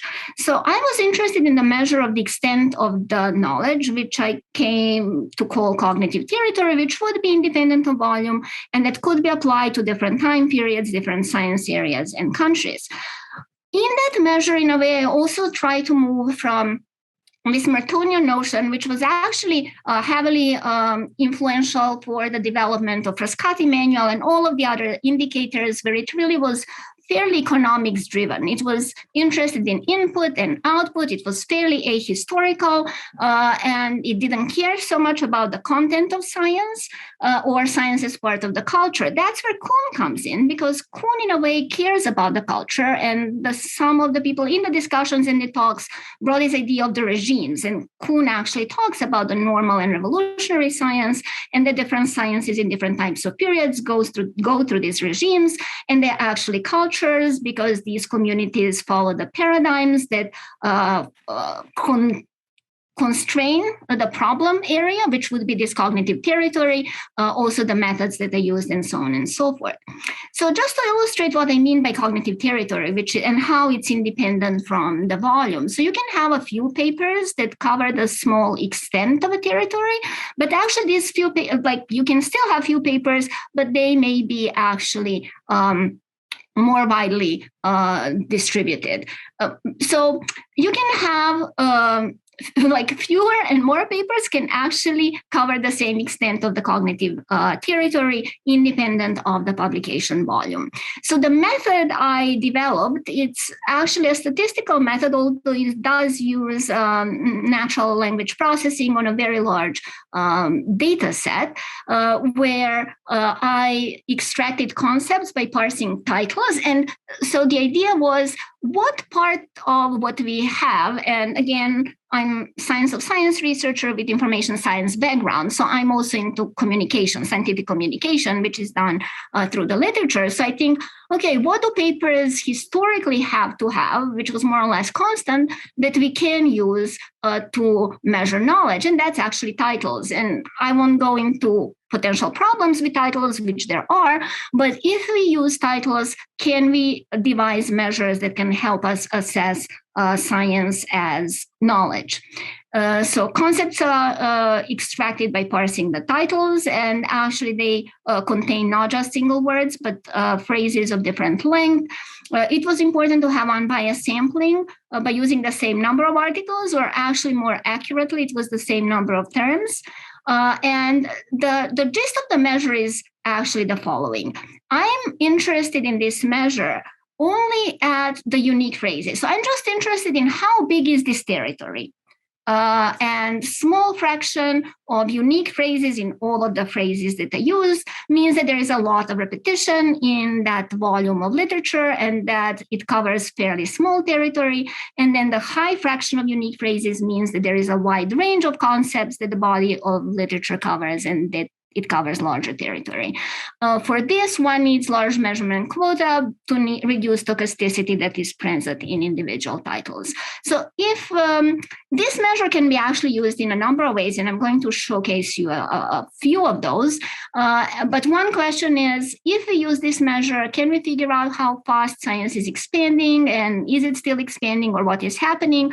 And this here should be thought about science expanding in different areas rather as a whole, although we can look at both. So now I'm going to show some of the plots that may have answers to some of the questions that were raised this morning, and or some of the things that were said in terms that science is growing exponentially. So the data here uses Web of Science as a source, the complete Web of Science. And at the top graph, I show on a linear scale the number of publications per year. And at the bottom is what the expansion or what the dynamics of the cognitive extents look like, again, on the whole Web of Science throughout the period. And if we focus on cognitive extent, we actually see two periods. And again, based on the discussions this morning, if we were to zoom in, I would suggest that we may zoom in these particular two periods in time, which seem to be pivotal. One comes right after the World War II and ends really in 1951, where we see the quickest actually growth in the expansion of the cognitive territory. And the second one actually comes after the big. So if it were only the World War II, the competition might have stopped. And we actually do see some of the waning, but then the Cold War happens. Sputnik actually happened in 1957. So after that, we see again a big injection, and we see a second uptake, which ends around the mid-60s. If we zoom forward to what is happening now, starting in some time around 2004, it does seem that we have reached some sort of stagnation when it comes to the expansion of the new concepts. And we can discuss maybe why that is the case. If we focus on publications, which is what most people who talk about the exponential growth focus on, the key here is, yes, there is exponential growth, but actually it was not always at the same speed. The science did grow fastest in actually the period that coincides with what we are seeing in the cognitive extent, like after World War II, but actually it extends all the way to the mid-70s. We are still in the exponential growth when it comes to publications, although the doubling time is expanding. as was mentioned, fields or broad general areas do play an important role. And if we want to understand what is happening, we should focus on individual fields, and I would argue sometimes in subfields as well. So I'm going to quickly go over what the cognitive extent development looked for different fields, and what I have here as whether it's slow expansion or not, this really refers to the last period. So if you look in mathematics, it is expanding still, but slowly. Physics is actually still in expansion, as well as astronomy. However, earth sciences, chemistry, and biological sciences are in somewhat of stagnation when it comes to actually expanding the concepts that people are working on. And when it comes to medicine, it's not only stagnating, but it does seem to be contracting in the most recent period. Agriculture does seem to be in the stagnation in the most recent period, as well as engineering. Computer science, we see that it was growing, and it wasn't growing that slow, but in the very, very last few years, we may see some of the stagnation. Psychology, maybe similar things happening in the very end, and in social sciences, slow expansion. So I'm going to showcase the other ways in which we can look into these things, and that is by country. Lots of these measures or these indicators were really created in order to assess national competitiveness. And of course, science is universal activity, and we should look at the science as a whole because everybody uses the knowledge, but a lot of this funding and lots of the policies are created and which can affect how science is done are made at the national level. And there was this big competition of how well we are doing in what Johnson was called Science Olympics, right? Like we are measuring who is doing better. This map shows the cognitive extent across the world. So the darker color means that these countries cover work on the largest number of problems universally. And if you zoom into Europe, and I know it's a little bit distorted, but I wanted it to be visible, when it comes to Europe, it does seem that France and Germany are working on the largest number of problems, or at least publishing research at the moment on the largest number of different topics. So again, usual measures on how well science is doing would be number of publications. This here is showing the data for 2019, and China has surpassed US in terms of the number of papers. Again, this is Web of Science and it has its caveats, but China is number one, followed by the USA. And then you see how after that things drop off. If we focus on the cognitive extent, we get a very interesting picture. So all those French researchers, for example, didn't publish too much. They actually worked. So they worked in a lot of different areas. So their work covered a much wider territory than that of China. So Chinese researchers published way more on a fewer topics. So there was this repetition there. And here are the largest producers. So again, ranking is not the best way to go, but if you look, the rankings look fairly different if you look at the productivity by papers and if you try to assess how much is done in different countries. Here I'm combining the field and country/geographic area. I've combined here IU countries, and biology is the largest area, right? So when it comes to science, most of the problems that people are trying to address, or most of the different concepts, are in biology, and that may be the artifact of Web of Science, which is really very good at covering biomedical research and not so much other things. However, one can see that different countries have different priorities, or they are not actually contributing as much to certain areas as the others. So if I want to look actually at China, which we know wasn't developing in all areas, we see that they're really getting close to US and European Union when it comes to physics and engineering. Computers are getting there, medicine, but not so much in agriculture, for example, and psychology and social sciences. You have 1 minute left. Okay, so and these are just showcasing. Another thing is if you look at the funding, which we know is important. Here is the federal funding in the U.S. and the cognitive territory. So the funding was going up, but actually the cognitive territory was going down. Funding for physics was more or less stable, but physics is still expanding in terms of the territory it covers. Funding for medicine goes up, but actually it's contracting. If we look at the factor increase in funding, we see that actually computer science got the biggest factor increase in funding, but it also expanded way more than medicine, for example. And the field where it seems to have paid off to do funding was astronomy. The impact, these are the correlation between cognitive extent and impact. It does seem that the countries that cover larger territories have a larger citation impact, which is not always the case with the productivity. And I added this last minute because some of you mentioned the teams. Actually, teams, very large teams. So big science covers only a small subset of cognitive territory. Lots of the new terms are introduced by small teams or individuals, so that may be important for funding, and there is an inverse correlation between research team sizes and the extent. And I know that these were patterns and correlations, but they may raise more questions than they have answers, but I think it's a good complementary measure to the others that have been proposed, and we should utilize it. Thank you.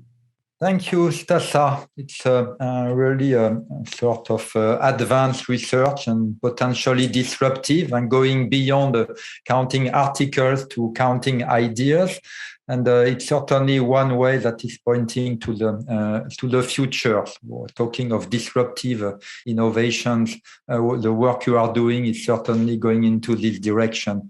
Well, one small question. Counting a concept is great, but also I hear sort of philosophers of people of the cognitive sciences mentioning that concepts are organized, and what makes innovation is often not only the creation of new concepts, but new combination of concepts.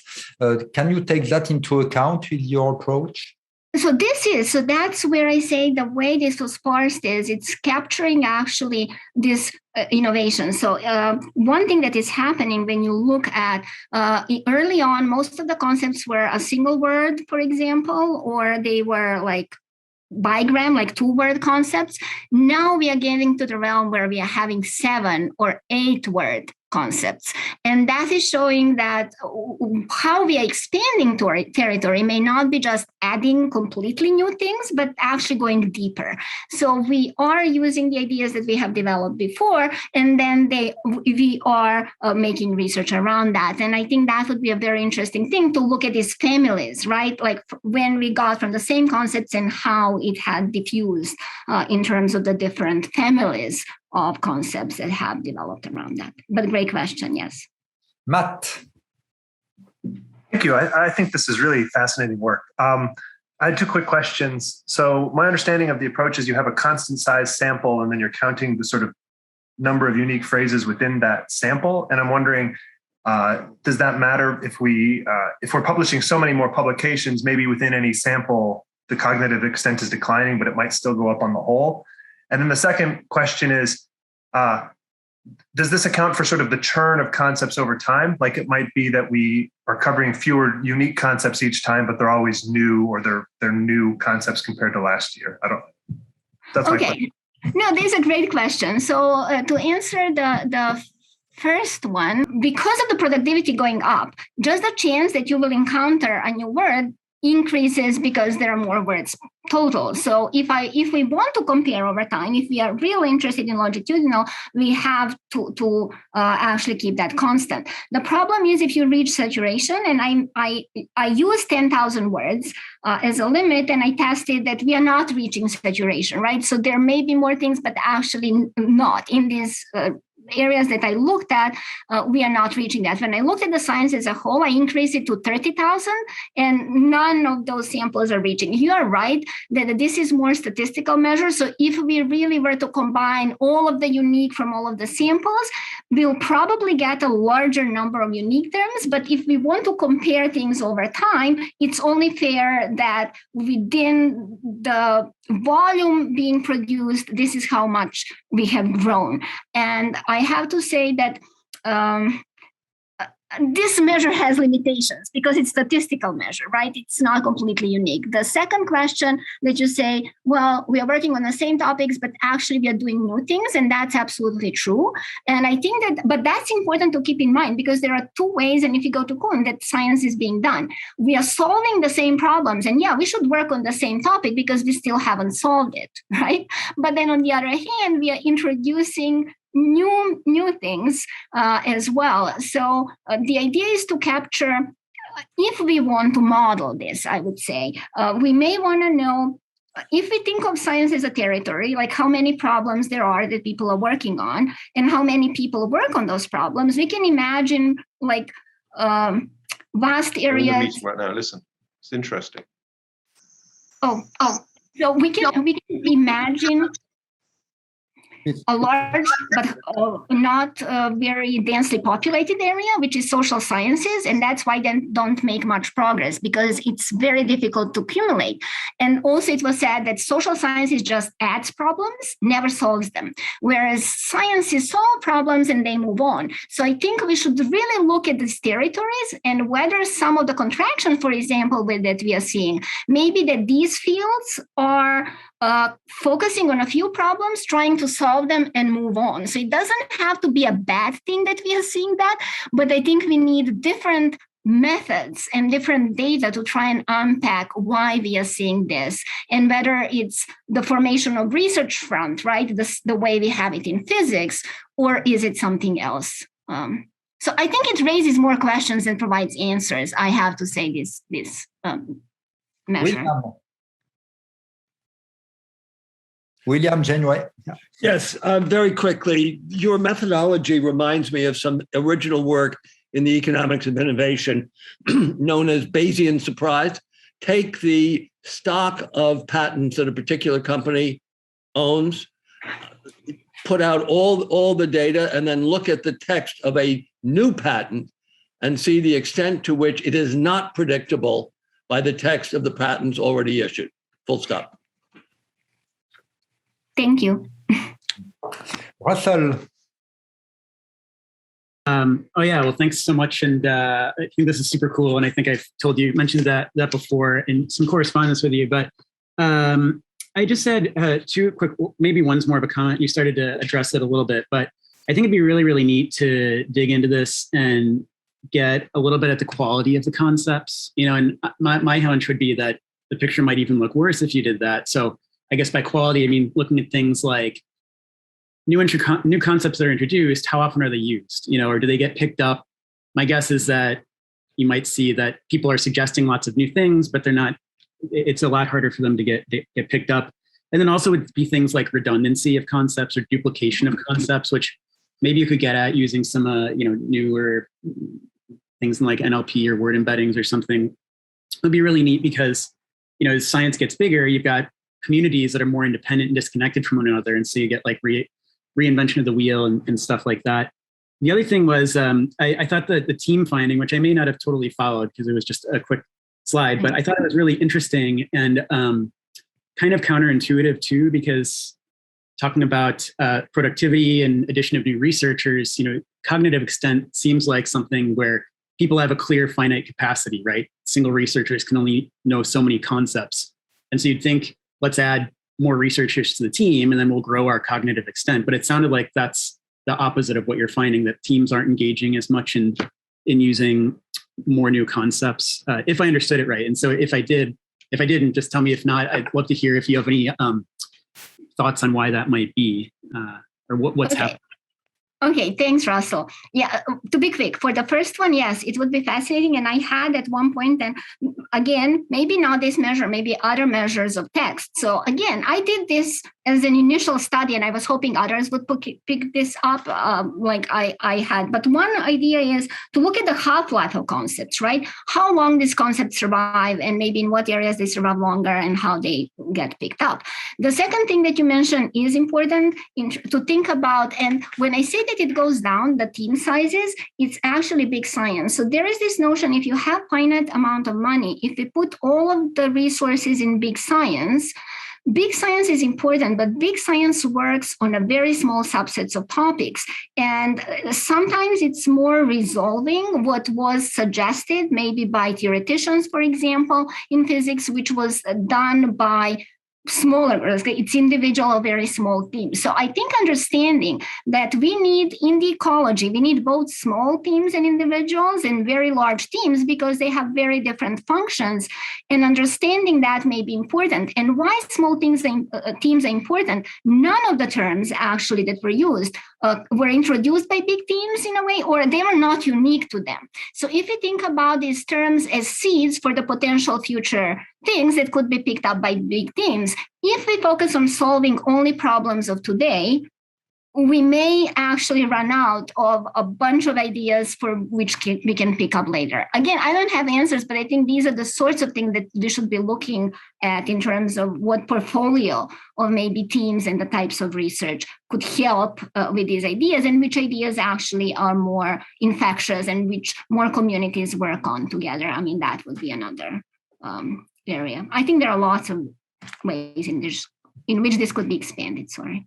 Thank you, Dr. Milojevic. There are still a few questions pending, but I would suggest, in view of time running, that you ask them bilaterally to Dr. Milojevic or keep them for the general discussion that will come at the end of this session. And we could move now to the next presentation, Dr. Ben Southwood from the Policy Exchange. Hi there. Thank you so much for having me. I've actually moved since Policy Exchange. I now work for Create Streets, which is a housing-based think tank in the UK. I'm very flattered to be on this panel because everyone's names when I was looking down the list are much more senior and impressive characters than I am. But I did write one paper a few years ago that I thought was quite good on how TFP tells us about scientific progress, and so we are now talking about that topic here. So I am, as it happens, relatively relevant to this, even though it might seem that I'm a minnow in like a sea of whales. So, what does total factor productivity indicate about research productivity? So yeah, that's just a title, and then on the next page it'll say why do we look at output measures at all? So why look at output measures at all when we're looking at scientific productivity? Well, my own experience was when I was trying to work out where research productivity and scientific productivity and innovation overall were going up or down, I found myself poking lots of holes in any of the more general metrics you might have. So you might list a number of innovations or scientific advances that you think are significant enough to count, or you might try and track the number of innovators, like my friend Anton Howes does, or you might do a whole range of different things you can, like you might look at crop yields or something like that. But I decided that, well, any of these measures is going to have, it might be useful, but it's going to have some flaws in that it's not going to get in all the cracks. You're not necessarily going to look at, be able to find everything, and also some of the stuff which is most important might not appear to you to be most important. Like you might have biases, and you might overrate certain inventions and underrate other inventions, and there'll be threshold problems. Whereas, why not look at just how much these things impact our productive capacity? Ultimately, we are told when we look at growth theory, output goes up over time, largely because of technological progress. Obviously, there are other reasons, especially in the short and medium term, but in the long run, we're mostly thinking about scientific and technical innovation. So why not look there? So that's what we did. And one example I like to use is comparing the Leonardo da Vinci's 1475 supposed invention the ornithopter, like a type of helicopter, which obviously had no impact on society because it couldn't actually be used. So it's a potentially useless idea. Whereas something that seems more mundane, like the moldboard plow, like dramatically changing Europeans' productive capacity in society. And so this is one example of where you might want to look at an output measure because it would tell you much more about what's more impactful. So if we go to the next slide, then this is just me thinking about what kinds of output measures you could use. So you might want to use, I think most people would intuitively start thinking about productivity measures, because mostly when we talk about technological progress, we start moving to productivity per hour or per capita. But I think there's some case to be thinking about total measures, because, I mean, especially in the Malthusian world, where one of the main things that before the demographic transition, before our productive capacity started growing faster than we could have kids to eat it all up, in that world, in fact, the biggest thing that extra production did was feed more people or support more people. And if you just looked at our per capita, you conclude that, say, or you conclude that in the 1700s we had grown very little and had very little scientific progress since the Roman era, because our average output was very low, but of course our total output was much higher because we had many, many more people. So I think it's worth considering this, even though our instincts might go in the other direction. Of course, there are loads of reasons why that isn't necessarily a good thing. You think about, well, if you have Peter Thiel calls 0 to 1 and 1 to many type innovations. I'm sure he's not the originator of the concept, but it's a good way of describing it. If you look at these two types of things, we definitely think of inventing the moldboard plow as a scientific innovation, but we don't necessarily think of spreading the moldboard plow as a scientific innovation. But spreading the moldboard plow would, of course, lead to massive increases in total output, and this will come back later why this is can be a problem for the whole thing of looking at using any output measures at all. But then again, there are also scientific improvements that lead to the spread of technology being better. So like if you invent making printing cheaper, and then you might be able to spread ideas around more quickly and keep hold of them better. And then this would be spreading the moldboard plow, but it would still nevertheless be something we would intuitively think of as scientific output. So that makes me think, well, why don't we use GDP per capita, per worker, per hour?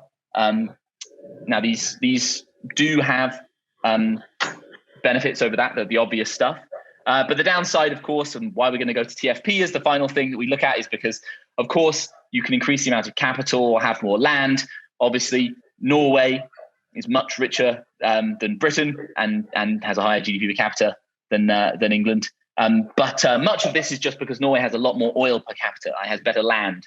And we wouldn't necessarily say there's a higher, this is scientific progress here, probably working on roughly the same level of scientific endowment. But there are obviously other factors that can make a huge difference. And if the gap can be that large of 20 or 30%, then we're getting a big error in this. And so moving on to the next slide. Those I've talked through the fundamental and practical problems here. So even the next slide beyond this one. So we go to total factor productivity, which some people call multi-factor productivity or the Solow residual, although those things might be slightly different in slightly different contexts, but broadly pushing towards the same concept. So total factor productivity, as I'm sure everyone in this talk knows better than me, is once you take your productivity and then you start accounting for the inputs of land, labor, and capital that you're putting in to make sure that when you seem to be getting more productivity, it's not just because you're spending more on machines, but you are in fact getting better at using the stuff you have. And so here we have on the screen, we got a series of multi-factor productivity growth and Fernald TFP. Fernald TFP is you take one thing that regular TFP or multi-factor productivity measures didn't have, because they were just a residual of taking all the stuff that we can measure and leaving what's behind, was looking at factor utilization. So they could look at the amount of the factors we had. They could look at how much capital we had, how much labor we had, how much land we had, blah, blah, blah. But they couldn't look at how much they were being used. So if you have underemployment of these things, or if you're building up inventories or something like that. Now, as we see, it turns out that this theoretical problem that people levied against multi-factor productivity as a concept probably isn't that big of an issue, because the series are actually very similar. So why do I like TFP? Well, it's the same reason I like any output measure, but it's just probably the output measure which tracks our ideas most closely of what scientific productivity is. It's kind of you got the same amount of the money invested in capital, the same amount of value of labor being used, and you haven't found a new oil deposit, but somehow you're getting better at generating stuff that people like, that they're willing to pay for in GDP out of it. Like all output measures, it suffers from stuff we don't measure. So the environment usually isn't measured, and in like the impact we're having on the environment every year, whether we're improving our environmental endowment or if we're running down our environmental endowment isn't included. So that's always going to be a problem. There are lots of types of production, like home production, that aren't included. So that might bias up or down our estimates. If we have, for example, women entering the workplace in great numbers, then the unmeasured labor they might have been doing before is now being measured, and it's going to be an increase, but the increase is going to be biased upwards in our measures. And so many of these things will be the case with derivative measures like TFP, just as they are with output measures. But because it supposedly it's getting at the know-how, then it should be giving us something slightly more useful, notwithstanding all of these points. What does it tell us? Well, this graph is pretty much a good summary, although possibly, firstly, it's cut off for 10 years, and secondly, because this was in the original Fernald series, but secondly, you can broadly see there's a slow decline there. But if you look at the series for other countries, they haven't held up as well, say in the UK over the last 35 years since the 80s, as they have in other countries in the US, where this data here is coming from. So that's one thing. Things have declined. When it comes to my general approach, I think that because it's so hard to find a measure of scientific productivity that is completely unproblematic, I've always used TFP alongside all the other ones, and I'm most happy about drawing conclusions about what's happening to scientific progress when they're all going in lockstep, and I'm less happy when they're not. One thing that's annoying about this chart is it cuts off I should have probably extended it, but it cuts off the 1920s and 1930s when there was extremely fast total factor productivity growth. And one thing that is interesting about that is that, so this is something that Robert Gordon talks a lot about in his books, although he's not generally talking about TFP so much as looking at GDP per capita and other measures like that, but it's the same thing. One thing that's interesting about that is that it illustrates one of the other problems with looking at these measures.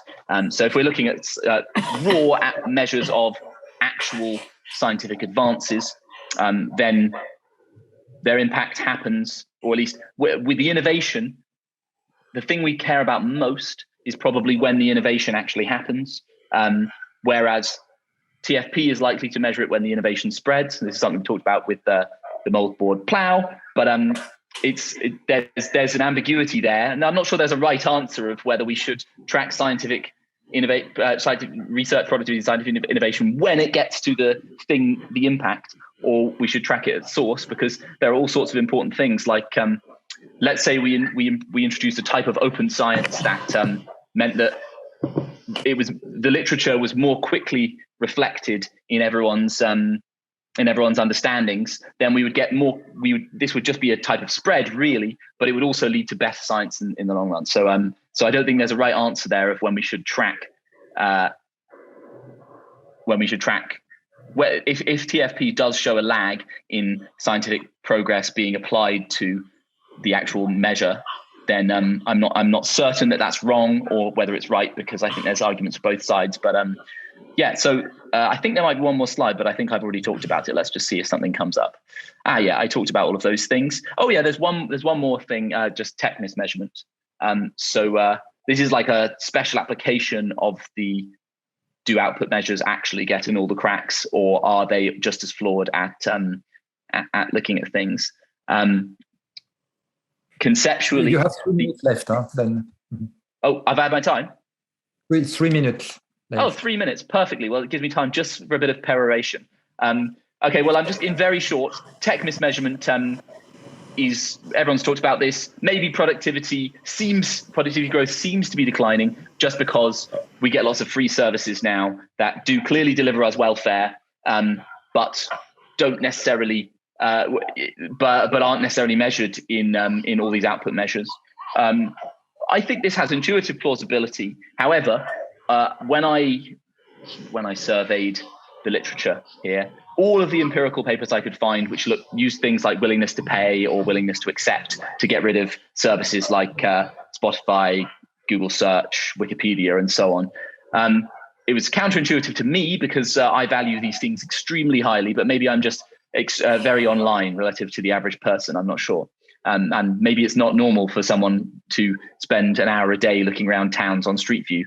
But that's obviously something I do, so I would pay an enormous amount. But anyway, the actual studies of willingness to pay for these things have generally come out not that large. Like the total willingness to pay is 0.1% or 0.2% of GDP in most of the studies I've seen. Now, it could be that the methodologies on these things were wrong, and we end up coming up with better conclusions. But anyway, that's my review of those. So in conclusion, output measures are potentially good because they get in all the cracks. You get all the small technological improvements. You weight things by their contribution to output and welfare, but potentially problematic because the things that improve GDP are not always in line with our intuitive concept of what scientific or research productivity actually is. Thank you, Ben.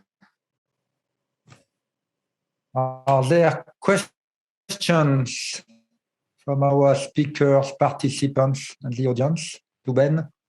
Okay, I have one relating your last point on all the free service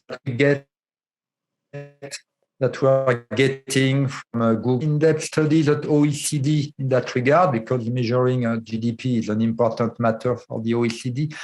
And I agree with you. I believe that the impact is not that great, that important on productivity. For another reason, also but also in the input, and much of what is produced is intermediate goods, inputs and the like. So you affect both the numerator and the denominator. Is it your feeling as well? Yes. So another way I would put some of that is that a lot of the time when in history there have been a lot of goods developed, and a lot of them have had large amounts of consumer surplus. We shouldn't think that this new free isn't a magic thing. A low price could give you just as much consumer surplus as a zero price, and especially when these things have loads of complements that you consume, or in fact they're intermediate goods. So like I buy a phone every year and I buy better and better phones. And one of the reasons I do this is because of the quality of the free goods it delivers me. And so a lot of my increased value is actually coming out in consumption just somewhere else in the chain. But also when we reconceptualize this, not as like this unique problem of free goods now, but just everything has consumer surplus. It's not obvious to me that there's more consumer surplus now than there was in the past. There are loads of goods that turned out when they were invented had enormous amounts of consumer surplus right away, and because we didn't necessarily do excellent willingness to pay studies for electric lighting, or that probably we can do something with revealed preferences out of how much coal we're willing to pay or something like that in 1880. But the same sorts of things might well apply there to the point where light becomes too cheap to meter now, and in the past was worth hours and hours of labor time. So yes, I agree with your point. That's another important way of conceptualizing how, in fact, free goods might not be such a challenge to the measurement as we think they are. So thank you. A very Gordonian, if I may say, Gordonian conclusion. I mean, the great things of today might not be as great as some of the great things of yesterday. So thank you, Ben. We are now moving to the last presentation of the day, which is a quantitative and qualitative approach to productivity in science. And we have two presenters for this one. Hector Zenil, who is a professor and researcher in AI for scientific discovery at the Turing Institute, and Ross King, who is professor of machine intelligence at Chalmers University of Technology. So, Hector, Ross, the floor is yours. I don't know how you're going to coordinate. Thank you very much, Dominic. I hope you can hear me. Yes. So that's great. So Ross and I are going to be leading different talks during the week. And I'm going to be leading this one, but obviously he's free to jump in and also help me answer some questions. And I want to first thank Alistair for the invitation. Thank you very much. So I'm going to share my screen. Great. So first of all, I wanted to cover some of the aspects that what some people may consider the founder of the science of science came up with. And that is John Bernal and his very famous book on the social function of science. And he basically identified three aims of science. One was psychological, which has to do with the labor of science, entertaining or satisfying the curiosity of scientists, which is something perhaps that we are also neglecting. I think we are focusing much, and perhaps for good reason, because that one is a difficult one, on the more rational and social aspects, which are the other two that Bernal identified. So the discovery and integrated understanding of the external world, that sounds more like science related. And then the social impact, the application of the rational understanding to the problems and challenges of human beings. So one first question in that context, that historical context, is obviously how AI may impact all this. So on the psychological side, for example, it may satisfy more or less depending on what scientists are looking for. If it is about the practice of science, perhaps some may be disappointed, but those that are more results oriented perhaps are going to be more satisfied. On the rational side, it can also go both ways. It can provide more understanding, but also less understanding. And that is one of the discussions so far with the AI, that we are developing so many black boxes. And sometimes the understanding that we get from them is very shallow. And one example is AlphaFold, which came up with great results for the problem of protein folding. But I think the agreement is that we didn't gain much understanding of the underlying mechanisms of protein folding. And that can have negative impacts as well. So one of them is, for example, funding basic science, because there's so much discussion about the field basically being solved by AlphaFold. So why would we put money into continuing the understanding in the area of molecular dynamics? So there are some risks of this happening. And then on the social aspect, obviously, can also go in two directions. We want to think that it's going to be positive, but it can also have a negative impact. So we are all familiar with some of the measures that we use to especially quantify productivity of scientists instead of science. But even those that are very simple and kind of straightforward, widely used and accepted, can have limitations. So we know, for example, that the index is a popularity index that can be manipulated and contributes to the Matthew effect, or the rich gets richer. And one of the questions is how can we avoid translating these kind of problems and biases to AI? So I've been following the talks all day. Most of the talks, they have been very interesting, and I think has been some overlapping. There has been many angles on how to measure productivity in science, and most of us start from the number of publications. And I think there has been an agreement that is very difficult to tell whether that indicates that there is an increase or a decrease of productivity. So it may be the wrong metric, because even if you see, as it has been also covered before, the number of authors and even the number of people that we are training, like we can see here, the number of postdocs, it is clear that we are producing more.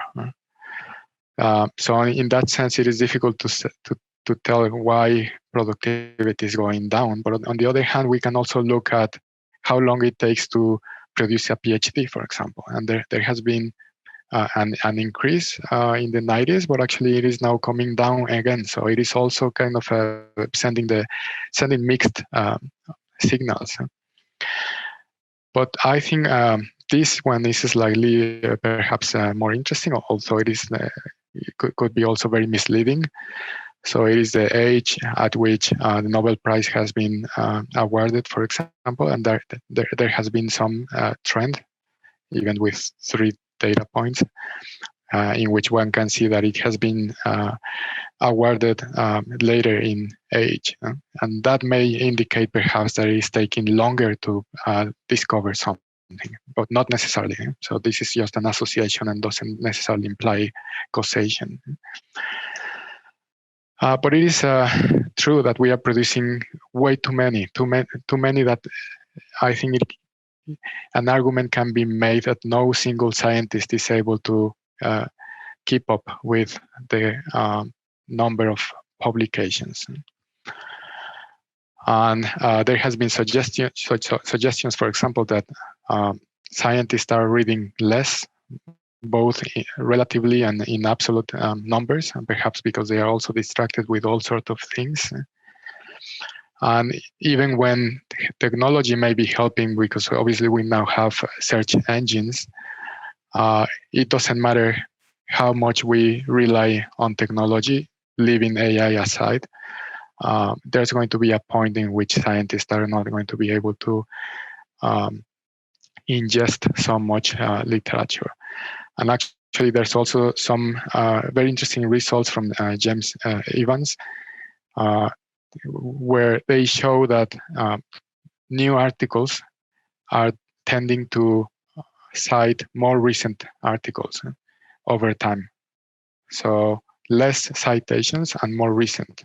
So that may also be an indication that scientists are reading less, and they only can catch up with a few years time, the latest ones, instead of going to back behind. Again, these are associations because there could be a multiplicity of factors for that.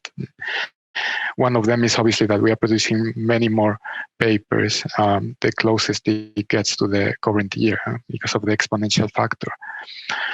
But one argument that can be made is the one I was talking about, that instead of taking all the people that we are training, let's look at individuals against how much they are able to cover. And as I said, we even came up with some simple math that I'm not going to cover, but the basic idea is that no matter how much you think one single scientist can cover, eventually is going to be there's going to be more literature that they can actually cover. And that measure has also some limitations and some challenges because it is assuming that there's some magic number in which perhaps scientists have enough information that they can perform better. And the question is relative to both making incremental progress or non-incremental progress. And I don't think there's a right answer. There's perhaps an interval where scientists obviously have to know enough, a proportion of their own field, but obviously they don't have to know it all.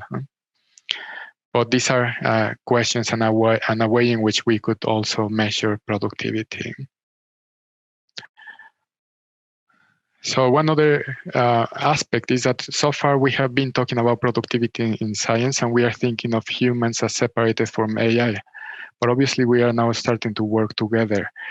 And one way in which we can measure both scientists and AI and collaboration together is how much speed up we gain by implementing automation and AI.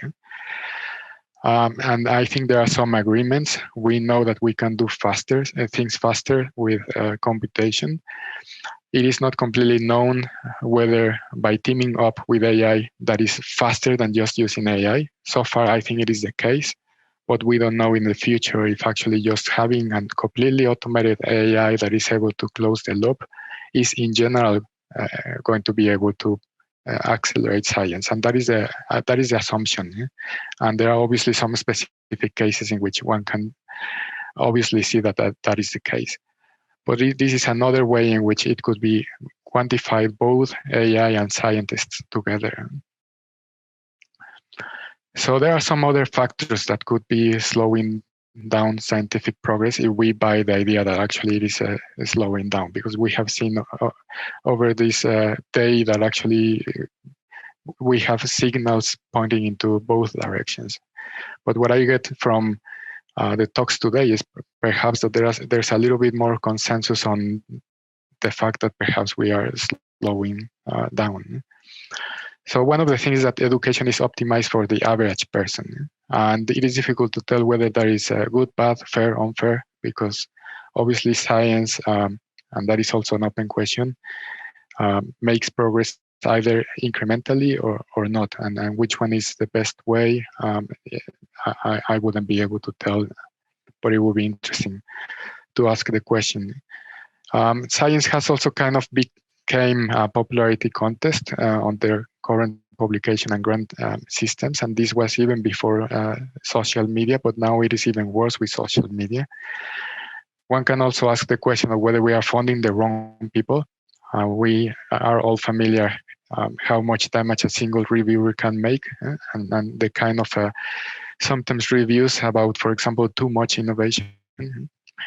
Again, biases such as Matthew effect and the rich gets richer, and this is a very interesting example because I was obviously looking at this reference, and it is a very good book that I read a few years ago. But when I Googled it, actually Google retrieves the order of the authors in reverse order for some strange reason. So Barabbas is first, and actually it is the other way around. So it might be the rich gets richer in action. One can also ask the question of whether we can solve the file drawer problem with automation and AI, because obviously there's a positive result bias. And that may be also slowing down science because scientists are unaware of negative results. So there's a lot of doubling efforts. We also have questions around the review process. And unfortunately, it doesn't look like we have anything to replace it. But there has been some suggestions. One of them is, for example, AI verified papers. And there has been already some progress on computable notebooks. So basically a paper that you can just run and verify.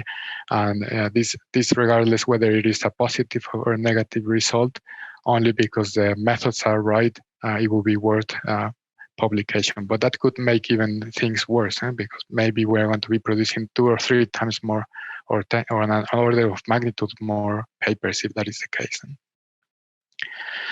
So this is another interesting hierarchy that Lev Landau's came up with, and looks actually quantitative, but it is qualitative because this was all made by this single person. And he assigned Isaac Newton, for example, League 0, which is the highest, and followed by Einstein with 0.5. I would have a difficult time trying to justify that, so it is completely qualitative. Difficult to tell how you would justify Newton. I can see the other way around, or maybe I agree or not, or you agree or not. It will be interesting to hear from you. But then he assigned to every one of the founding fathers in quantum mechanics a 1. So here are some of them, and to himself he gave a 2. And there has been other people that have assigned themselves some sort of rank, including David Mermin, for example. And according to Lev Landau, an average physicist will have a 5. Well, one can also ask where are the Einsteins and Newtons of today, and whether they are non-existent or we have been overlooking them.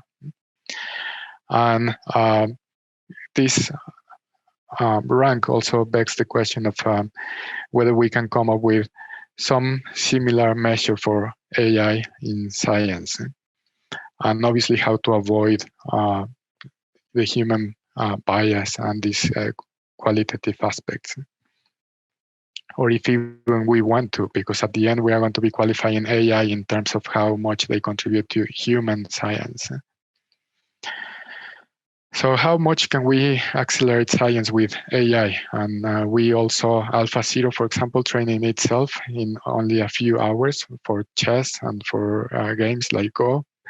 And one can make the argument of whether this is similar or could be similar in fields of science. I think, in our opinion, it is not. It is very different because, again, science is all about scientific discovery and causation. And so far, deep learning and statistical machine learning have been very good at transforming problems in the form of classification, because they are the area in which they excel at. We have also... You have 3 minutes left. Sure. Thank you very much. We also have the example of AlphaFold that we already covered at the beginning, and the possible negative aspects that it could have, even when the result was very positive. And also the implications in medical research, where it is very important things like explainability and traceability that current statistical machine learning is not very well suited. So one of the things that we can think about how to utilize AI is also to try to close this research versus practice gap. And there was already 1 or 2 talks about, for example, drug discovery and how long it takes. The same in medicine, it takes a long time. And also how to shorten the time in which we make a discovery and actually make use of it, like the steam engine, or Shannon entropy that has been rediscovered so many times and somehow abused in several fields, or Bayes rediscovered every decade, basically. So is there any way in which we can shorten science itself? That is one of the questions that we are trying to explore ourselves. I think we haven't also explored much crowd science. And I think it is a very important aspect on how we can transition to AI, because there has been a lot of success in, and there's a typo here, it should be SETI at home, implementing some of these platforms to help science. And then we have the dream challenges attracting a lot of teams as well. So I just want to finish with an idea from Bernal himself again, because it looks like we are circling back to the distrust of science, and that's what we have to avoid also. And what are the risks of leaving AI in the hand of very powerful or unregulated companies? So I'm going to stop there. Thank you very much. Thank you, Hector. Ross, if you're around, do you want to add anything? No. Hector did a good job, I think. You agree with your co-author? Huh? Yes, I'm happy to answer any questions. Very good. So I think that William Janeway might have substantial comments. William, are you? Yes. I thought it might be helpful, given the presentations we've had and the presentations next week, which unfortunately I'm not going to be able to participate in, to provide a little longer history, a little oversight of what I would call 65 years of hype cycles around artificial intelligence, going back well before the dark ages that Sabine Hossenfelder referred to with respect to AI and physics. The founding conference at Dartmouth in 1956 is just 65 years ago. And there were successive waves of what seemed to be genuinely creative and promising approaches to the challenges of what was loosely referred to as AI, from the perceptron through theorem proving by way of symbolic processing. Then the big explosion in circa 1980 of expert systems, knowledge engineering. We are going to make computers really smart by telling them how to behave like a human being. That was blown up by the Dreyfus brothers in their great book, Mind Over Machine, in 1986, which pointed out that an expert system operated at the human level of an apprentice following specified rules. That book may well have contributed to the physicists deciding no longer to use the term AI and to return to advanced computing.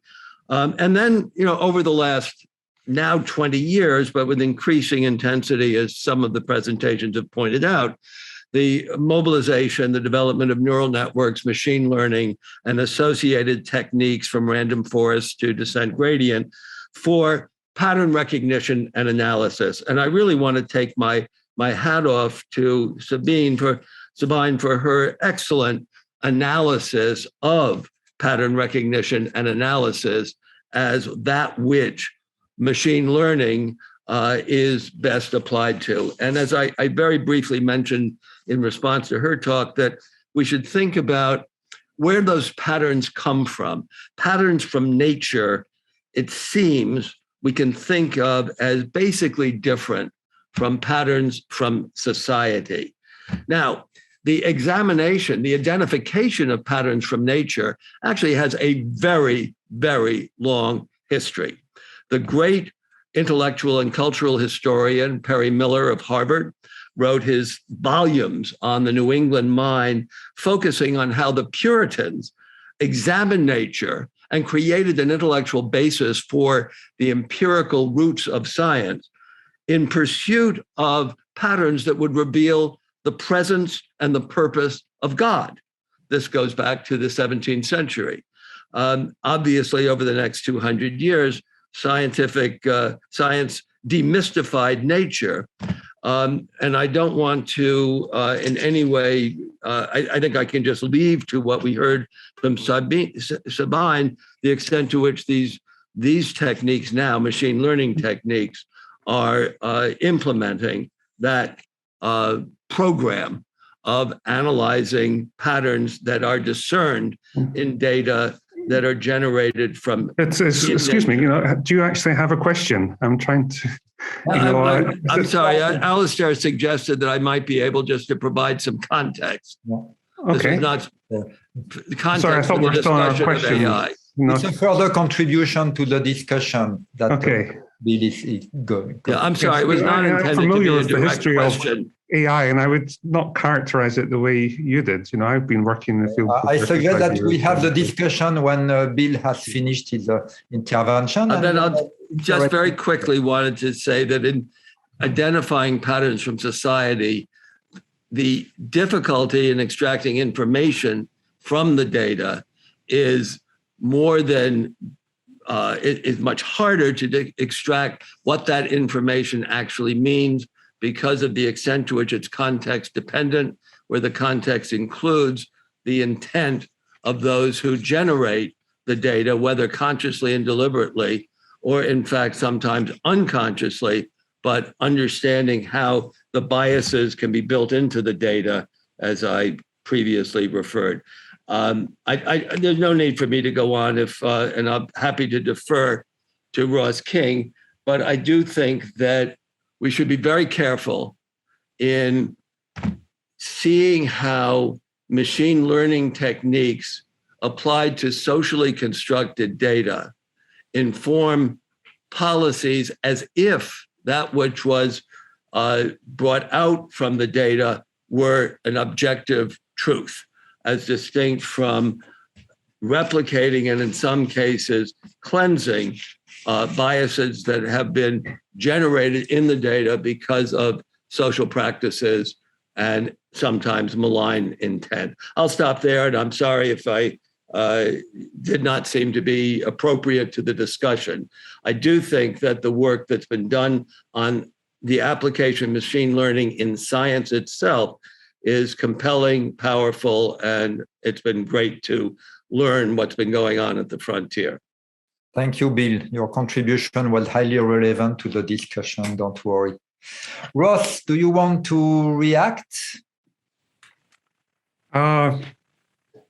Well, I think the question is, the social sciences are much harder than the traditional sciences because fundamentally you can't do the same number of experiments. We can't intervene and have controls in all the ways we do it in normal laboratory science. So of course it makes it very much more difficult. And we're certainly not proposing that AI systems start intervening and of course, big companies are doing that without our permission, but that's nothing to do with what we're proposing. It's weird. No, I absolutely agreed. I do think that it was appropriate, though, when Stasa referred to Bob Merton and Tom Kuhn, that the evaluation of scientific work does have a social aspect to it, represented by how, for example, patent categories are structured, that which is patentable, that which is not patentable, how the academic literature, the scientific literature is structured into journals, and that these evolve over time and create significant challenges for trying to extract reliable information from data that the metadata around the scientific analysis that is being evaluated. Mm-hmm. So like it or not, there is some extent to which science does remain a social process and therefore is subject to some of the same challenges as indeed the social sciences are very much subject to. Yes, in the short to medium term, but ultimately, it's not a social construct that an airplane flies. And no, absolutely not. Let me put in front of you who are experts in AI in research the following idea that is not mine and that I find quite interesting. If you think that part of the, let's say, slowing down or at least one impeding factor in the productivity of research is a tendency to put aside high risk, high reward research. So a sort of systemic forces tending to restrict disruptive ideas. If you accept that this is part of the story, then you look at what will be the impact of AI on this mechanism. AI is partly substituting machines to humans. Could be for pattern recognition, whatever. And it turns out that, machines, they might be quite differentiated, but they are more uniform than humans. They are less differentiated. Now, you don't have two people who are alike, more or less. But you might have quite a few machine learning systems that look like a lot each other. So, so if you put the ideas together, conclusion could be that more AI in research could mean less disruptive ideas, more uniformity in the results that come out of research. So does this idea make sense to you?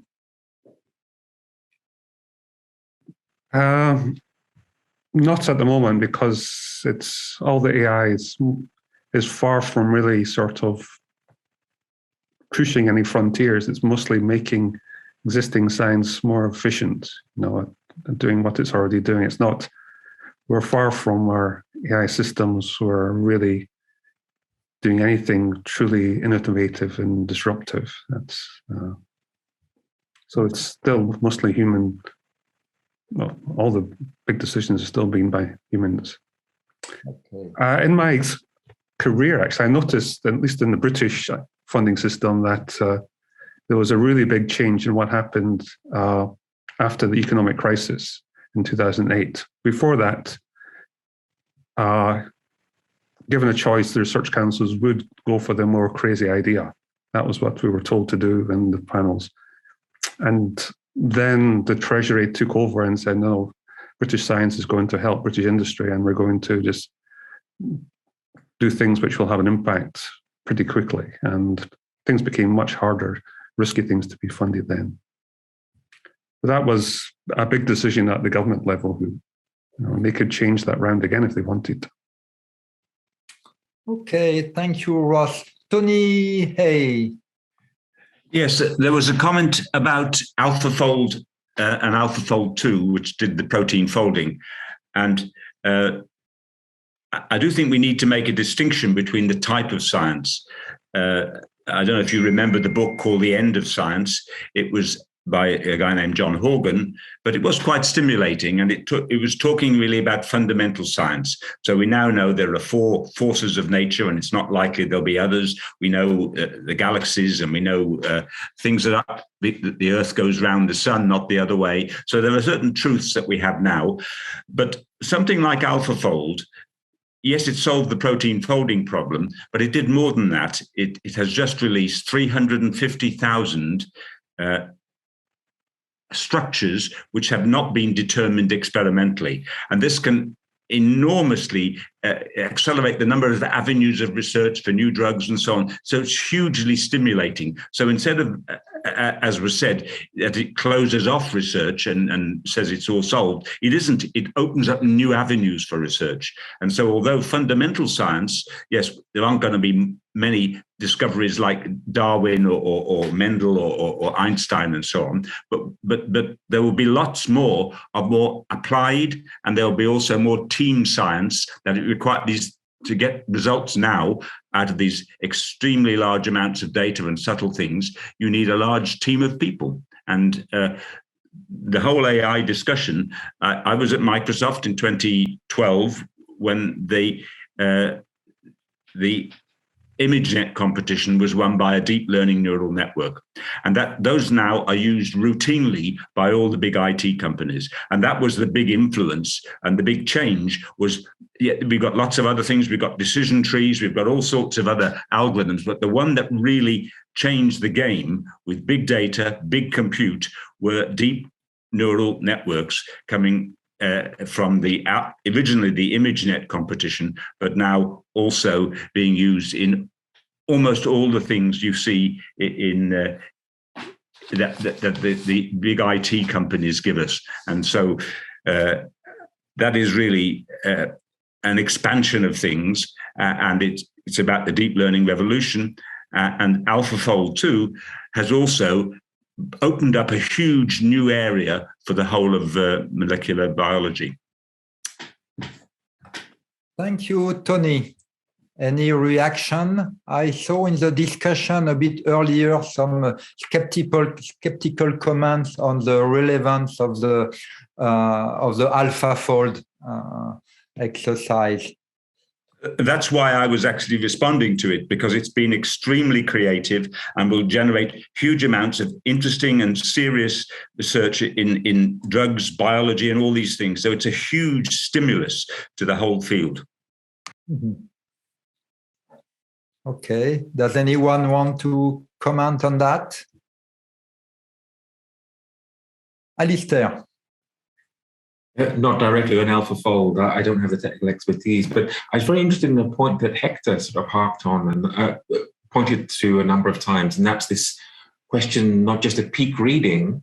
I'm kind of familiar a little bit with the idea that where researchers can just be, hit a ceiling as regard absorption of new information, but the idea that reading has actually decreased amongst scientists. This is a sort of. Are you aware of any of the reasoning? What could be happening there?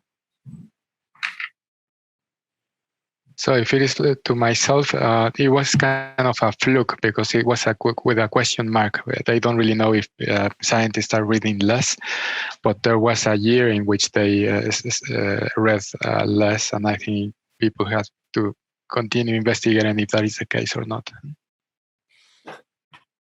One could imagine that with all the recommenders that scientists have, they get access to more of the literature that is very close to their concerns, which might come at the expense of what is a bit further. I mean, the same thing, the same type of reproach that is made to the big social networks that recommend you news, friends, and the like. I don't know. That's a hypothesis that could be tested, certainly. And that could come at the expense of more disruptive ideas, which often result from the combination of ideas that are far away from each other initially.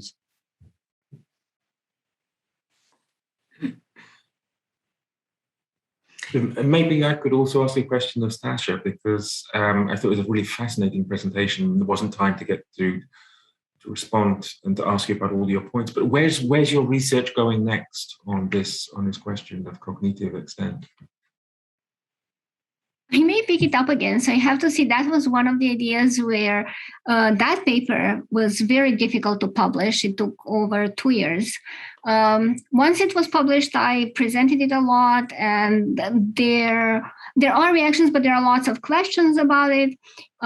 So I left it for a while. So I worked on it, and then I picked up other things. But now that I revisited it, and because of this presentation, I did a bunch of other analysis, I want to repick that one and actually introduce that to a bunch of other measures. Because as I said, I don't think that this whole thing is replacing one measurement of the other. This is more like an elephant, and each measure gives us a particular view, and it each has a limitation. So I do think that what is needed is this understanding on how these components work together. And a big thing that I think we'll need is draw from the more so-called qualitative literature, because I did hint to some of the things that were discovered by a number of ethnographies, by a number of theories going back to the sociologists of science, economists of science, psychologists of science, and really trying to see what were the models, and they were more theoretical models or theories suggested of what is happening, and combining this data and maybe like enhancing the measures to try and model. And also, I say multi-level modeling, because what is happening here is that changes in one type of the system, right? Changes in funding change the number of people.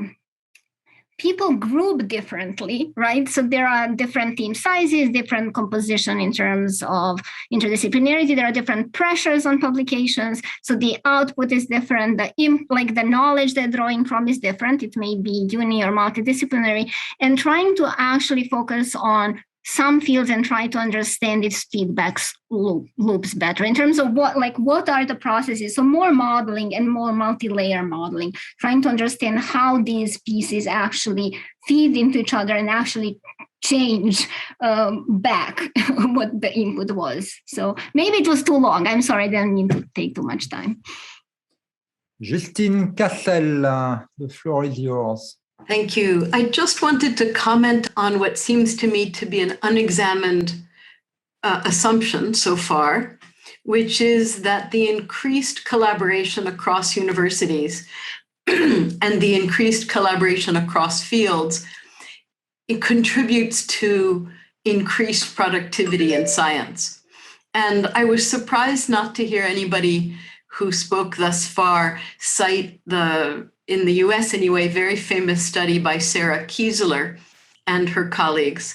And I see, Asha, that you're nodding, because I can't imagine you don't know this. She looks at the surge of science right after the Second World War and that second surge of science in the 60s.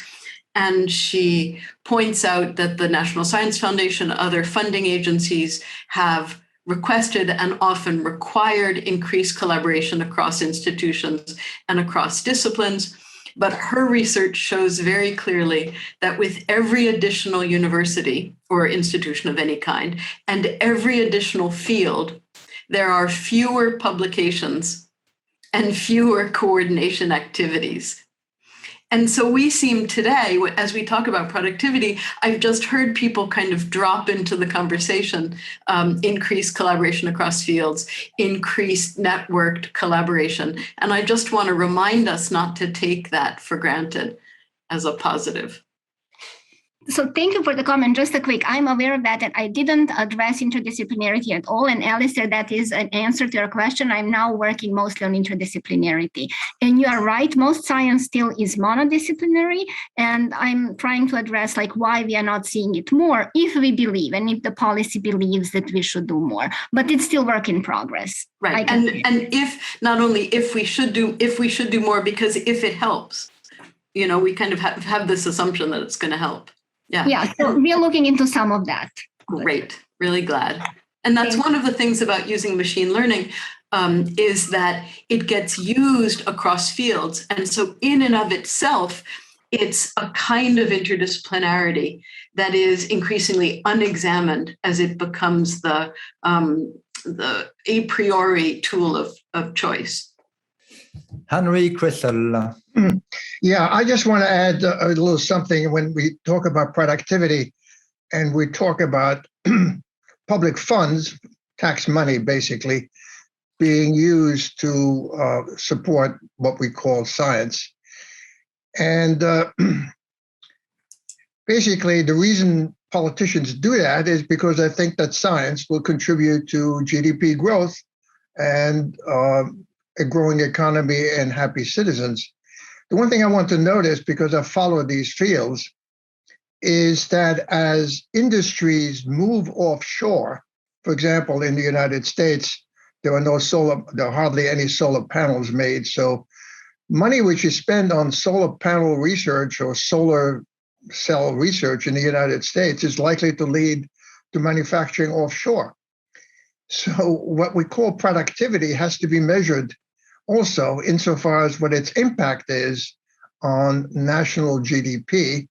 And you can have very productive scientists, but it turns out the results go elsewhere from the point of view of the citizens that are actually funding it.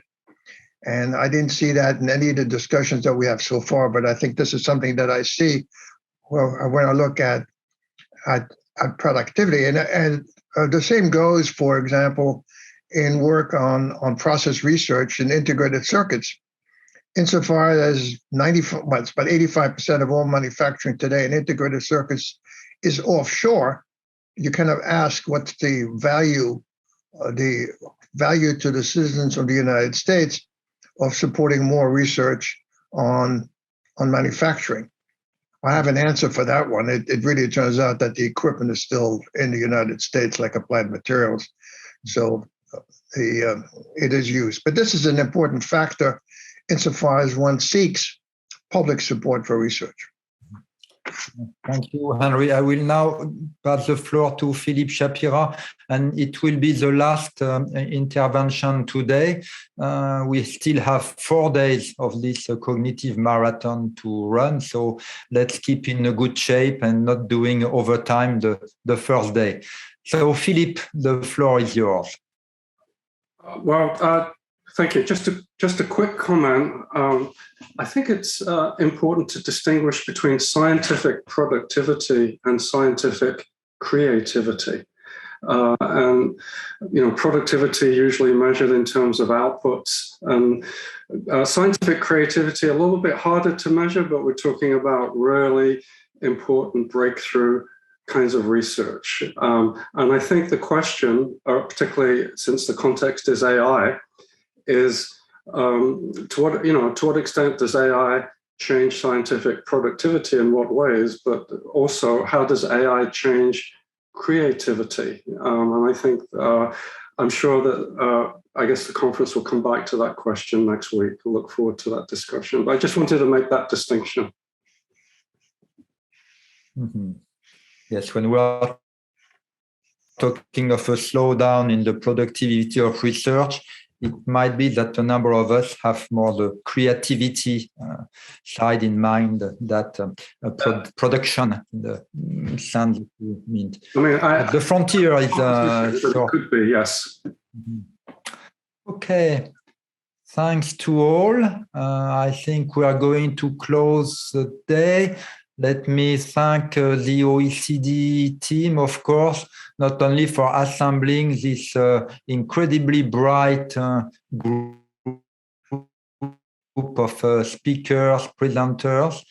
So thanks to all. Alistair, do you want to add a word?